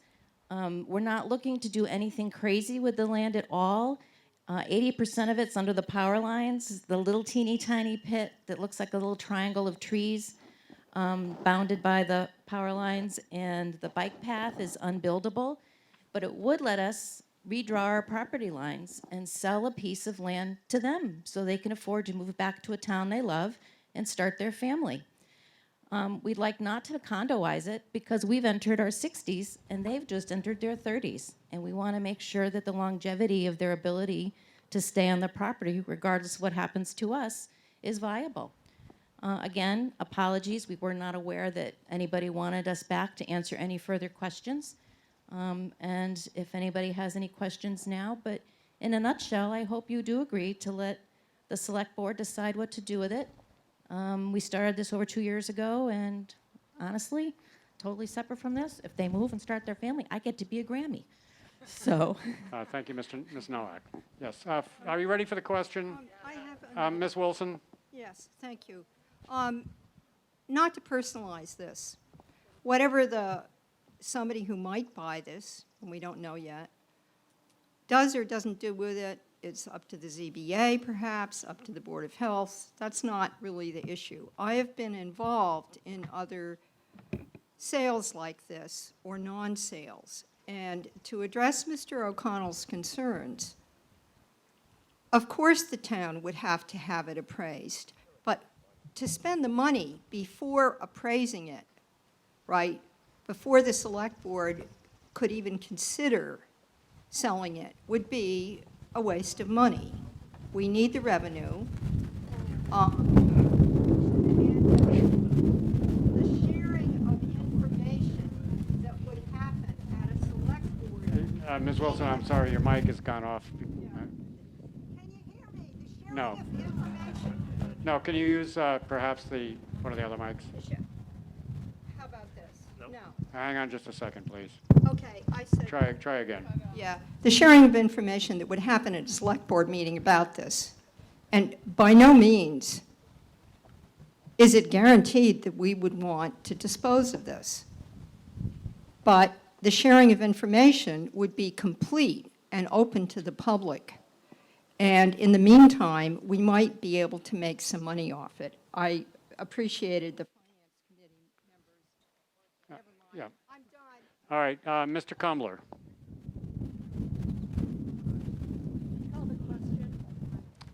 Not like that. Speaking directly into it, can you hear me? Yes. The reason that I think we should vote against this is the reasons that Helen just argued we should vote for it, and that the family who owns the adjoining property has spoken for it. We do not want this decision put into the hands of the Board of Selectmen because the Board of Selectmen is under pressure financially. They need the money, and this will...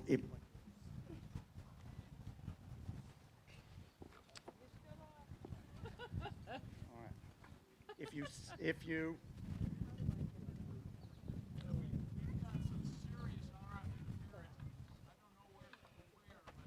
Yeah. I think we may, are these mics going to work better? Yeah. You want me to come to the podium? Yes, the podiums are working. That may be the best thing. Please try to be patient, sir, folks. We're getting some sort of interference, which is interfering with the microphones because they're wireless mics. UFOs are real. UFOs are real. Well, we know they land in Truro, right? There's not a lot of public land that's in the control of the town of Wellfleet that's still available. This land is bordering the bike path. We don't know down the line, in 5, 10, 15 years, what our plans might be for open space. We may want to have that section of the bike path for a small park, for picnic benches. We don't know. What I don't want the town to do is to sell property that is now in the hands of the town without a comprehensive plan of what they want the town to be like and how they want to use public space in the future. We're not there yet. Open spaces, and I'm on open spaces, works on an ad hoc basis. If there's a piece of property that's not buildable, we put it in conservation. We don't have a vision of what we want to do with our open spaces. If we sell off land, that's gone. The town never gets it back. If we put it in the hands of the selectmen, no matter how well intended, they're under influences that may not influence the rest of the town. The budget, the immediate budget shortfall, knowing the family, feeling sorry for the family. I want families to move to Wellfleet. I want people to be able to build houses, but I don't think we need to sell off public land, which we'll never see again, without a serious evaluation of how that land might fit into a larger pattern, larger use pattern, a larger vision of public space. We Mr. don't Cumner, have that you've- yet. You've had 3 minutes, thank you. Are you ready for the question? Yes. The motion before you is the motion to accept and adopt Article 33 with the wording of the motion to be as printed in the motions booklet.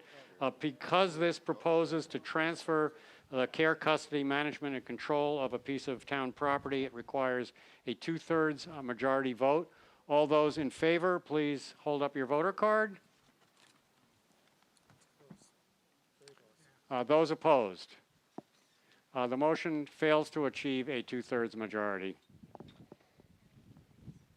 It's not 2/3. Mr. Moderator, may we have a count? Yes, you may. Thank you. It's been requested that we have a count under our charter.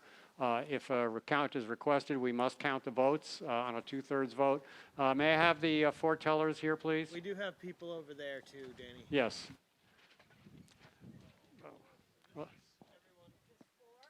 Well, we're not there yet. Yes. So the way we're going to count it, there's an aisle kind of down the middle here. We're going to count everyone who's sitting on this side. And I urge the tellers to take a look. There are people sitting along the fence line there and along the fence line there. So 2 tellers will count the left side. Yeah. Okay, all those in favor of the motion, please hold up your voter cards. Whoop. Yeah, line is through the camera. So anyone to the east of the camera.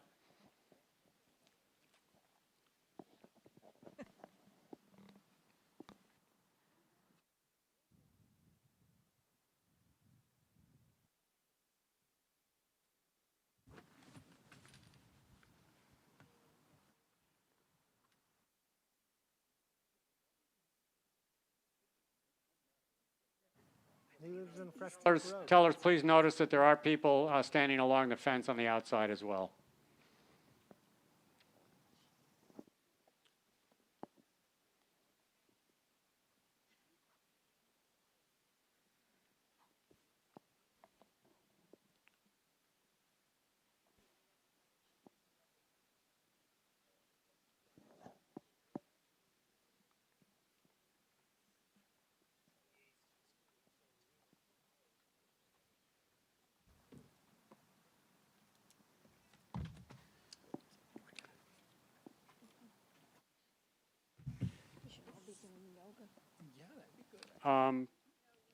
Yeah, go ahead. You count that side.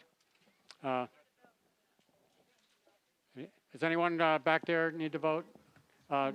You counted the Finance Committee? Okay, your number?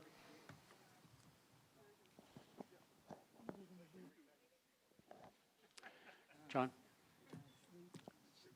65. Okay. All those who are opposed to the motion, please hold up your voter cards. Yes, I did. Yes, thank you. It seems like it.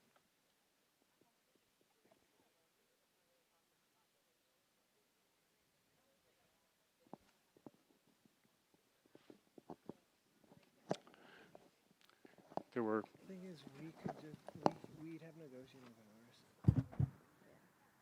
So we'd be able to say, like, we want this.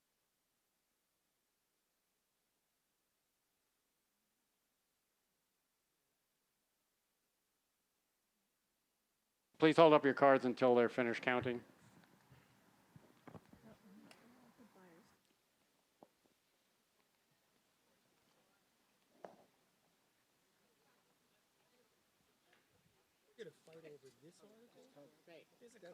Yeah, anyone up front as well?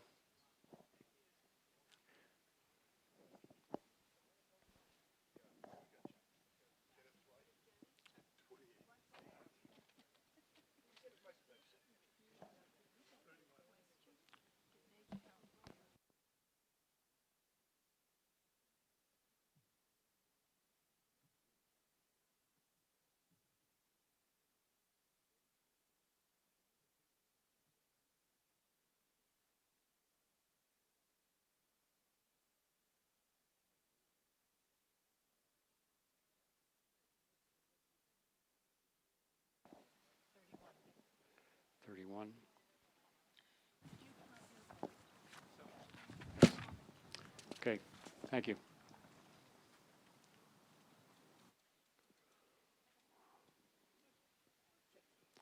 Yep, 60. Okay, thank you. The motion, the votes for were 101. The votes against were 60. The motion fails to achieve a 2/3 majority vote. The motion fails.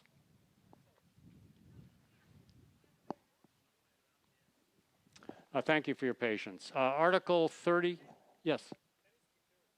No, it's not. No.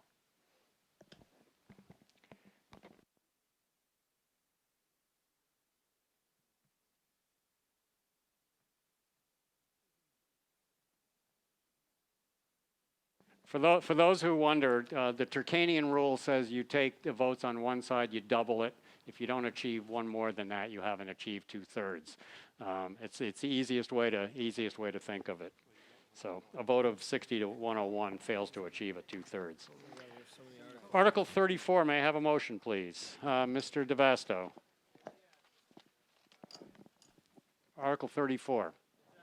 We're off of the ones that have to be read out loud now, right? Yes, that's correct. Okay. I move to approve Article 34 as printed in the motions booklet. Second. It's been moved to accept and adopt Article 34 with the wording of the motion to be as printed in the motions booklet. On this one, again, we have some recommendations. The Open Space Committee recommends by a vote of 7-0, the Conservation Commission by a vote of 4-0, and the Shellfish Advisory Board by a vote of 4-0. Debate on the motion, Mr. Parent? Mr. Moderator, I believe a warrant article to dispose of land requires a input recommendation from the planning board. I believe, and I may be getting old, no, I'll rephrase that. I am getting old. Welcome to the club. And 2019 was a tough year for all of us. If someone can give me some clarification, I know we've gone through town administrators and everybody else. I cannot remember ever discussing or getting the necessary information through the channels of command on this particular article to make a recommendation. If someone can tell me that the planning board did vote on it, I will gladly take that vote, and I'll walk away from the podium.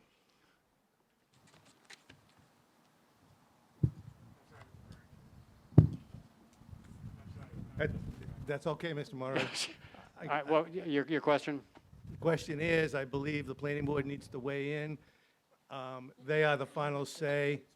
What happens is, it goes to the selectmen disperse to all relevant boards for their input. The input is sent back to the Board of Selectmen. The Board of Selectmen are supposed to forward that input to the planning board for a hearing and a recommendation. The planning board does not have a recommendation because I believe it never came to us, in which case we would need to indefinitely postpone this. But as I said, I am getting old, and if you've got a record on file that the planning board did in fact follow the correct procedure, I will step away from the microphone. Yeah, I don't have that information. Mr. Corbo, do you have any advice on this? I don't know the provisions off the top of my head, I'm sorry. Mr. DeVasto, can you I shed move to it? indefinitely postpone this article.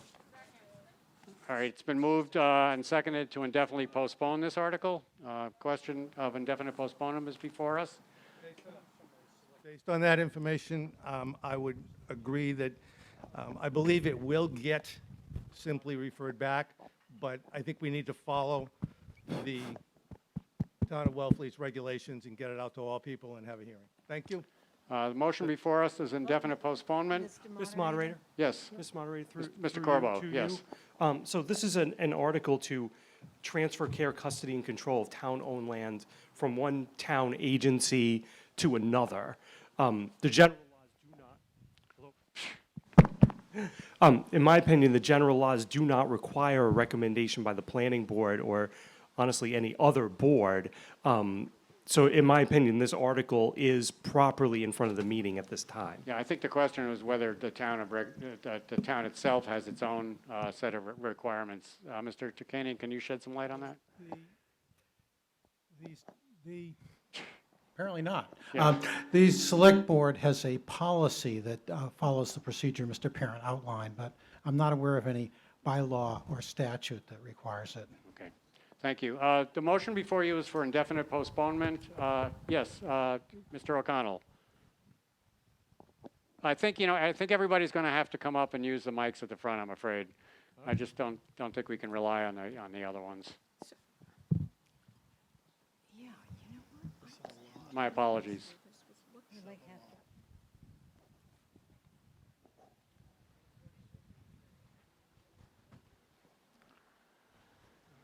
Sorry for the long walk, but I definitely agree with Jerry, with Mr. Parent's summation of what the rules are by the Board of Selectmen. I cannot answer whether these particular properties have been in front of the selectmen, in front of the planning board, but I know it's been a while in coming, so I think an indefinite postponement is a fine thing. Are you ready for the question? Ms. Wilson? Yes, this is a select board policy, and I was at a number of meetings, different committees meetings, where this was discussed. I know that it was discussed quite a bit by the select board, more than once, but I was at like an SAB meeting and so forth. And I do say that when all the committees get a notification that they have to get back to the select board, not all the committees, including boards and commissions, do that. So was it sent to the planning board? I don't know. But it's also possible that that was something that fell between the cracks. I remember that process being initiated in any case. Thank you. All right, are you ready for the question of indefinite postponement? Yes, please. Yes. If you vote for indefinite postponement, we're done talking about this. If not, we continue to debate the article. All those in favor of indefinite postponement, please hold up your voter cards. All right, all those opposed to indefinite postponement? The motion for indefinite postponement passes on a majority vote. State your point of order.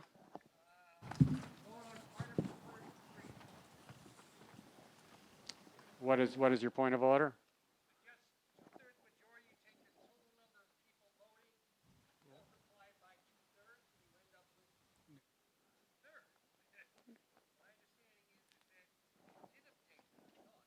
No, it was 101 to 60. It would have had to be. It would have had to be 107 to 60. So, thank you. Remember, not everyone who was present has to vote. So, new math. No, I think the vote was called correctly. Article 30. So indefinite postpone. We have indefinitely postponed Article 34. it is hard to stay focused. I urge everybody's patience, and we're very close to getting this warrant completed. Article 35, may I have a motion, please? Yeah, I move to accept and adopt Article 35 with the wording of the motion to be as printed in the motions booklet. It's been, is there a second? Yep. It's been moved and seconded to accept and adopt Article 35 with the wording of the motion to be as printed in the motions booklet. Debate on the motion? Mr. DeVasto. Yeah, this is pretty simple. We're just accepting the layout of High Toss Road. It's a town road that was never laid out as a town road. Basically, we're doing a taking from ourselves because there is no record of ownership. So this doesn't cost the town any money and allows us to move forward on Herring River Restoration Project. Thank you, Mr. DeVasto. Further debate on the motion? Seeing none, the vote before you is the vote to accept and adopt Article 35 with the wording of the motion to be as printed in the motions booklet. Requires a majority vote. All those in favor, please hold up your voter card. Anyone opposed?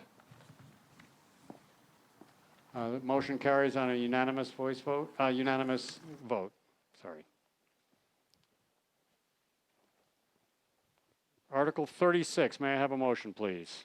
I move to accept and adopt Article 36 with the wording of the motion to be printed as in the motions booklet. Is there a second? Second.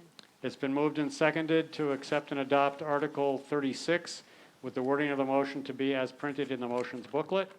I think the explanation is self-explanatory. Debate on the motion or questions? Yes, Mr. Mead Fox? Yeah, no, it's not bad. David Mead Fox. I'd just like to hear from someone the reason for the change, recommended change on the tanks to be underground when they're replaced versus above ground. Is there someone, Mr. Sullivan?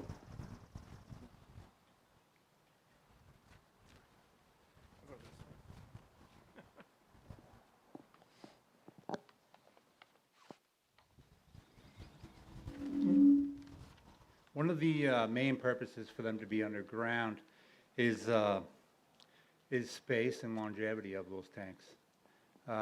Putting a tank that, if they were above ground, it would have to be 40 feet by 15 feet by 10 feet in the middle of that parking lot. And it would not be any safer to do that. There would not be any environmental benefit for doing that. Surge, sea level rise, more frequent higher storm surges, like how about 30 years from now? Are we going to really want old fuel tanks underground in 20 or 30 years? Mr. Sullivan, would you like to address that? The engineer has stated that this is the best solution for the town in that exact location.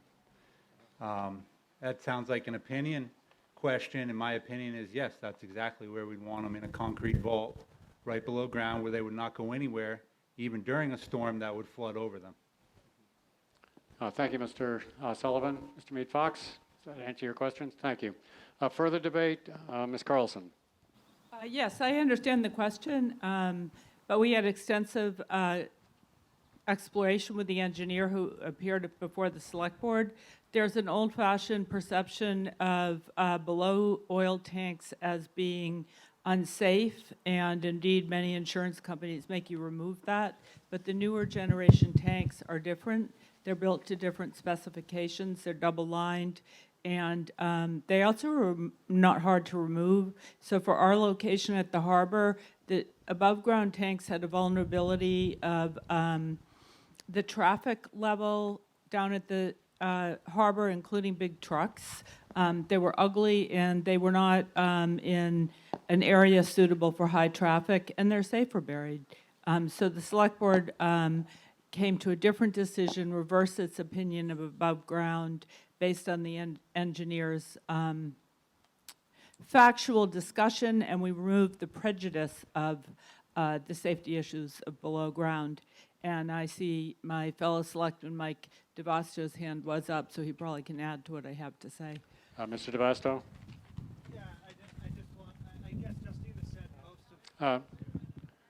I guess Justina said most of what I was going to say. But the one concern that I had, one of the major concerns was our municipal vehicles will be filling up at this tank. The only location for the tank to be would be right between the beach sticker shack and Max at the pier, which means that there would be fire trucks, police cruisers, all coming into fuel where there's all those lines of people and crowds in that area. And so it just didn't seem feasible.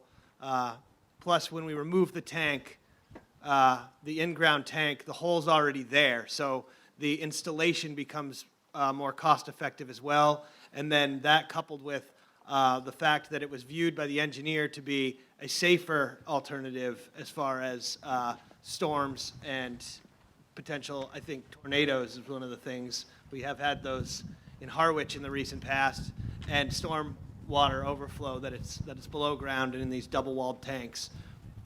Thank you, Mr. DeVasto. Further debate on the motion? Not, are you ready for the question? The motion before you is to accept and adopt Article 36 with the wording of the motion to be as printed in the warrant. All those in favor of the motion, please hold up your voter card. Is anyone opposed? Motion carries on a unanimous vote. Article 37, I have some recommendations that were not in the warrant. The Finance Committee recommends Article 37 by a vote of 7 to 1 with 1 abstention. And the Affordable Housing Trust recommends Article 37 by a vote of 7 to 0. May I have a motion, please? Mr. DeVasto. I move to adopt, I need to accept and adopt Article 37 with the wording of the motion as to be printed in the motion booklet. Is there a second? Second. It's been moved and seconded to accept and adopt Article 37 with the wording of the motion to be as printed in the motion's booklet. Debate on the motion? Mr. Curley.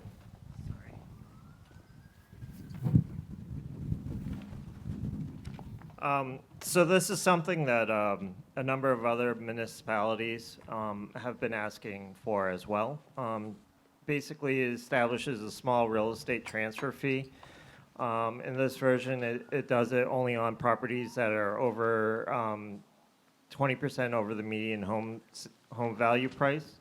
In the last year, the home value or the median home sale price has gone from I think it's $592 to $760,000 for the year to date. This is, the housing issue is real. It's here. It's affecting everyone, and we need as many revenue sources as possible to address the issues. This would not affect the houses being bought by middle class citizens. It's a progressive fee. So if it's over, so it's 2% of the value over 20% of the median home sale price. So you're only getting taxed on the dollar value after the median or the 20% over the median. So it slowly creeps up. With a higher value property will have a larger tax attached to it. So thank you. Thank you, Mr. Curley. Just for a point of clarification, the way the summary is worded, the first sentence of the summary says, this home rule petition establishes a real estate transfer fee. Voting yes on this would not actually establish the fee, but it would petition the legislature to allow us to establish the fee. I just wanted everyone to be clear on what the effect of a vote on this is. Further debate on the motion? Mr. Kopitz. I'm sorry. Yes, thank you. No, it's Kopitz. You're right. Kopitz. Now you've got my train of thought. Let me see if I can remember quickly. how would the median value be established, or is that outside the scope of this article? Yeah, I would say that it is outside the scope of the article. Very good, thank you. Mr. Curley? All right. It's defined in the article as the median home price as assessed by the tax assessor.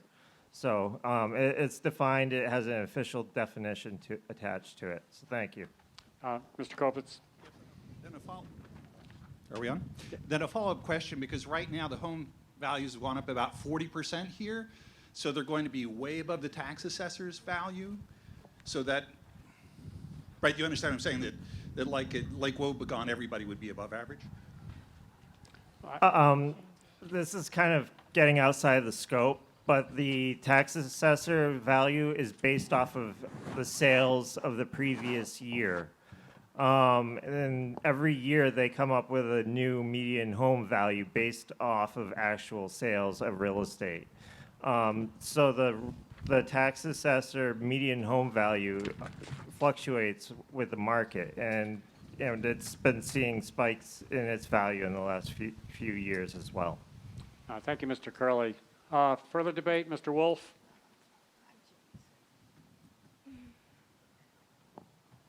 Through you to Mr. Curley, just a point of clarification.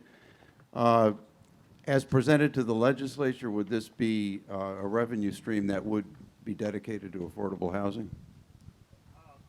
Yes, mostly. So as it's written in here, there's a $50,000 amount that's set aside for capital improvements to the town. And the remainder is dedicated solely towards addressing the housing issues.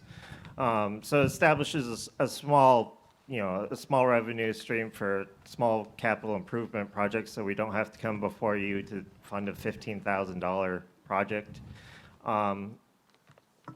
with an override. But yeah, the rest would go towards housing, and it would be approximately around $200,000 to $300,000 a year going towards housing. Thank you. Thank you, Mr. Curley. Thank you, Mr. Wolf. Are you ready for the question? Yes. The motion before you is a motion made by Mr. DeVasto that to accept and adopt Article 37 with the wording of the motion as printed in the motions booklet. All those in favor of the motion, please signify by holding up your voter cards. Anyone opposed? The motion achieves a majority vote. Article 38, may I have a motion, please? I move to accept and adopt Article 38 with the wording of the motion to be as printed in the motions booklet. Is there a second? Second? It's been moved and seconded to accept and adopt Article 38 with the wording of the motion to be as printed in the motions booklet. Debate on the motion? Once again, this is a petition to the state legislature. There's no guarantee of how they act, but lets the legislature and our representatives know how the town feels on this. All those in favor of the motion, please hold up your voter card. All those opposed? The motion carries by a majority vote. Yeah, maybe. Article 39, may I have a motion, please? I move to accept and adopt Article 39 with the wording of the motion to be as printed in the motions booklet. Is there a second? Second? It's been moved and seconded to adopt Article 39 with the wording of the motion to be as printed in the motions booklet. Debate on the motion? Mr. Elkin?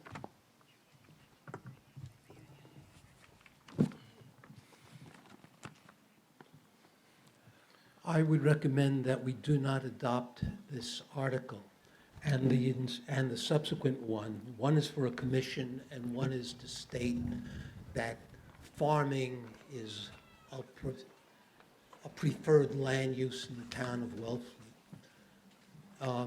They're really inseparable because this article refers to enforcing the next one. So I'd like to be able to speak to both of them simultaneously. Is that okay? I'd rather we speak to one or the other at a time, if you would, please. then this commission is being established to solve a problem that there's no known need for. I can't imagine how many farming, how much farming has been impacted in this town that we need to establish a whole commission to deal with it. I don't know why we're establishing a commission to promote farming when farming is not a particularly good land use for the town of Wellfleet. Now, when I say farming, I mean farming, and I do not mean aquaculture. We all support aquaculture. The town has done so resoundingly time and time again. This means growing alfalfa and putting up pigsties. This is not aquaculture. The town has no farming issue. The town does not need a farming commission.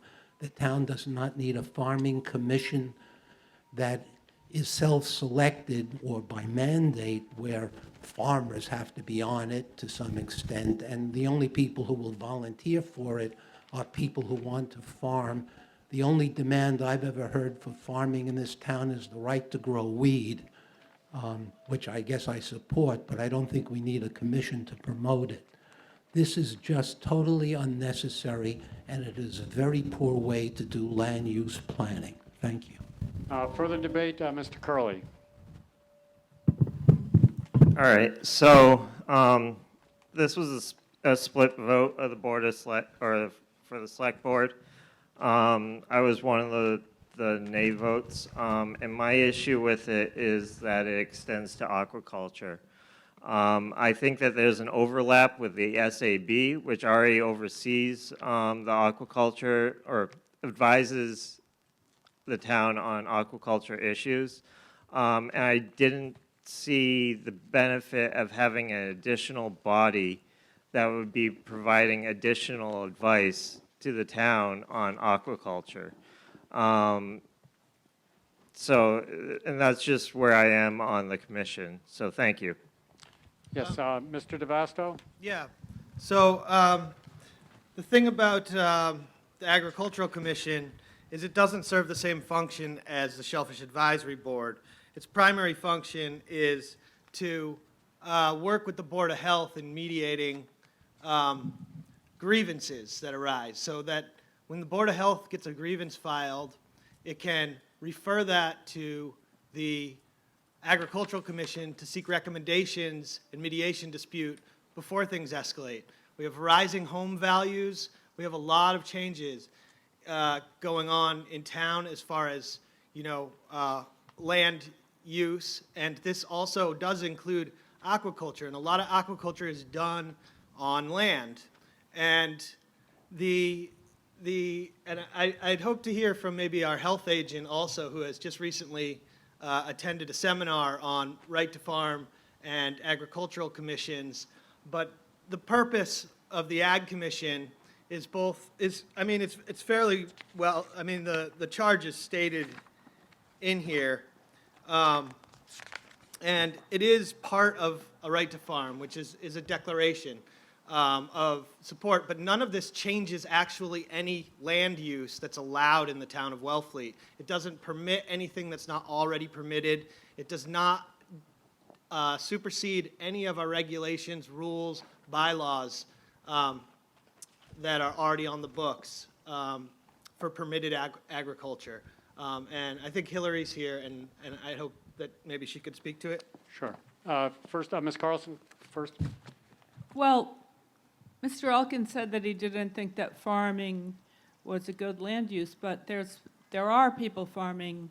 There's a thriving farmers market on Wednesdays, and we are densely populated, but the movement to grow a little bit of your own food is strong, and I think it's part of the green movement, part of food sustainability. And as Mike said, the Agricultural Commission doesn't change anything, but it adds another layer of protection. And agriculture is defined as aquaculture, which 25% of our working age population is engaged in. In a town that doesn't have many jobs, aquaculture is important to protect. This select board supports aquaculture. The mood of the town supports it, but it hasn't always been like that, and we can't guarantee the values of the future. So I think it's important to codify and name the values and put them into an entity, the Agricultural Commission, so that we have an order and rules. So if disputes arise in the future, we know the rules that govern our community. We do know that real estate prices are up 27% over last year. We don't know the changes in the feel of the community that are going to come as we become more affluent, but we do have a job base in aquaculture to protect. And I think the Agricultural Commission is an important layer of protection that I hope you'll vote for. Thank you, Ms. Carlson. Mr. Mead Fox, and then Ms. Greenberg Lemos. Thank you. David Mead Fox again. This is a hard one because I like all of what you said in theory. What I worry about is a couple of things. One, we need to be very careful about creating new boards and committees of any sort. We already have trouble filling, I don't know how many, at any given day, there are probably many dozens of vacancies on existing committees. So I worry this will make that problem even harder. Secondly, I do feel that aquaculture is sufficiently protected and supported and advocated for.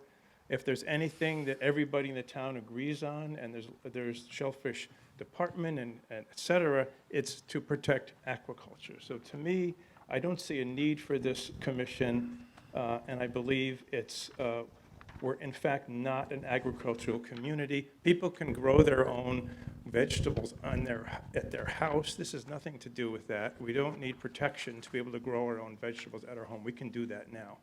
Thank you. Thank you. Ms. Greenberg Lemos. Thank you, Mr. Mead Fox. Thank you.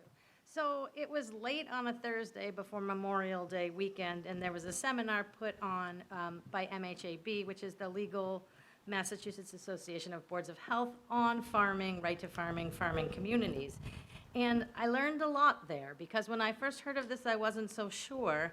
And after I listened, I realized that it gave us an opportunity to work with folks who are more knowledgeable than the Board of Health members and myself on agriculture issues. So aquaculture, farming, animal husbandry, animals, stables. And to be quite honest, over the years that I've been here, we have had a number of complaints that have been extremely difficult to mitigate and work through. We just don't have the expertise of agriculture under our belts. We have to reach out to folks at UMass, and we spend a lot of time finding experts. And so if we have folks in our community that have this experience and serve on a commission together, it would actually make our lives on the Board of Health a little bit easier. It also provides an opportunity when reviewing regulations to work with this commission when setting new regulations, which I thought was really interesting, but it would take into perspective the perspective of the farmers and the perspectives of the Board of Health, which are different. So the Board of Health regulations stand. Anytime we would revise them, we would have to work with the Agricultural Commission, and I think it would make for a stronger regulation and easier resolution to disputes that we see. Thank you. Ms. Wilson? I'm up here because we know how badly the microphones work at the table.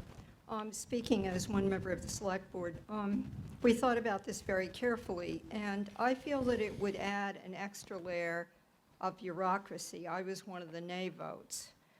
But having just heard what our health agent said, I respect that. On the other hand, I've been at Board of Health meetings and zoning board meetings, which I used to be on, that have had very good mediating situations with abutters.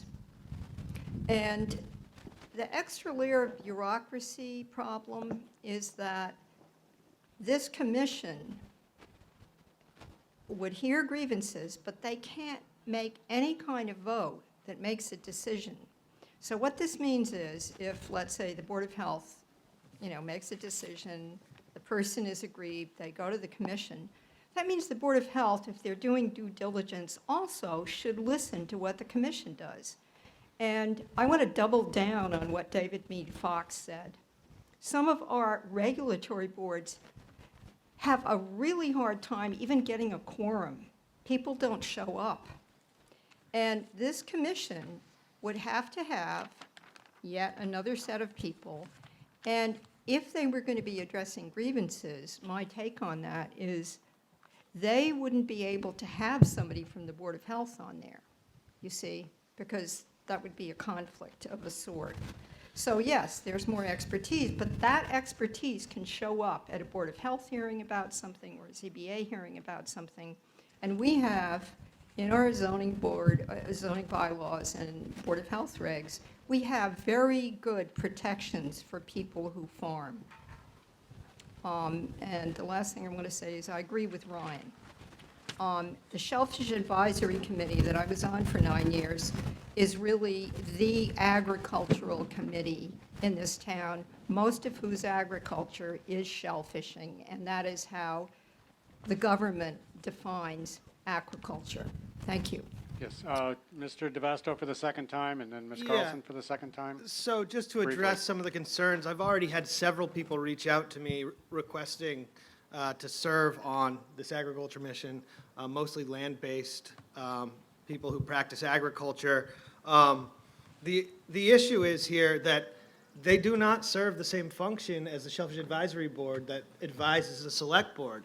This really is to advise the Board of Health on farm-related issues, and we do get several complaints per year on both agricultural and aquacultural and farm animal issues in the town of Wellfleet. And if not addressed at the ground level, sometimes these things escalate. And the point of an agricultural commission is to allow this agriculture to function with minimal conflict with the butters. And that is essentially what the right to farm bylaw is about, and also what the Agricultural Commission is there to serve, and to also facilitate and promote agriculture throughout the town. They usually are the people who organize agricultural fairs or farmers markets, and so I have heard from some people involved in the farmers market that they may be interested in joining the AgCom. The Board of Health would like to see this happen. I've spoken to couple members of the Board of Health as well as our health agent. There really is no downside to it, and the extent that there's overlap between the Shellfish Advisory Board is very minimal. I mean, the Shellfish Advisory Board is to advise the Select Board on matters relative to shellfish. That is not the role of the Ag Commission. Ms. So Carlson? I just hope the town would support this and the following article. Ms. Carlson? Yes. Is this on? As an entrepreneur, I'm used to hearing, oh, your idea will never work. It's doomed. So I'm not really in favor of Michael's idea being told, oh, other boards aren't filled, you can't have a board. This is a really good new idea other communities are doing really successfully. And our farmers market shows the vitality of agriculture in our town. And I think these farmers in our town deserve representation. It's being done elsewhere really successfully, and I think the time to doom and gloom it is if it doesn't work, not before it gets started. So I support it. And in terms of saying that shellfishing is protected, yeah, it is right now, but we're getting really big money coming into town, and as we McMansionize and our town changes, we won't all be here tomorrow. Other people will be, and we want to protect and enshrine our community values. Sure, we're all in support of aquaculture today. But so I think that this new commission is really good. Other communities are doing it, and we should do a better job of protecting our farming. And another layer of our aquaculture, there's no cost to this idea. Other communities are doing it successfully. Let's give it a try here. Thank you, Ms. Carlson. Yep. You've had 2 minutes. Sorry. Mr. Wolf? Yeah, I have no particular objection to the idea of an agricultural commission dealing with land-based agriculture. I do have a problem with the overlap with shellfishing. We've had conflicts in the past involving shellfishing that have been successfully resolved without an extra layer of boards or bureaucracy. And as to the land-based agriculture, what guarantee is there that we're going to get agricultural experts on the board? I'm not aware of a mechanism that will guarantee that. And I could see conflicts arising from that. Having said that, I think a land-based agricultural board may make some sense, but conflating it with our shellfish operations, which I think are well managed by our current Shellfish Advisory Board and our Shellfish Constable, I think is a mistake. Thank you, Can Mr. I Wolf. just- Are you ready for the question? Yes. Mr. Ford, do you have something new you'd like to bring to the body?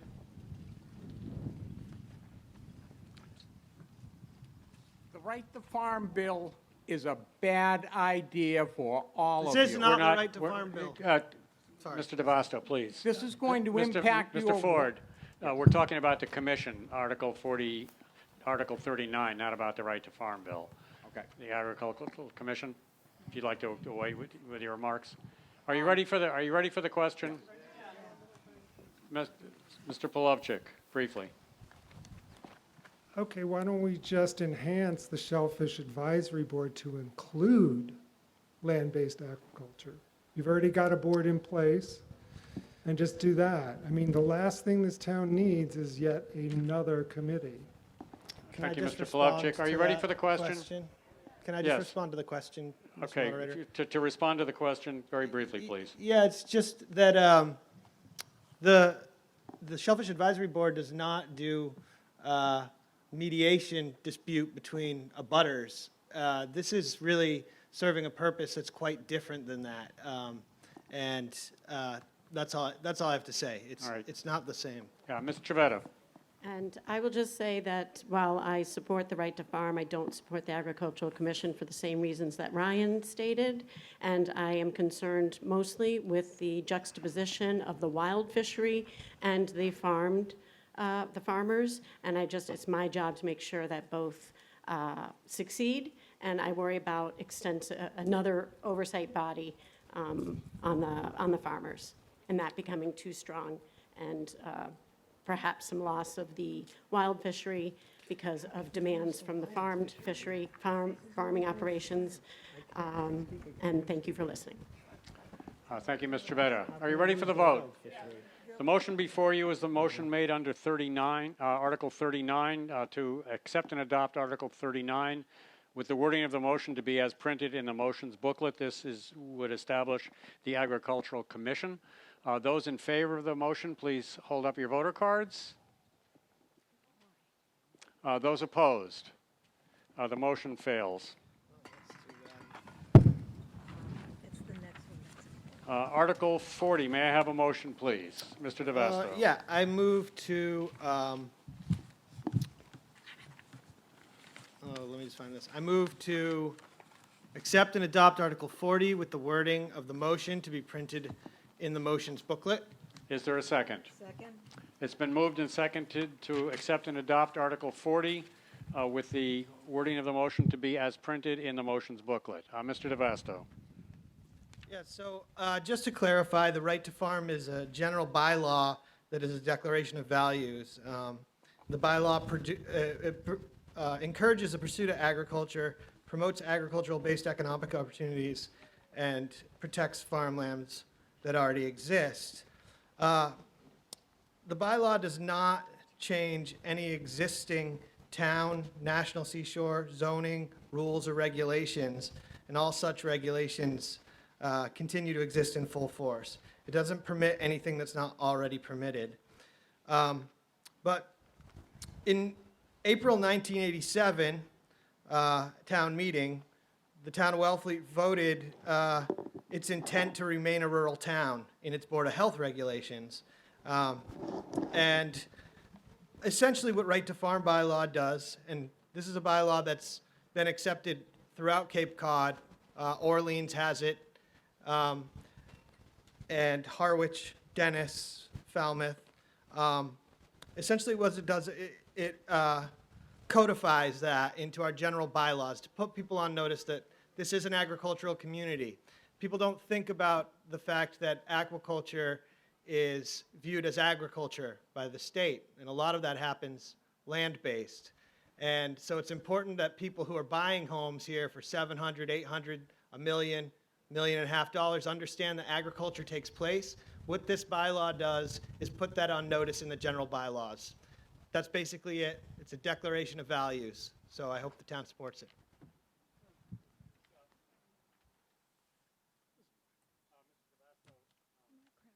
Give me a second. Yeah, Mr. DeVasto, it was just brought to my attention that, did you want to make a change in the motion as I have it here, makes reference to deleting the word operations at the end of the fourth section. Was that your intent? I don't know what that is. Okay, let me see if we can. The end of the fourth sentence in section 3. 4.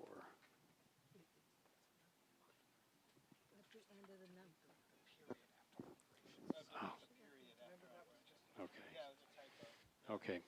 Yes, we're going to make there was a Scrivener's error here. There was a period after the word operations at the end of the fourth sentence, and Mr. DeVasto intended to move that with that period being removed. So if you look at section 3, after the word operations at the end of the fourth sentence, I'm not finding that, but we intend to remove the period of that. Oh, yes, I'm sorry. It may be the way it's printed. In the warrant booklet, it actually, there's a line break after the word operations about halfway through the paragraph in section 3.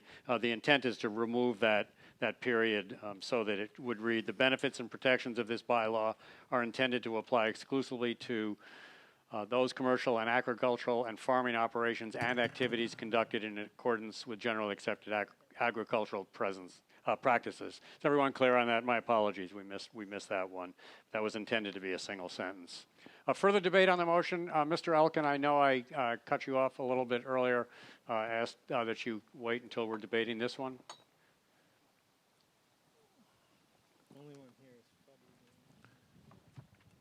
Mr. Elkin. Thank you, Mr. Moderator. I am opposed to this as well. There are two purposes for this article. One is to send a message, and the other, as is pointed out in the argument, is that it creates no new regulations. Let me address the second first. What they're saying is this is mostly useless because it creates no new regulations. Something I have some doubts about, because a clever lawyer may very well find some new regulations in this. This is a 3-page article with lots of ifs, ands, and buts, and I don't know about whether or not some lawyer will find some new extension here. But let's assume that the proponents are right, and this does create no new rights, then it's mostly useless. The other point is it sends a message. Now, I agree with sending messages, but the appropriate way to decide land use issues is through the local comprehensive plan, where you can think about how land should be used in the town of Wellfleet. Our last local comprehensive plan was issued in 2008. It's supposed to be revised every 5 years. So for the last 7 years, we've been trying to come up with the next 5-year comprehensive plan. That's the proper place to discuss land use issues, not a 3-page regulation from which you infer what the usage of land should be. This is not a substitute for planning. When I looked at the last comprehensive plan, by the way, and it did refer to farming 3 times, but the most current reference to farming was in 1650, because that's probably the last time that farming, absent fishing and farming, fishing and aquaculture, was able to enable people to earn a living in Wellfleet. It's not a farming community. You don't see vast rows of alfalfa growing or corn. It was a fishing community, and if you consider fishing as aquaculture, I support that. Everybody supports that. But you couldn't make a living growing crops here. The soil is lousy. Farmers markets are a hobby, and I support farmers markets. We do not need legislation supporting farmers markets, but it's a little bit of a yuppie thing where the pricing in a farmer's market is not such that you could support a community living off the product in farmers markets. So the town has many real issues. Affordable housing is one of them. If I had 10 acres available, would it be better to put up affordable housing or grow alfalfa? I don't know. Mostly I look at this thing as the pigsty protection plan, because what this does is it enables people to hide behind this generic wording and have a pigsty. Okay, it's not a pigsty, it's an alpaca farm. They smell the same. Thank you very much. Thank you, Mr. Elkin. Mr. DeVesta, you've already spoken once. Ms. Wilson? Yes. Let's hope the mic works this time. I keep bees, I have chickens, I grow a lot of my own food, and we did that ever since I was a kid, okay?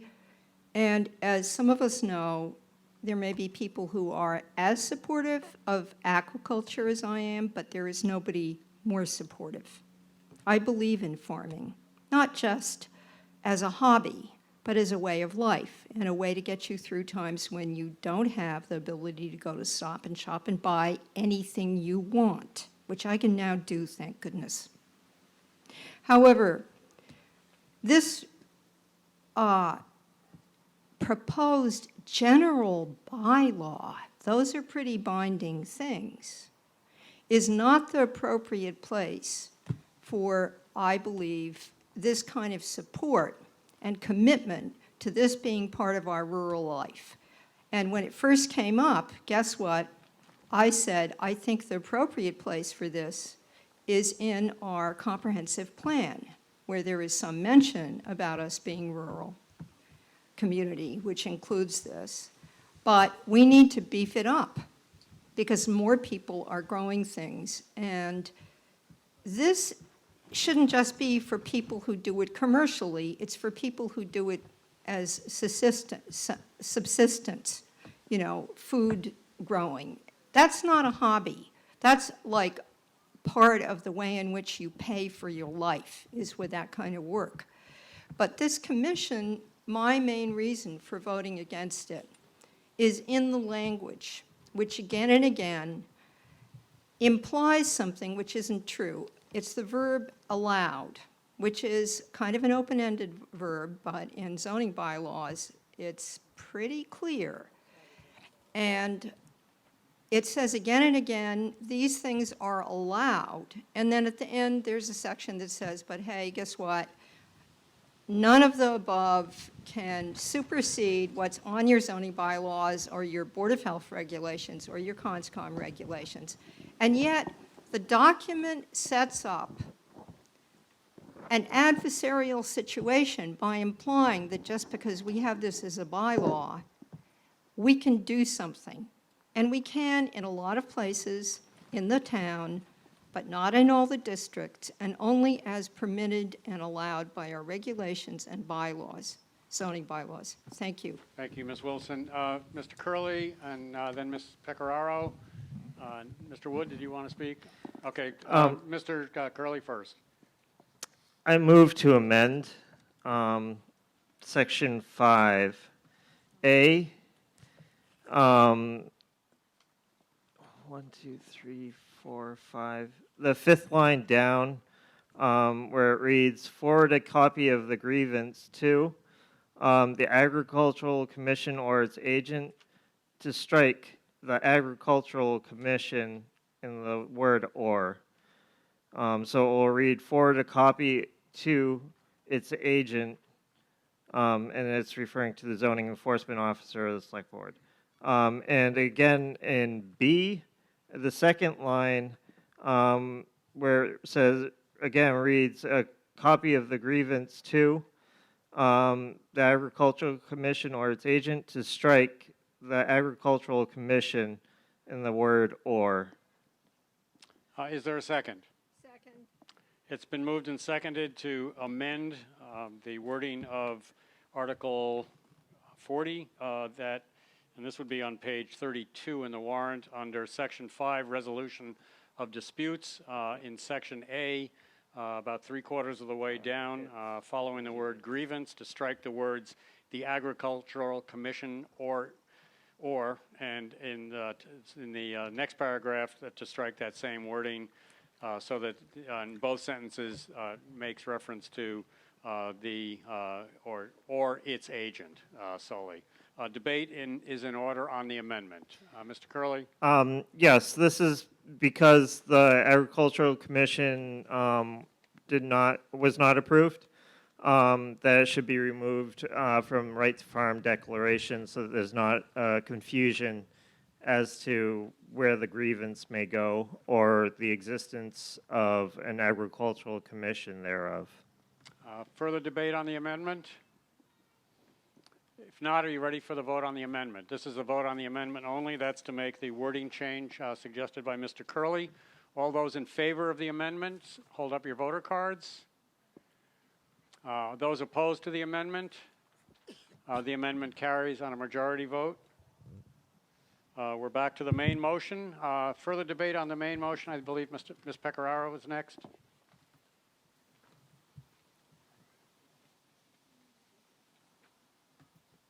Hello, everyone. Can you hear me? No, not yet. Give him a minute. Okay. Go ahead. Okay. I am a founder of one of a few of the founders of the Wellfleet Farmers Market. I am a commercial land farmer here in Wellfleet. We are farming here. I want to make it very clear. There is land farming going on here in Wellfleet. I completely support, as a board member of the farmers market, as a farmer in Wellfleet, the right to farm. It is in a lot of other communities. It is also in Truro. And I don't understand why that wasn't mentioned, but Truro is a right to farm town as well. And I go all over off Cape to different farms, and Westport, it's out there. It is protecting us as farmers, land farmers, and aquaculture farmers. You know, you farm on the land and you farm in the ocean, and we farm. So we are here. We're not going to grow fields of alfalfa, but we will grow food for everyone. And we need more farmers. Thank you very much. Thank you, Ms. Pecoraro. Mr. Wood?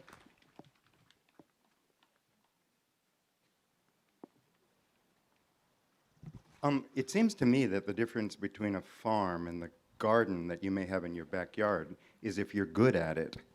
I mean, I grow hundreds of tomato plants, and if I wanted to sell them instead of give them away to my friends, I could make a significant amount of money, perhaps not as much money as the man who insulted farmers as pig farmers Mr. makes Wood, or please, has made. I please. didn't mention any names, but I we will- resent we will being talk. told that I'm a pig farmer. I don't have pigs, I just have a large garden. The man next to me just bought the house and erected a gigantic swimming pool. This community is changing by the week. The values of the people who live here, and perhaps the values of the people who are sitting here and are staying here, can perhaps be diametrically opposed to the new folks who are moving in and deserve to enjoy their land for sure. But they also should respect the way that these lands of all of us have been used for decades, many, many decades. And I would say that something in our bylaws that does say that we farm, that's who we are. If you're a small gardener, you may be a bad farmer. But if you're a good gardener, you actually may be a small farmer. So I say, let us support this. Let's keep growing tomatoes. And if you can't grow your tomatoes, I'll give you a few pointers on how to grow good tomatoes, because farmers help each other. Thank you. I will testify that Mr. Wood is very good at growing tomatoes. Ms. Shepherd?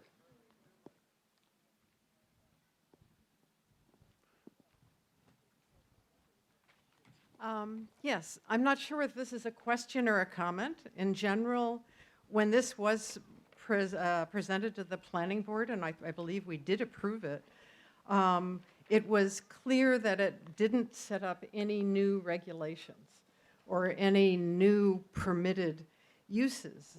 And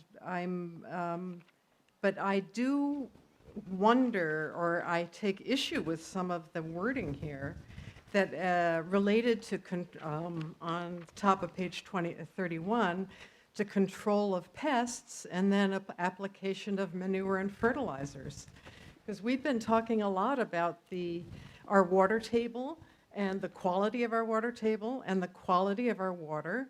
And so this has nothing in it about harmful pesticides or chemical fertilizers that could undo a lot of efforts that we're making to improve the quality of our water. So it seems to be just a kind of blanket, endorsement of, quote, general accepted practices in farming. Well, some of the generally accepted practices are quite harmful. Thank you, Ms. Shepherd. Further debate on the motion? Yes, Mr. Ford.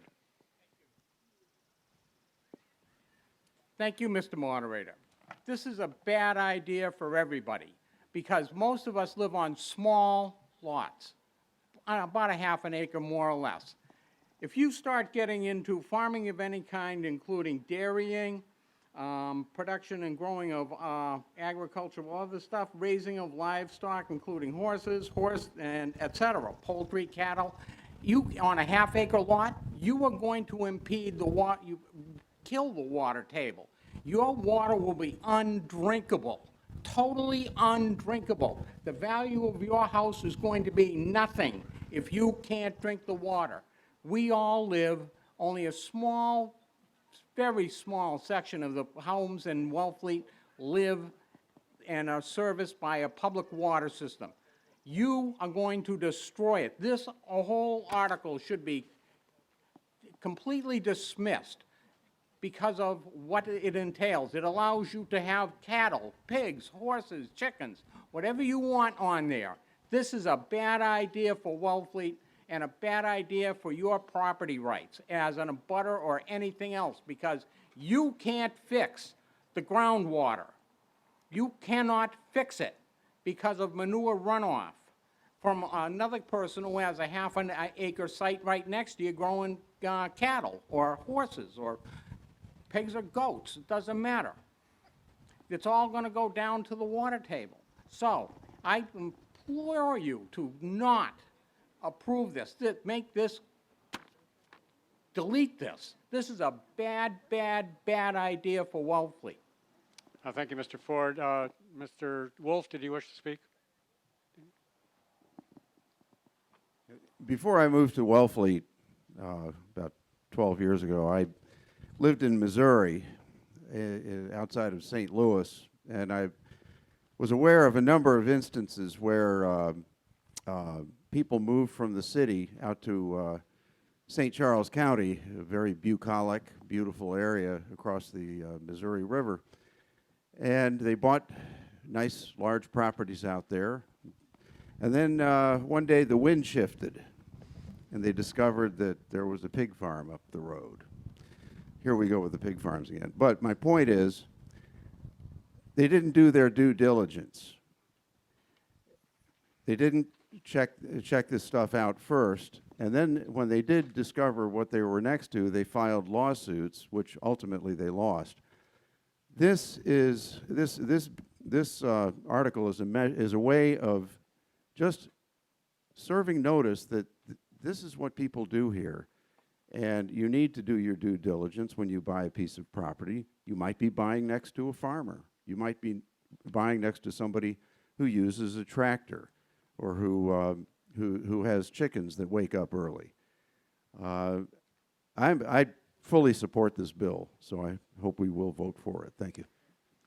All right, thank you, Mr. Wolf. I just want to bring your attention to the fact that we still have another dozen or so articles to work through. I do want to complete the work today, if at all possible. So I don't want to cut the debate short if someone has something new that hasn't already been mentioned, but I think we're beginning to try the patience of the voters by repeating points that have already been made. I will recognize you if you have something new. Ms. Carlson? I'll keep this really brief, but I think talking about someone's going to put a cattle farm on half an acre is a scare tactic. We have farming now. It's appropriate to the amount of land people have. If you have half an acre, you can have tomato plants. You can't run a commercially viable cattle or pig farm on half an acre, so it won't happen. Right to farm enshrines the values we have for the next generation. It's kind of like outlawing plastic water bottles or verifying purple bags. It's a statement of who we are. Other communities do it, and it would be a good thing to vote for. Thank you, Ms. Carlson. Ms. Ferguson? I have two questions, basically, of the proponents. I don't know what to think about this article. I'm a large gardener, and I grow vegetables that I depend on because I eat organic food. But I don't consider myself a farmer. So my first question is, what's the difference between a farmer and a gardener?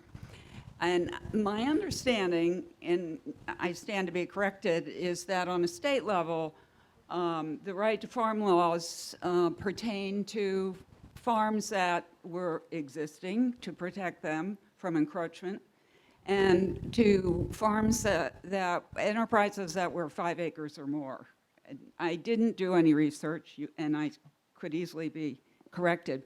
My second concern has to do with the language about the fact that this bylaw will not change the existing zoning. And I'm stumbling over the word existing. I'm anticipating that it could open the door for a conflict between zoning and the farming administrators. So those are questions. Yeah. Yes, Mr. DeVasto, for the purpose of answering the question. For the purpose of answering the question. Existing bylaws means all existing. If it was said pre-existing bylaws, then that would be only the ones that were in effect before this took place. So any existing bylaws would still supersede this when they exist, if that makes sense.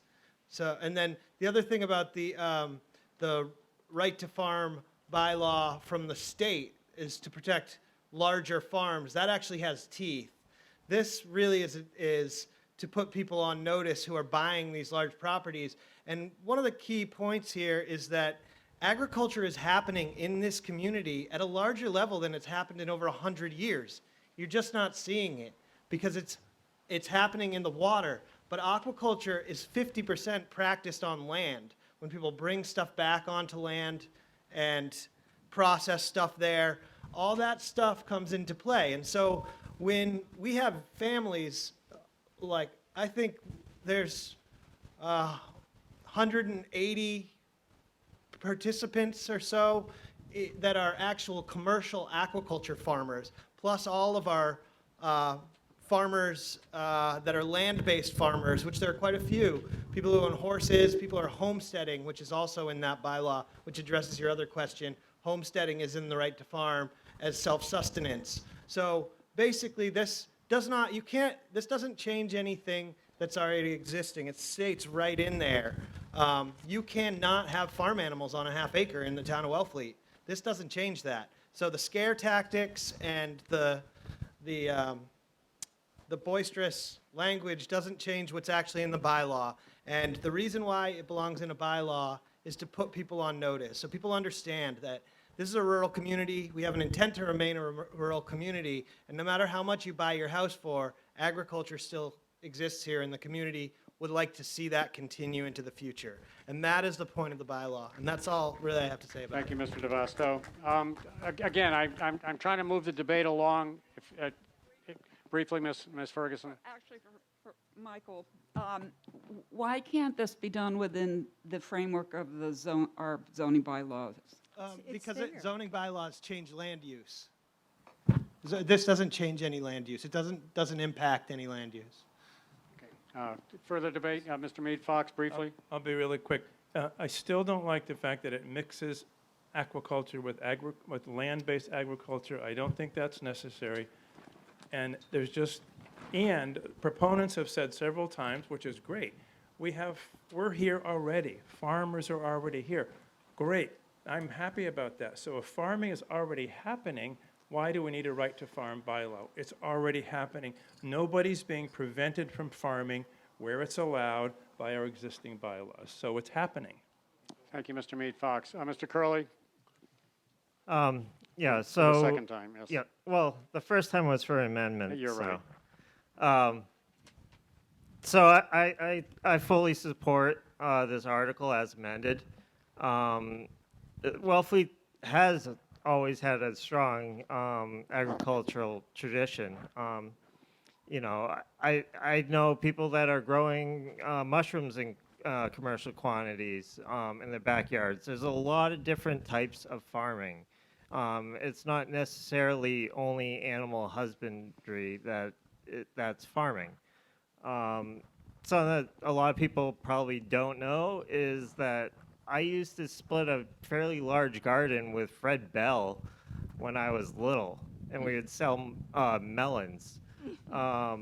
And, you know, it's just, you know, I mean, I would really want to support anything that makes that a little bit clearer, that type of activity is good. And it's also a good way for generations to interact as well. So thank you. Thank you, Mr. Curley. Are you ready for the question? All right. I think we've debated this thoroughly. Danny, The motion I have one more point. I have an additional. Ms. Wilson? Thank you. Additional piece of information. As amended, I am in support of this article now. And I have to tell you, every year you have to get a permit. You have to get a permit if you have any livestock from the Zoning Board of Appeals.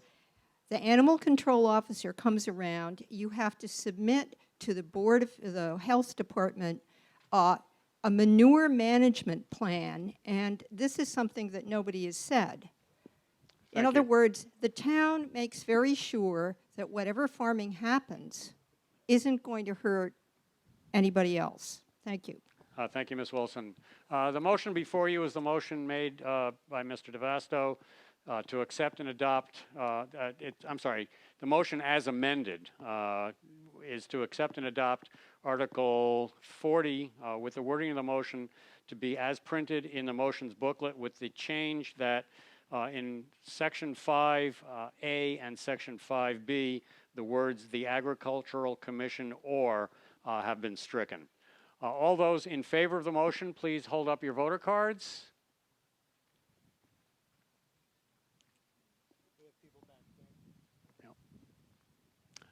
Those opposed to the motion. The motion carries on a majority vote.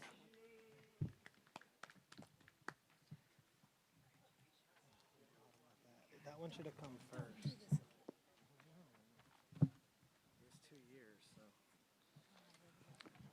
Article 41, there are some recommendations that have not made it into the warrant. Let me tell you what they are. Article 41, the Finance Committee recommends by a vote of 8-0, and the Affordable Housing Trust recommends by a vote of 7-0. May I have a motion, please? Mr. DeVasto. We're on 40. 41. Okay. Okay, I move, sorry. I lost my cheat sheet, and I can't remember it, even though I've said it a million times. Here we go. I move to accept and adopt Article 41 with the wording of the motion to be as printed in the motions booklet. Is there a second? Second. It's been moved and seconded to accept and adopt Article 41 with the wording of the motion to be as printed in the motions booklet. Mr. Curley. Yes, so this article is about year-round rentals. Currently, they're being taxed as if they're seasonal property when they're being used as year-round housing. Wellfleet has a residential exemption in the property tax, and currently rental properties do not qualify for that exemption, even though it is year-round housing stock. So this is a way that these properties will have a reduced, some sort of financial benefit to the owners who are renting out their property on a year-round basis, so that we can help try to preserve some of this housing stock. This will move pretty quick in the legislature. I've talked to Representative Peaks and Senator Sears' office. There are a number of other towns that have this in place, including Provincetown. And I think it's fairly straightforward, so thank you. Thank you, Mr. Curley. Further debate on the motion? If not, the motion before you is the motion made by Mr. DeVasto to accept and adopt Article 41 with the wording of the motion to be as printed in the motion's booklet. All those in favor of the motion, please hold up your voter card. Those opposed? The motion carries on a unanimous vote. No? Wasn't unanimous? Sorry, my mistake. It's sometimes a little hard to see. The motion carries on a majority vote. Article 42, may I have a motion, please? Yeah, I move to accept and adopt Article 42 with the wording of the motion to be printed as printed in the motion's booklet. Is there a second? Second. It's been moved and seconded that Article 42 be accepted and adopted with the wording of the motion to be as printed in the motion's booklet. Debate on the motion, Mr. Curley?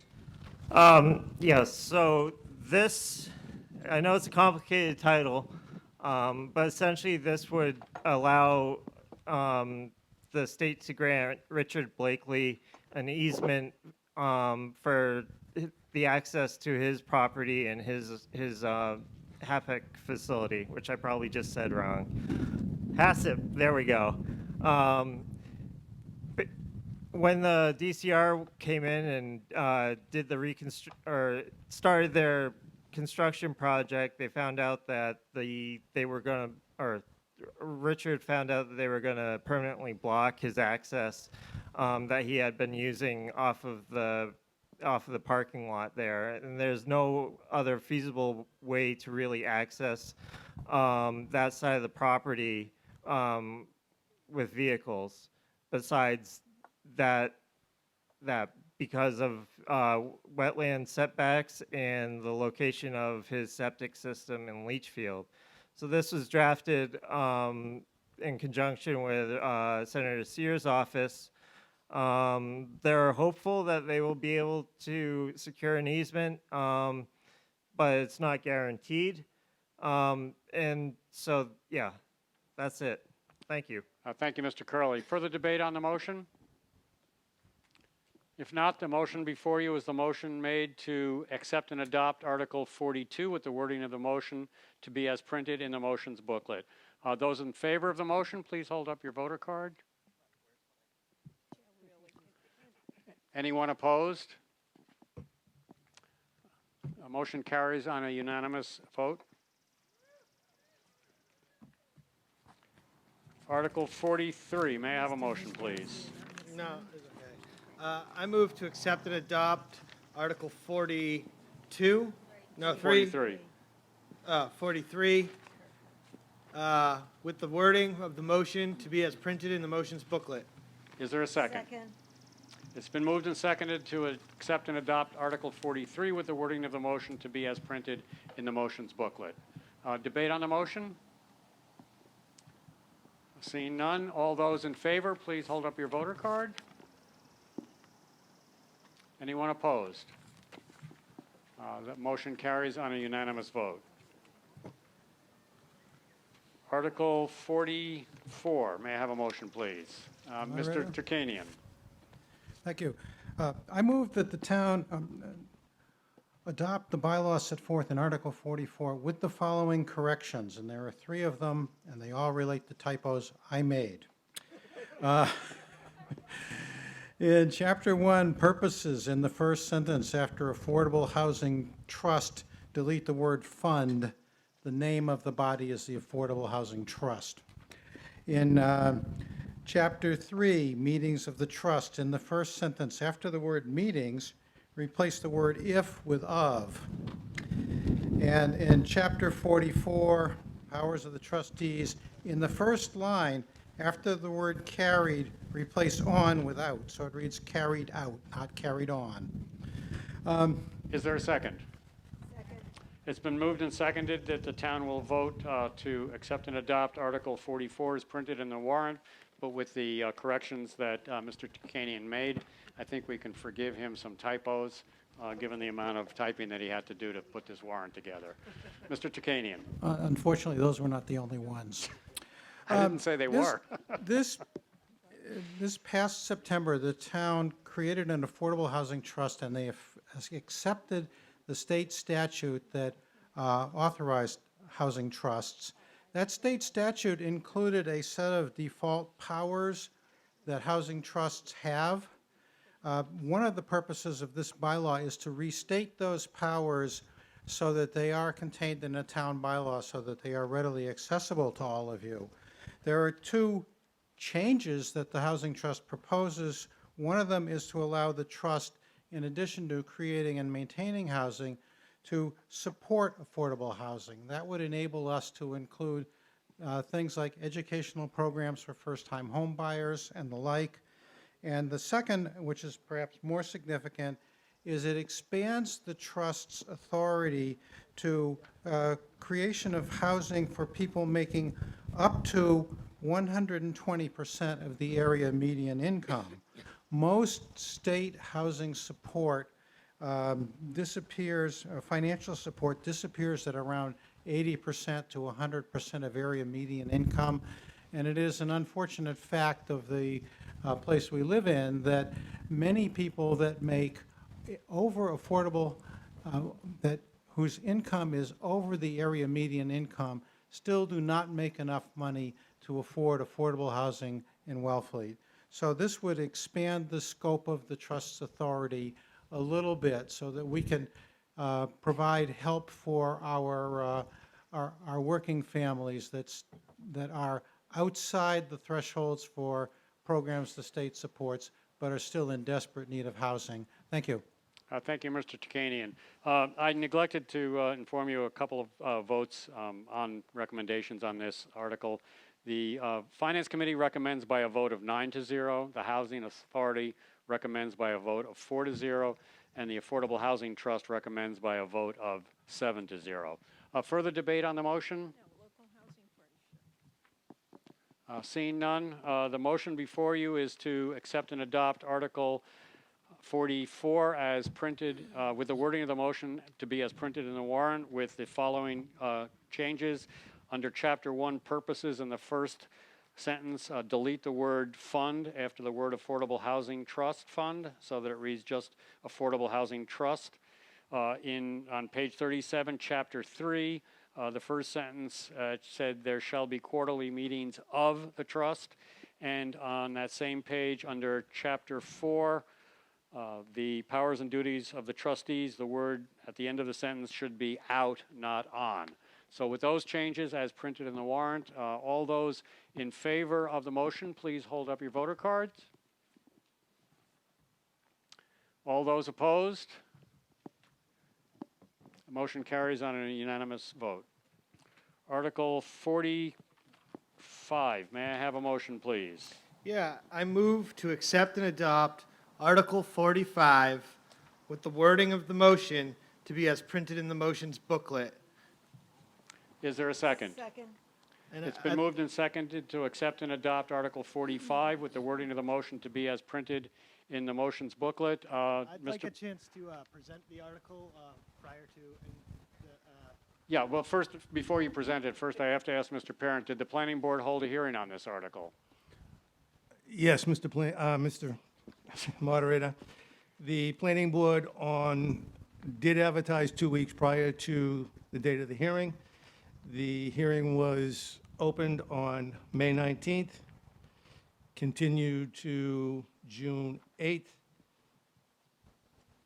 The vote to recommend the article was 3 in favor, 3 against. The motion to make no recommendation was 3 in favor and 3 against. I do have a report of that meeting when you want me to read it. Okay, thank you. I think Mr. DeVasto would like to speak. First of all, let me let you know that additional recommendations, the Affordable Housing Trust recommends the motion by a vote of 7-0, and the Wellfleet Housing Authority also recommends by a vote of 4-0. Mr. DeVasto. Hi, so I'm here presenting this bylaw as both the chair of the Select Board and a member of the Affordable Housing Trust. But this issue is also personal for me. I grew up here and lived here most of my life. After I went to college, I lived in Vermont for a couple of years until my father got sick and my partner Katie and I moved back to Wellfleet. We couldn't find anywhere to live, so we converted a 10 by 12 tool shed in my parents' yard into a place to live for a short time until we found a year-round rental.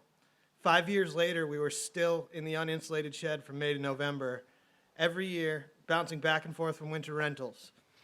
It's where we started our oyster business and took care of my dad. It was high stress and it wasn't easy, but we had to live in Wellfleet to keep our oyster farm. Finally, in 2016, we found a year-round place. It was actually an ADU from the 1970s, a time when ADUs were allowed by right in Wellfleet. It was about 500 square feet and had a wood stove, and it was market rate, meaning it was not income restricted.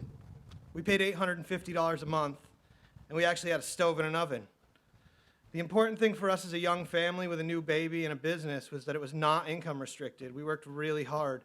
We had a few consecutive good seasons of oyster farming and years of saving whatever we could. And the bank ended up lending us enough money to buy a house in the summer of 2019, so just a couple of years ago. Had we been in an affordable housing unit, we would have had to either had to lose our place or make less money, and we wouldn't have been able to purchase our home. There was nowhere else to live. That said, it's important to preserve the affordable units that we currently have, and that's why this bylaw retains the tax incentive to rent affordably and will allow for other incentives to create affordability. The truth is that the ADU bylaw is just not creating units. It doesn't make sense to hold on to a bylaw that doesn't work. There's a reason that all of your affordable housing committees are behind this bylaw. And there's a few points I'd like to make that I believe get to the heart of what this bylaw is and provide some context to its function within our existing zoning bylaws and regulations. Firstly, it goes without saying that we're in a housing crisis. There are literally 0 available year-round rentals in Wellfleet. We have seen this coming for decades, and we're now left with very few solutions to create year-round housing. This is one of those solutions. This bylaw allows our private property owners to increase our year-round housing stock, and get this, at no cost to taxpayers. This bylaw is not restrictive by design, not by mistake. Its intent is to increase year-round housing stock within the parameters of what's already allowed to exist on a property.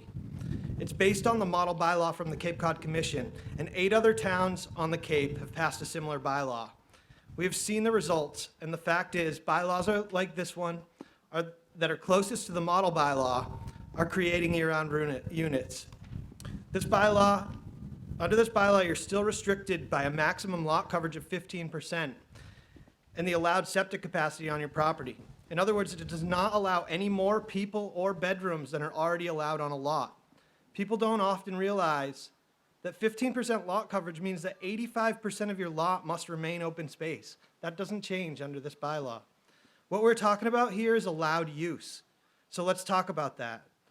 We currently have entire neighborhoods filled with empty houses that are used as short-term rental businesses by right. Our community, our neighborhoods have been hollowed out by that use. Think about it. Why would we allow short-term rentals and Airbnb by right, but not allow year-round housing? We're in the midst of a housing crisis. Families are being pushed out of homes. Businesses can't find workers. People are living in illegal dwellings, raising families with hot plates and mini fridges and fire hazards because they're not allowed to have a stove. I'm asking you all, everyone here, what do you want this place to look like in the next decade or 2 decades? If you want to remain a community, a place with character and heritage, and not just a playground for the elite, you have to pass this bylaw because we can't wait any longer. There are really no other options. Thank you, Mr. DeVasto. Further debate? Mr. Parent, would you like to give the planning board report?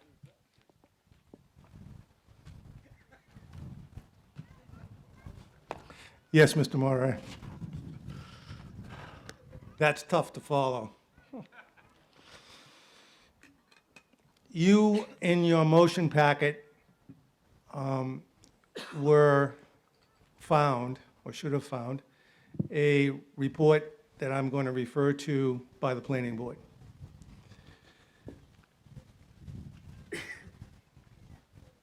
The opening remark on this is you can see from the vote the planning board took, 3-3, and then again 3-3, it's split. It is not split, ladies and gentlemen. On the planning board shares the widespread recognition that Wellfleet has a severe year-round rental, affordable, and market-rate housing shortage. There was no vote, there was no discussion on ever not considering a type article of this nature.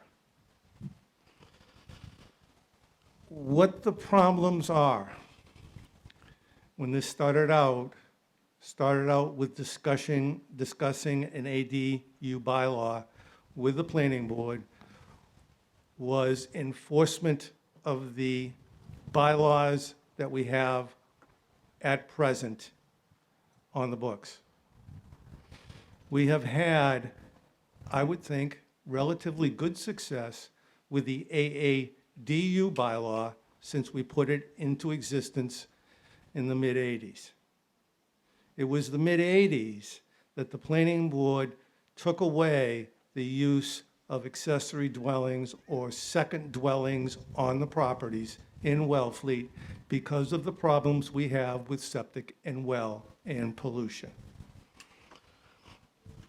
The proposed bylaw has the potential, because the proposed bylaw is full market value, to eliminate the 17 accessible, affordable units that are presently on record.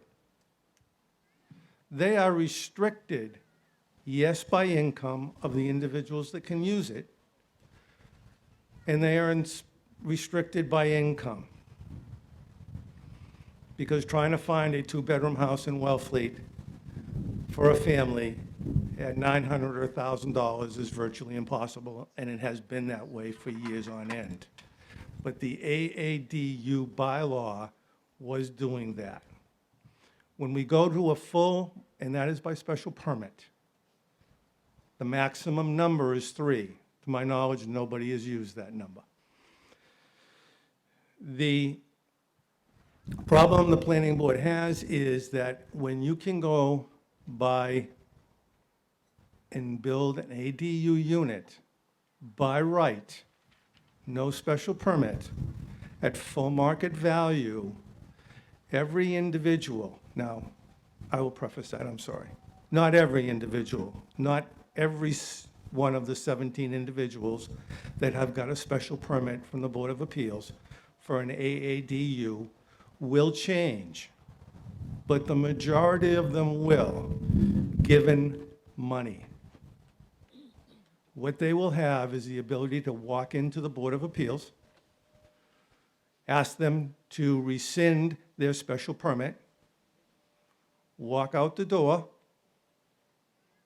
notify the building inspector to inspect their property, and they will notify the town of Wellfleet agent, who is in charge of the program, that they are going to simply rent to a year-round individual.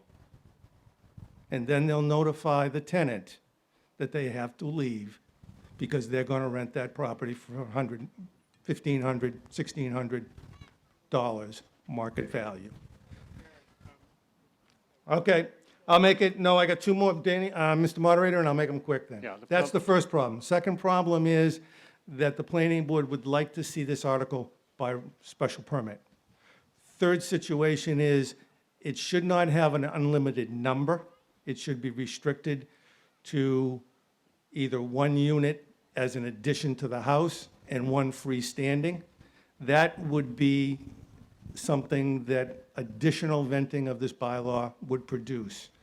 The planning board, no matter what happens tonight, today, I'm so used to planning board meetings at night, we will be working on this bylaw to tweak it, no matter what you pass, to see if we can't get something else. But That is the major problems with the bylaw as we see it, as far as numbers, special permit. So at least the neighborhoods, you as owners, have an idea that the next door neighbor can just come in and build another single-family dwelling, less than 1,200 square feet, by right, with no notice accordingly.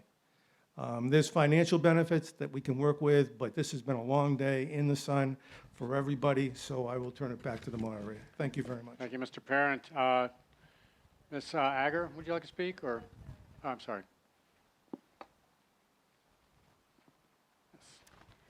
Good afternoon. My name is Lara Henry. I am a private resident of Wellfleet, and these two articles are very important to me personally and to many, many other people I know. However, I am here on behalf of the Wellfleet Chamber of Commerce today to express our supreme support for Articles 45 and 46. It's simple.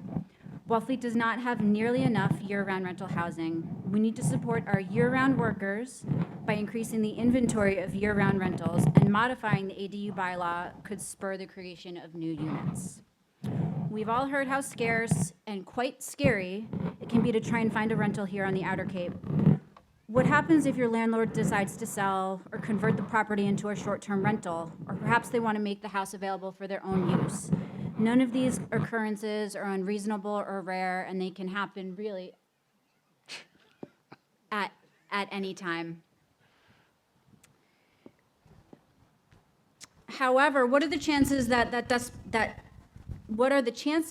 displaced renter and their family will be able to find another rental here in town? Or will they be forced to move up Cape or off Cape? Is this person going to commute to Wellfleet, or does it make more sense for them to find housing, to work closer where they found housing? We are losing vital members of our workforce and community because locating year-round rental housing has become the exception and not the norm. Modifying the ADU bylaw will, without negative impacts to our community or the environment, increase the supply of available units without developing more land, without adding density, and without costing anyone any money. ADUs are nitrogen neutral and protect open space by better utilizing available land. Please vote yes to support our local businesses, our local workers, and really the whole community, and say yes to Articles 45 and 46. Thank you, Ms. Henry. Mr. Wood?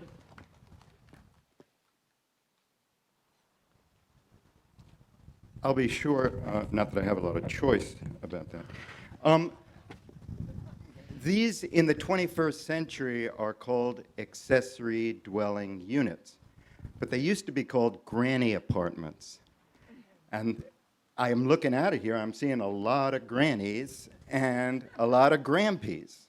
And what this does, a bylaw like this, enables people to live with their families, to live with their older families.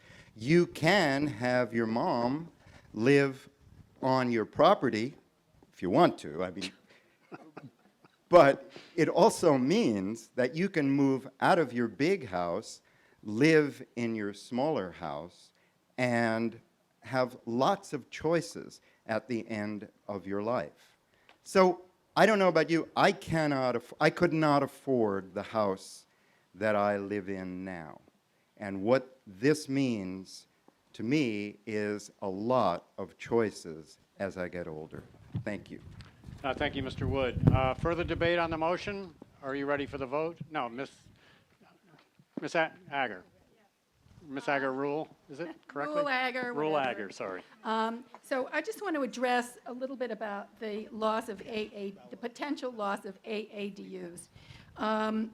First of all, we have a new housing trust. Thank you very much for your support. And we will be looking at possible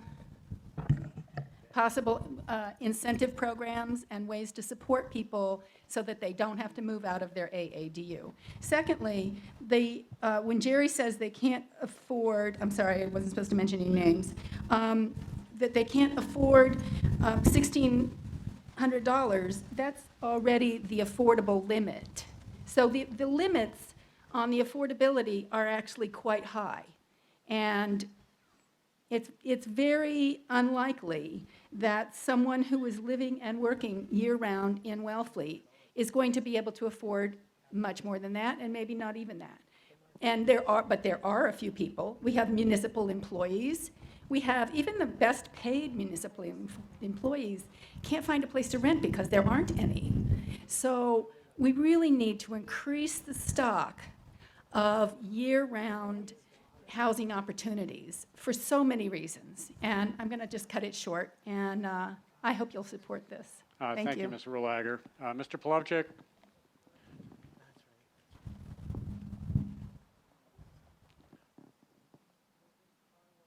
Yeah, there you Hello, go. sorry. Yes. Will this bylaw prevent the conversion to what we used to see in real estate as a pre-existing non-conforming condos? Let's just say somebody goes and does this with all very good intentions and puts as many as they can on their property, and then they turn around and they want to sell it. Will they be restricted in that those dwelling units have to remain affordable, or could it be converted to pre-existing non-conforming condos and then sold off, and then we're back in the same situation we're in now? Does anyone have an answer to that? Yeah, Mr. I DeVasto? can answer that. Yeah. Yes. That is, yeah, that's taken care of in the bylaw. You cannot condo these. They cannot be severed from the principal dwelling. So they can't be condoized and sold. If it were to be taken out of a year-round rental, it would have to be returned to a legal, an acceptable use under our zoning bylaws. And it would have to go through a process to check that that's the case. Thank you, Mr. DeVasto. Further debate on the motion? Just a moment. Yeah, next, Ms. Carlson. I'll be brief. Yeah, I think this is a great first step with the zoning. We have a housing crisis, and we're going to have to move our zoning to do better. One house on one lot is one of the reasons why we have a zoning problem. I know that firsthand because I sold 2 rental units, and I wanted to do my part and build 3 small one-person rentals on a 3/4 acre lot I had, and the zoning didn't let me do it. So we have to do better and let the market create some year-round housing. You can make money on it. You can make the numbers work. We can solve the downside issues. I just heard condo. I heard abuse of the system. There are solutions for that. So I think the ADU bylaw before us is a good first step. The free market is a powerful thing. I'm not a Republican, but I think if we can create opportunities for people to make modest rental income from year-round units, those small, modest rental streams will make a difference to people who have houses and can put in a garage apartment or an apartment in their house. That will create housing, and will let the market maybe help us out with the housing crisis. So I'm voting for this, and I hope you will too. Thank you, Ms. Carlson. Mr. McGee? Yeah, just a quick question. Yeah. Question, okay. Yes. If I understand correctly, you can't build one of these if it exceeds the number of bedrooms you're allowed on your property if you've already maxed out. That was question part A. And question part B is it, did I hear right that you don't have to notify abutters if you're going to be building one of these units? Mr. DeVasto, can you answer those? They are allowed, it would be an allowed use to build one, so there wouldn't be the Zoning Board of Appeals process. That's been the method that's used in 8 other of our communities that have had successful ADU bylaws, and that's the Cape Cod Commission's model bylaw that basically this is based on. So yes, it would be by right. And what was your other question? The first part of the question was, would you still be limited to the number of bedrooms? Yes, you'd be limited to everything, all the restrictions that currently exist on your property. Structures, bedrooms, septic capacity, lot coverage, those would all be, restricted. Thank you, Mr. DeVasto. Mr. Morton. Thank you. Getting old is terrible. Yeah, hi. Philip Morton here.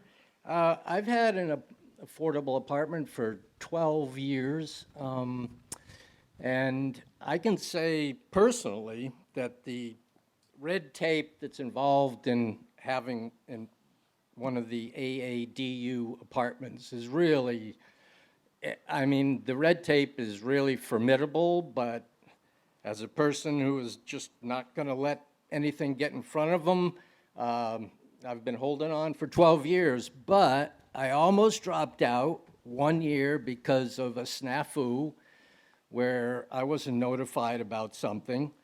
So I'd really like to see more year-round housing, and I think that this ADU program really gives you that. The two things that I noticed is about the previous speakers is that HUD, H-U-D, HUD, Housing and Urban Development, is the one that gives us the rates that we can charge. And I really don't think that they know much about this neck of the woods. So, 1150. Now, I don't know where the 1600 came from that someone mentioned, but 1150, the year-round rate, and that includes utilities. You have to pay for the tenant's utilities in that amount.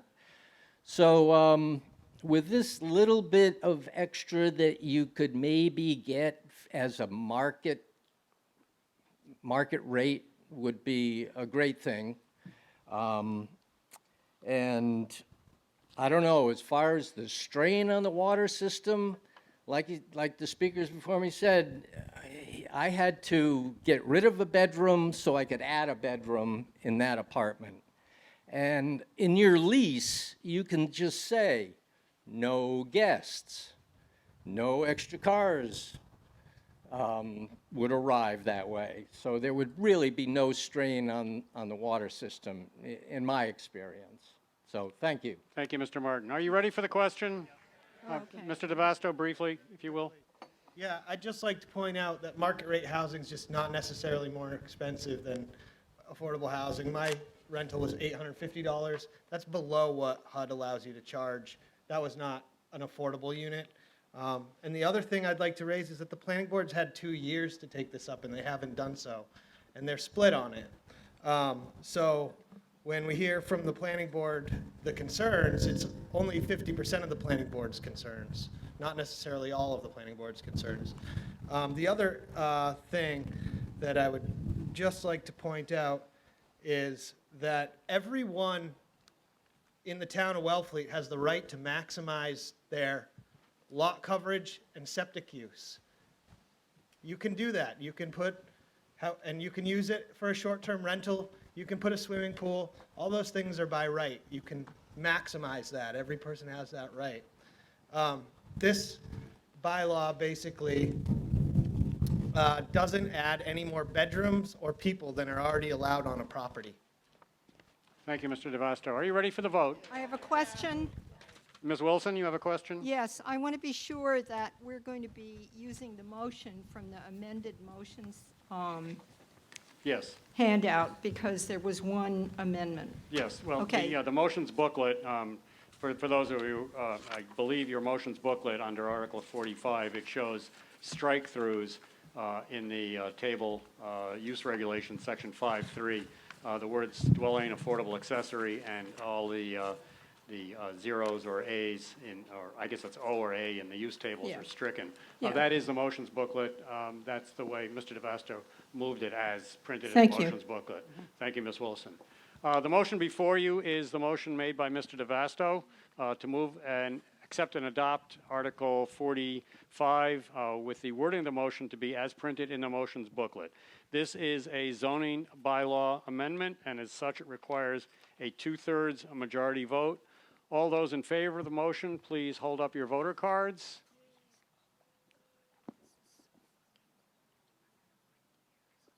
Okay, very good. All those opposed to the motion? Appears to me that the motion carries on a unanimous vote.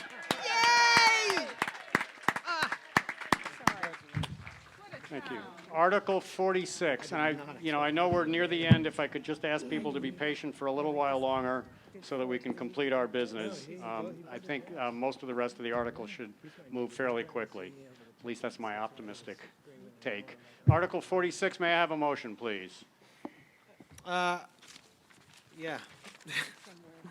I move to accept and adopt Article 46. No, I think you want to move Oh, indefinite no, postponement. I would like to move to indefinitely postpone Article 46. Sorry. Is there a second? Half paying attention. It's been moved and seconded to indefinitely postpone Article 46.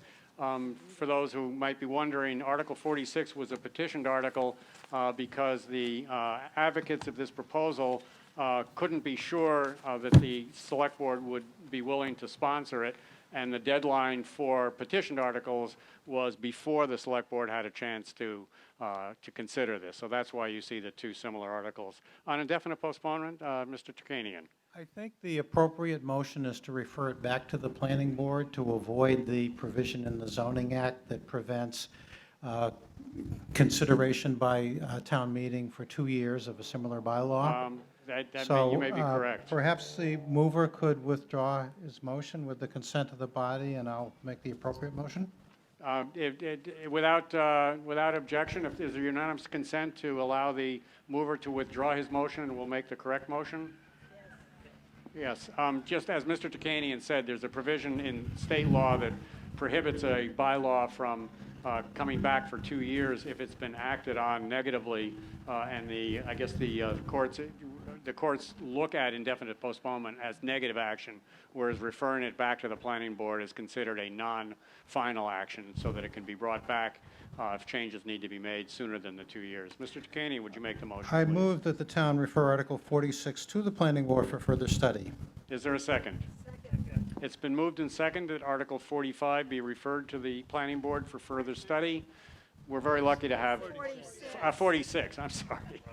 46 for further studying. This is a demonstration of why we're so lucky to have Mr. Turkanian active in town. Thank you, Mr. Turkanian. Debate on the motion?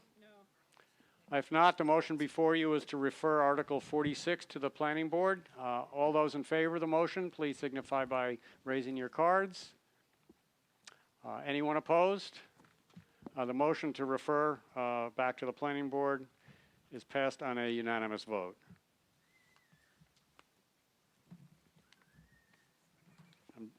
Article 47, may I have a motion, please? Mr. DeVasto.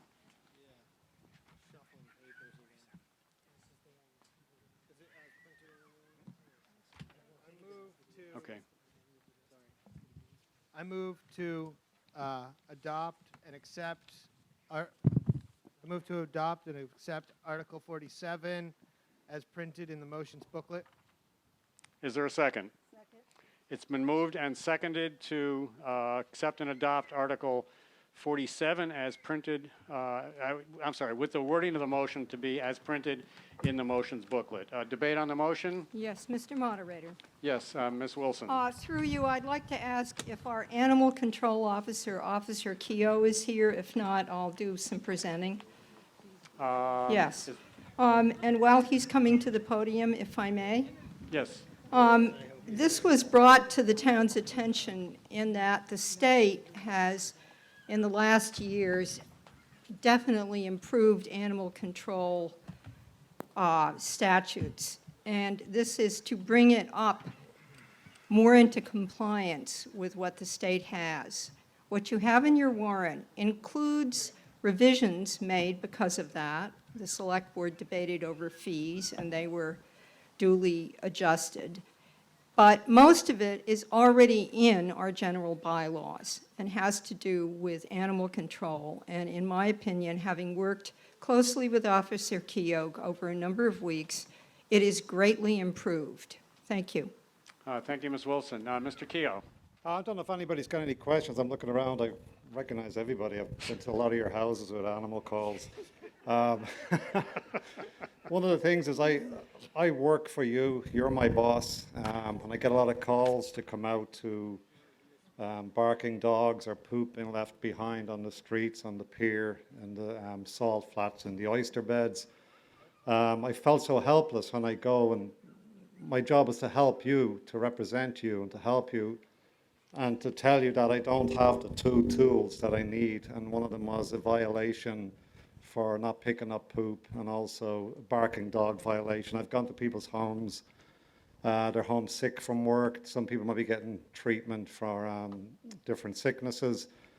they're calling me up saying there's a dog barking for hours upon hours. When I go to that house, actually have had people say to me, you don't have a violation to work with, so there's nothing you can do.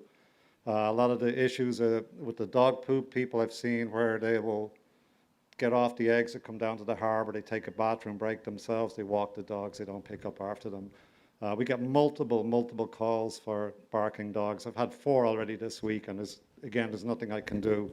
We're not trying to go out and give tickets out to people. We just need that tool. I work in Eastham as well. We have a barking dog violation there.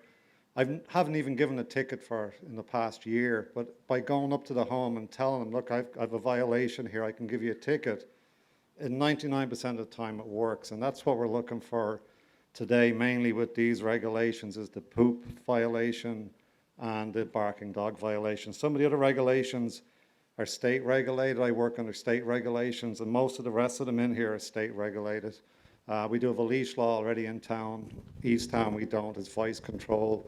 We've got more dog bites in Eastham compared to Wellfleet because of that. People think voice control, the dogs can run like a half a mile away. But we're looking for your support, our department. If you can, vote in favour of this, we'd be greatly appreciated. It would help a lot of people in town. It would give us the tools to help do our job a lot better. If there's any questions, feel free to ask.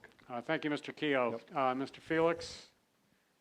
Yeah, I'd like to offer an amendment to this, and it's specific to the voice and visual control. We had a lot of discussion this afternoon about the character of the community. We live in a rural community.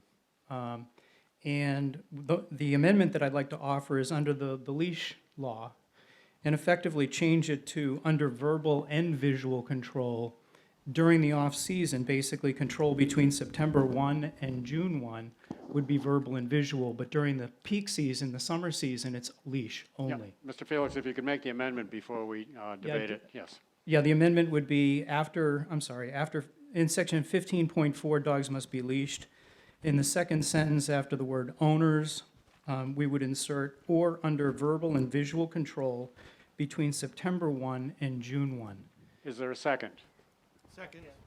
It's been moved and seconded to insert the words or under verbal and visual control between September 1st and June 1st in the first sentence after the final word owners, so that sentence would finish, unless confined to the property of their owners or under verbal and visual control between September 1st and June 1st. Debate is on the amendment. Mr. Moderator?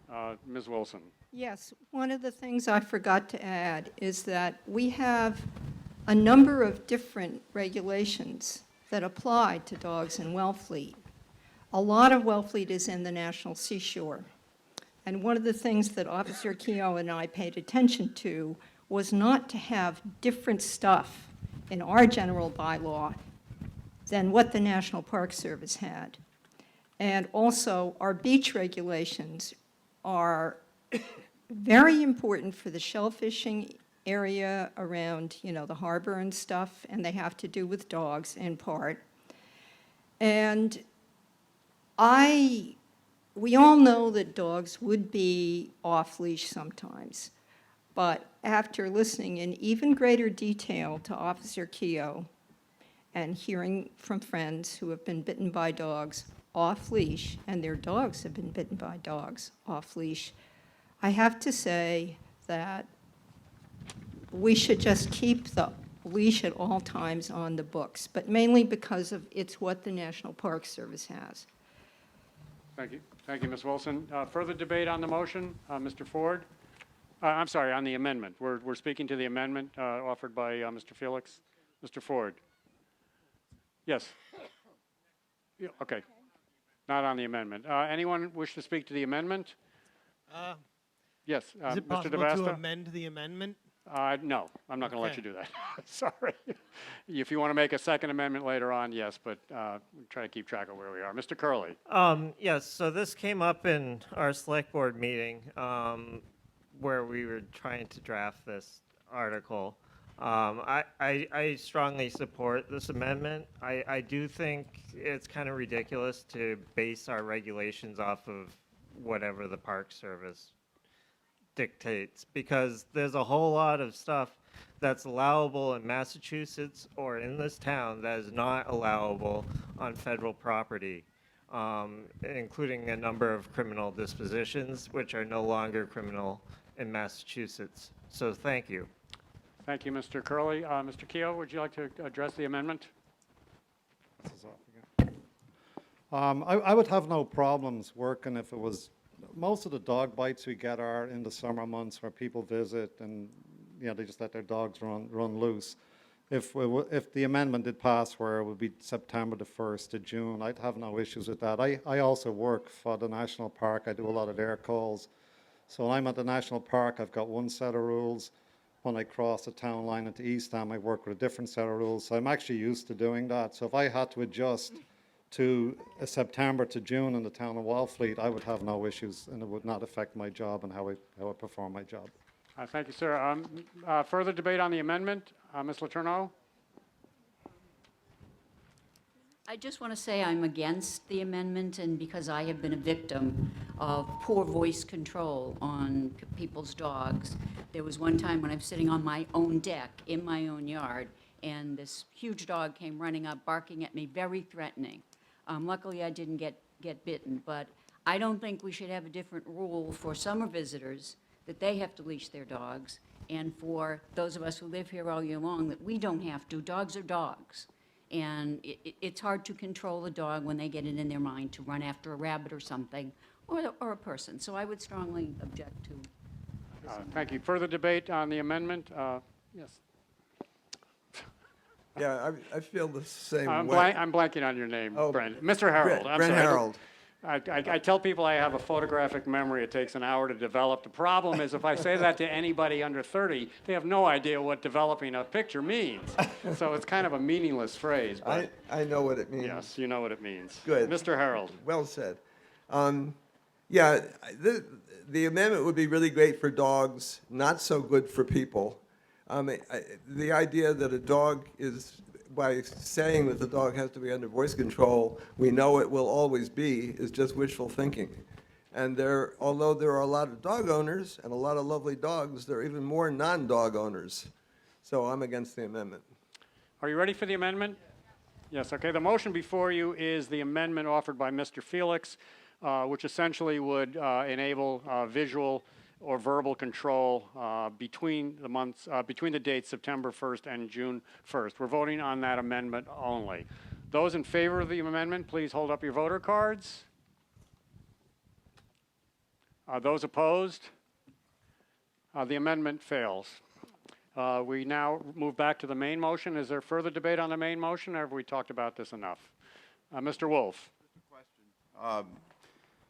It's not a hypothetical situation. I just want to see how this would play out if we vote this in. I had a family member had a dog run off on property that was protected by an electronic fence. Non-threatening. There was no issue like that, but the dog showed up at Newcomb's Hollow, and we got a call from the police department and came down. They all thought it was very cute and funny and so forth, but how would that change if something like that happened under this bylaw? The way it would change is even if it goes across electronic fence, it will be in violation when on loose. In practicality, because Wellfleet's such a special town, I haven't even given a ticket for a loose dog in the last 7 or 8 months. A lot of times we do Uber, we'll bring the dog home. And by doing that approach, by explaining to people, explaining the regulations, we rarely get a reoccurrence of the violation. Once you explain to people, it's more educating rather than giving out tickets. You're going to get much further by educating, explaining the rules, explaining why the regulations are in place. And that in practice has worked a lot better. I agree with you. The regulation isn't of much value if it doesn't have teeth. Correct. Yep. Further debate on the motion? Mr. Curley. So I'm not really sure what to do with this. I still have some of the same issues I did when it first came across our desk. Some of them have been resolved. Initially, the having a dog off a leash could cost somebody up to $500, which I thought was a lot. That's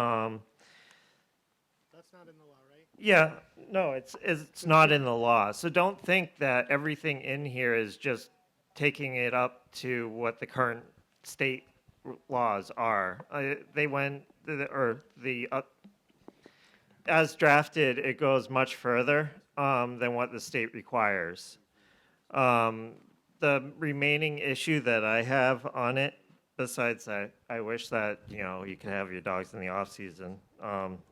But is the dog waste removal fees. That will go up to $500 per poop. I mean, that's pretty high. I totally agree that we have a serious dog waste issue, especially down at the pier. Nobody's debating that. I do debate the equivalenting a dog poop to animal cruelty, which is what the fine schedule that is included in this is based off of, is a criminal disposition for animal cruelty for leaving dogs inside of a vehicle where they can, where you can kill a dog when it gets overheated. And we're charging that, or dog pooping, the same as endangering the dog's life. And I just do not think that is just. I also think that $500 is a lot for many families. So, thank you. Thank you, Mr. Curley. Further debate? Mr. Keogh, do you have anything to say? Yeah, the state regulations, the state doesn't have a leash law, and the towns themselves, they can match the state regulations. You can't go lower than them, so you can go above them. Again, going back to the $500, we're not going to write a ticket for $500 because you're not going to get a person a second or third time, but it does give you that teeth in the regulations that if it's someone is constantly doing it, where we do have that happening, where the odd person just doesn't believe in any regulations, and you do have to have the tool. We're just looking for the tools to work with to fix a problem. As I said, we're not going out trying to fine everybody hundreds and hundreds of dollars, but it does get their attention. The dog in the hot car, that's a state regulation. That's year-round where it's hot or whether it's freezing cold in the winter. Today we had a dog in PP Belange was in a hot car left in there when they went in to get something to eat. But again, that's a state regulation, and you could go above that if you wanted to. You just can't go below the state regulations. Thank you, Mr. Keogh. Are you ready for the vote? Yes. Ms. Wilson. Your mic is not on. $500.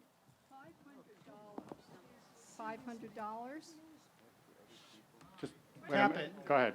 Okay, $500 is only where you get to if you have 4 violations. It's an escalating set of violations. And let me remind you that if there is warm-blooded animal contamination, E. coli contamination in the harbor, the shellfishing industry gets closed down in certain CCBs. So this is serious, and it doesn't go to 500 right away, and it should be very seriously enforced. Thank you. Thank you, Ms. Wilson. Are you ready for the vote? Yes. Mr. Ford? I'm sorry. Could you use a microphone, please? Animals left in parked vehicles. I mean, I have a dog. He likes to go for rides. He likes to go to Cumberland's. He likes to drive around. So what if I go out and go to Cumberland's and buy the winning Powerball ticket so I can move to Maui immediately? Is he going to get fined? Yes. This is wrong. Because how many dogs go to work with Dad all day long, and they sit in the car and they hang out with Dad while he's at work, and then they have lunch together and run around and play, and then they go back to work, and the dog goes back to hanging out in the truck. This is wrong. They shouldn't be having this. People are, I'm responsible. All these other people are way responsible. The dogs are in the car, period. This should be deleted, 15.7. No animal shall be left unattended in a parked vehicle at any time. What? No, wrong. You know, you're only in Cumbies for a minute. You're at work with the dog because he comes to work with you every day. This is wrong. Thank you, Mr. Ford. Are you ready for the question? The motion before, do you want to just maybe answer Mr. Ford, Mr. Keough? Sorry, Mr. Ford, just to answer that. That's a state regulation, it's not a town regulation. The state changed the law about 4 or 5 years ago that the general public, if they see an animal in a locked car that's hot, they actually have the right to break the window to get that dog out. There's certain things they have to do. One of them is they have to call police department, tell them what they're going to do. When they break the window, they have to hold the dog till somebody gets there. But that's a state law. That's not a town law. We can't go below that. So when we work on those, and the temperature in cars, and you put a dog in a car that's 70 degrees, within 2 or 3 minutes, it could be up to 90 to 100 degrees, and it doesn't have to be a sunny day. Likewise, with the temperature in the wintertime, it can drop. So it's to protect the animals. That's what that regulation was brought as. Again, it's a state regulation. Thank you, Mr. Keough. The motion before you is the motion to accept and adopt Article 47 with the motion, the wording of the motion to be as printed in the motions booklet. All those in favor of the motion, please hold up your voter card. Any opposed? The motion carries on a majority vote. Article 48 through 51, we will take as a consent calendar. May I have a motion, please? I move that Articles 48 through 51, inclusive, be accepted and adopted as printed in the warrant. Second. As printed and adopted in the warrant. Yes. Is there a second? Second.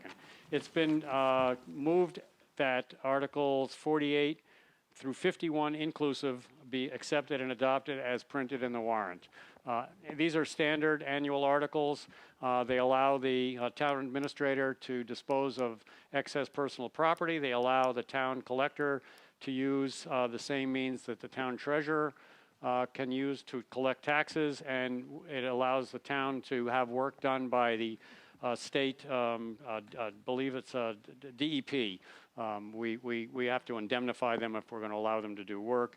And finally, this is how we allocate our regional school assessment. It's much beneficial to the town to allocate the school assessment by the formula that's been agreed to by the 4 towns in the Nauset region rather than the state formula. This is very much to Wellfleet's financial benefit. Questions or comments on these 4 articles? If not, all those in favor of accepting and adopting Articles 48 through 51 inclusive as printed in the warrant, please hold up your voter cards. Any opposed? Motion carries on a unanimous voice vote. Article 52, may I have a motion, please? I move that Article 52 be accepted and as printed in the warrant. Is there a second? Second. It's been moved and seconded that Article 52 be accepted as printed in the warrant. All those in favor of the motion, please signify by holding your cards up. Any opposed? Article 52 passes on a unanimous vote. Article 53, may I have a motion, please? I move that Article 53 be accepted as printed in the warrant. Is there a second? Second. It's been moved and seconded that Article 53 be accepted as printed in the warrant. It's under this article that I make committee appointments for which I'm responsible. May I have a motion on, a vote on Article 53? All those in favor of Article 53? Any opposed? Article 53 carries on a unanimous vote. The appointments that I'm responsible for are the Social and Human Services Committee, a 5-member committee established by the annual town meeting of April 24th, 2000 under Article 27. At this time, I will reappoint Ms. Nancy Winslow to another 3-year term through the 2024 annual town meeting with thanks, and Ms. Madeline Entel is also reappointed to a 3-year term through the 2024 ATM with thanks. We have a bylaw committee of 3 members. Mr. Samuel Pickard, the bylaw committee was, the bylaw committee was established by that same annual town meeting, April 24th of 2000, under Article 28. Mr. Samuel Pickard was appointed to fill the remainder of the term left vacant by Mr. Roger Putnam's passing. Mr. Pickard is now appointed to a full 3-year term through the 2024 annual town meeting, again with thanks. And Mr. Robert Fitzgerald is reappointed to a 3-year term on the Regional Vocational Technical School Committee. His 3-year term will be through the 2024 annual town meeting with thanks. In accordance with Section 7-1-1 and 7-1-3 of the Charter, my appointments to the Finance Committee are to be ratified by the town meeting. I'm reappointing Mr. Fred McGee to a 3-year term through the 2024 annual town meeting. Mr. Wood to a 3-year term also through the 2024 annual town meeting. And Mr. Robert Wallace to another 3-year term through the 2024 annual town meeting. All those in favor of those 3 reappointments, please hold up your voter card. Thank you. All those opposed? Those 3 appointments are made. And to all those appointees, I remind you that you do need to see the town clerk to be sworn in before you can take your seat on the committees. Is there any further business to come before the meeting? If not, again, as we dissolve our second outdoor Saturday town meeting, I'd like to thank you all for your patience. I want to thank and once again give credit to all of the town staff who put a lot of time and effort to make this meeting possible. We can use either exit, either side of the dugout. If you are able to, as you leave the meeting, if you could take your chairs with you and just put them by that home team dugout. And if there are a few people who'd be willing to stay and help break down the rest of the chairs and clear the field, it would be appreciated. At this time, I will entertain a motion to dissolve the annual town meeting. Is there a second? Is there, all those in favor of dissolving the annual town meeting, please say aye. Aye. Any opposed? The motion to dissolve the annual town meeting passes by a unanimous vote.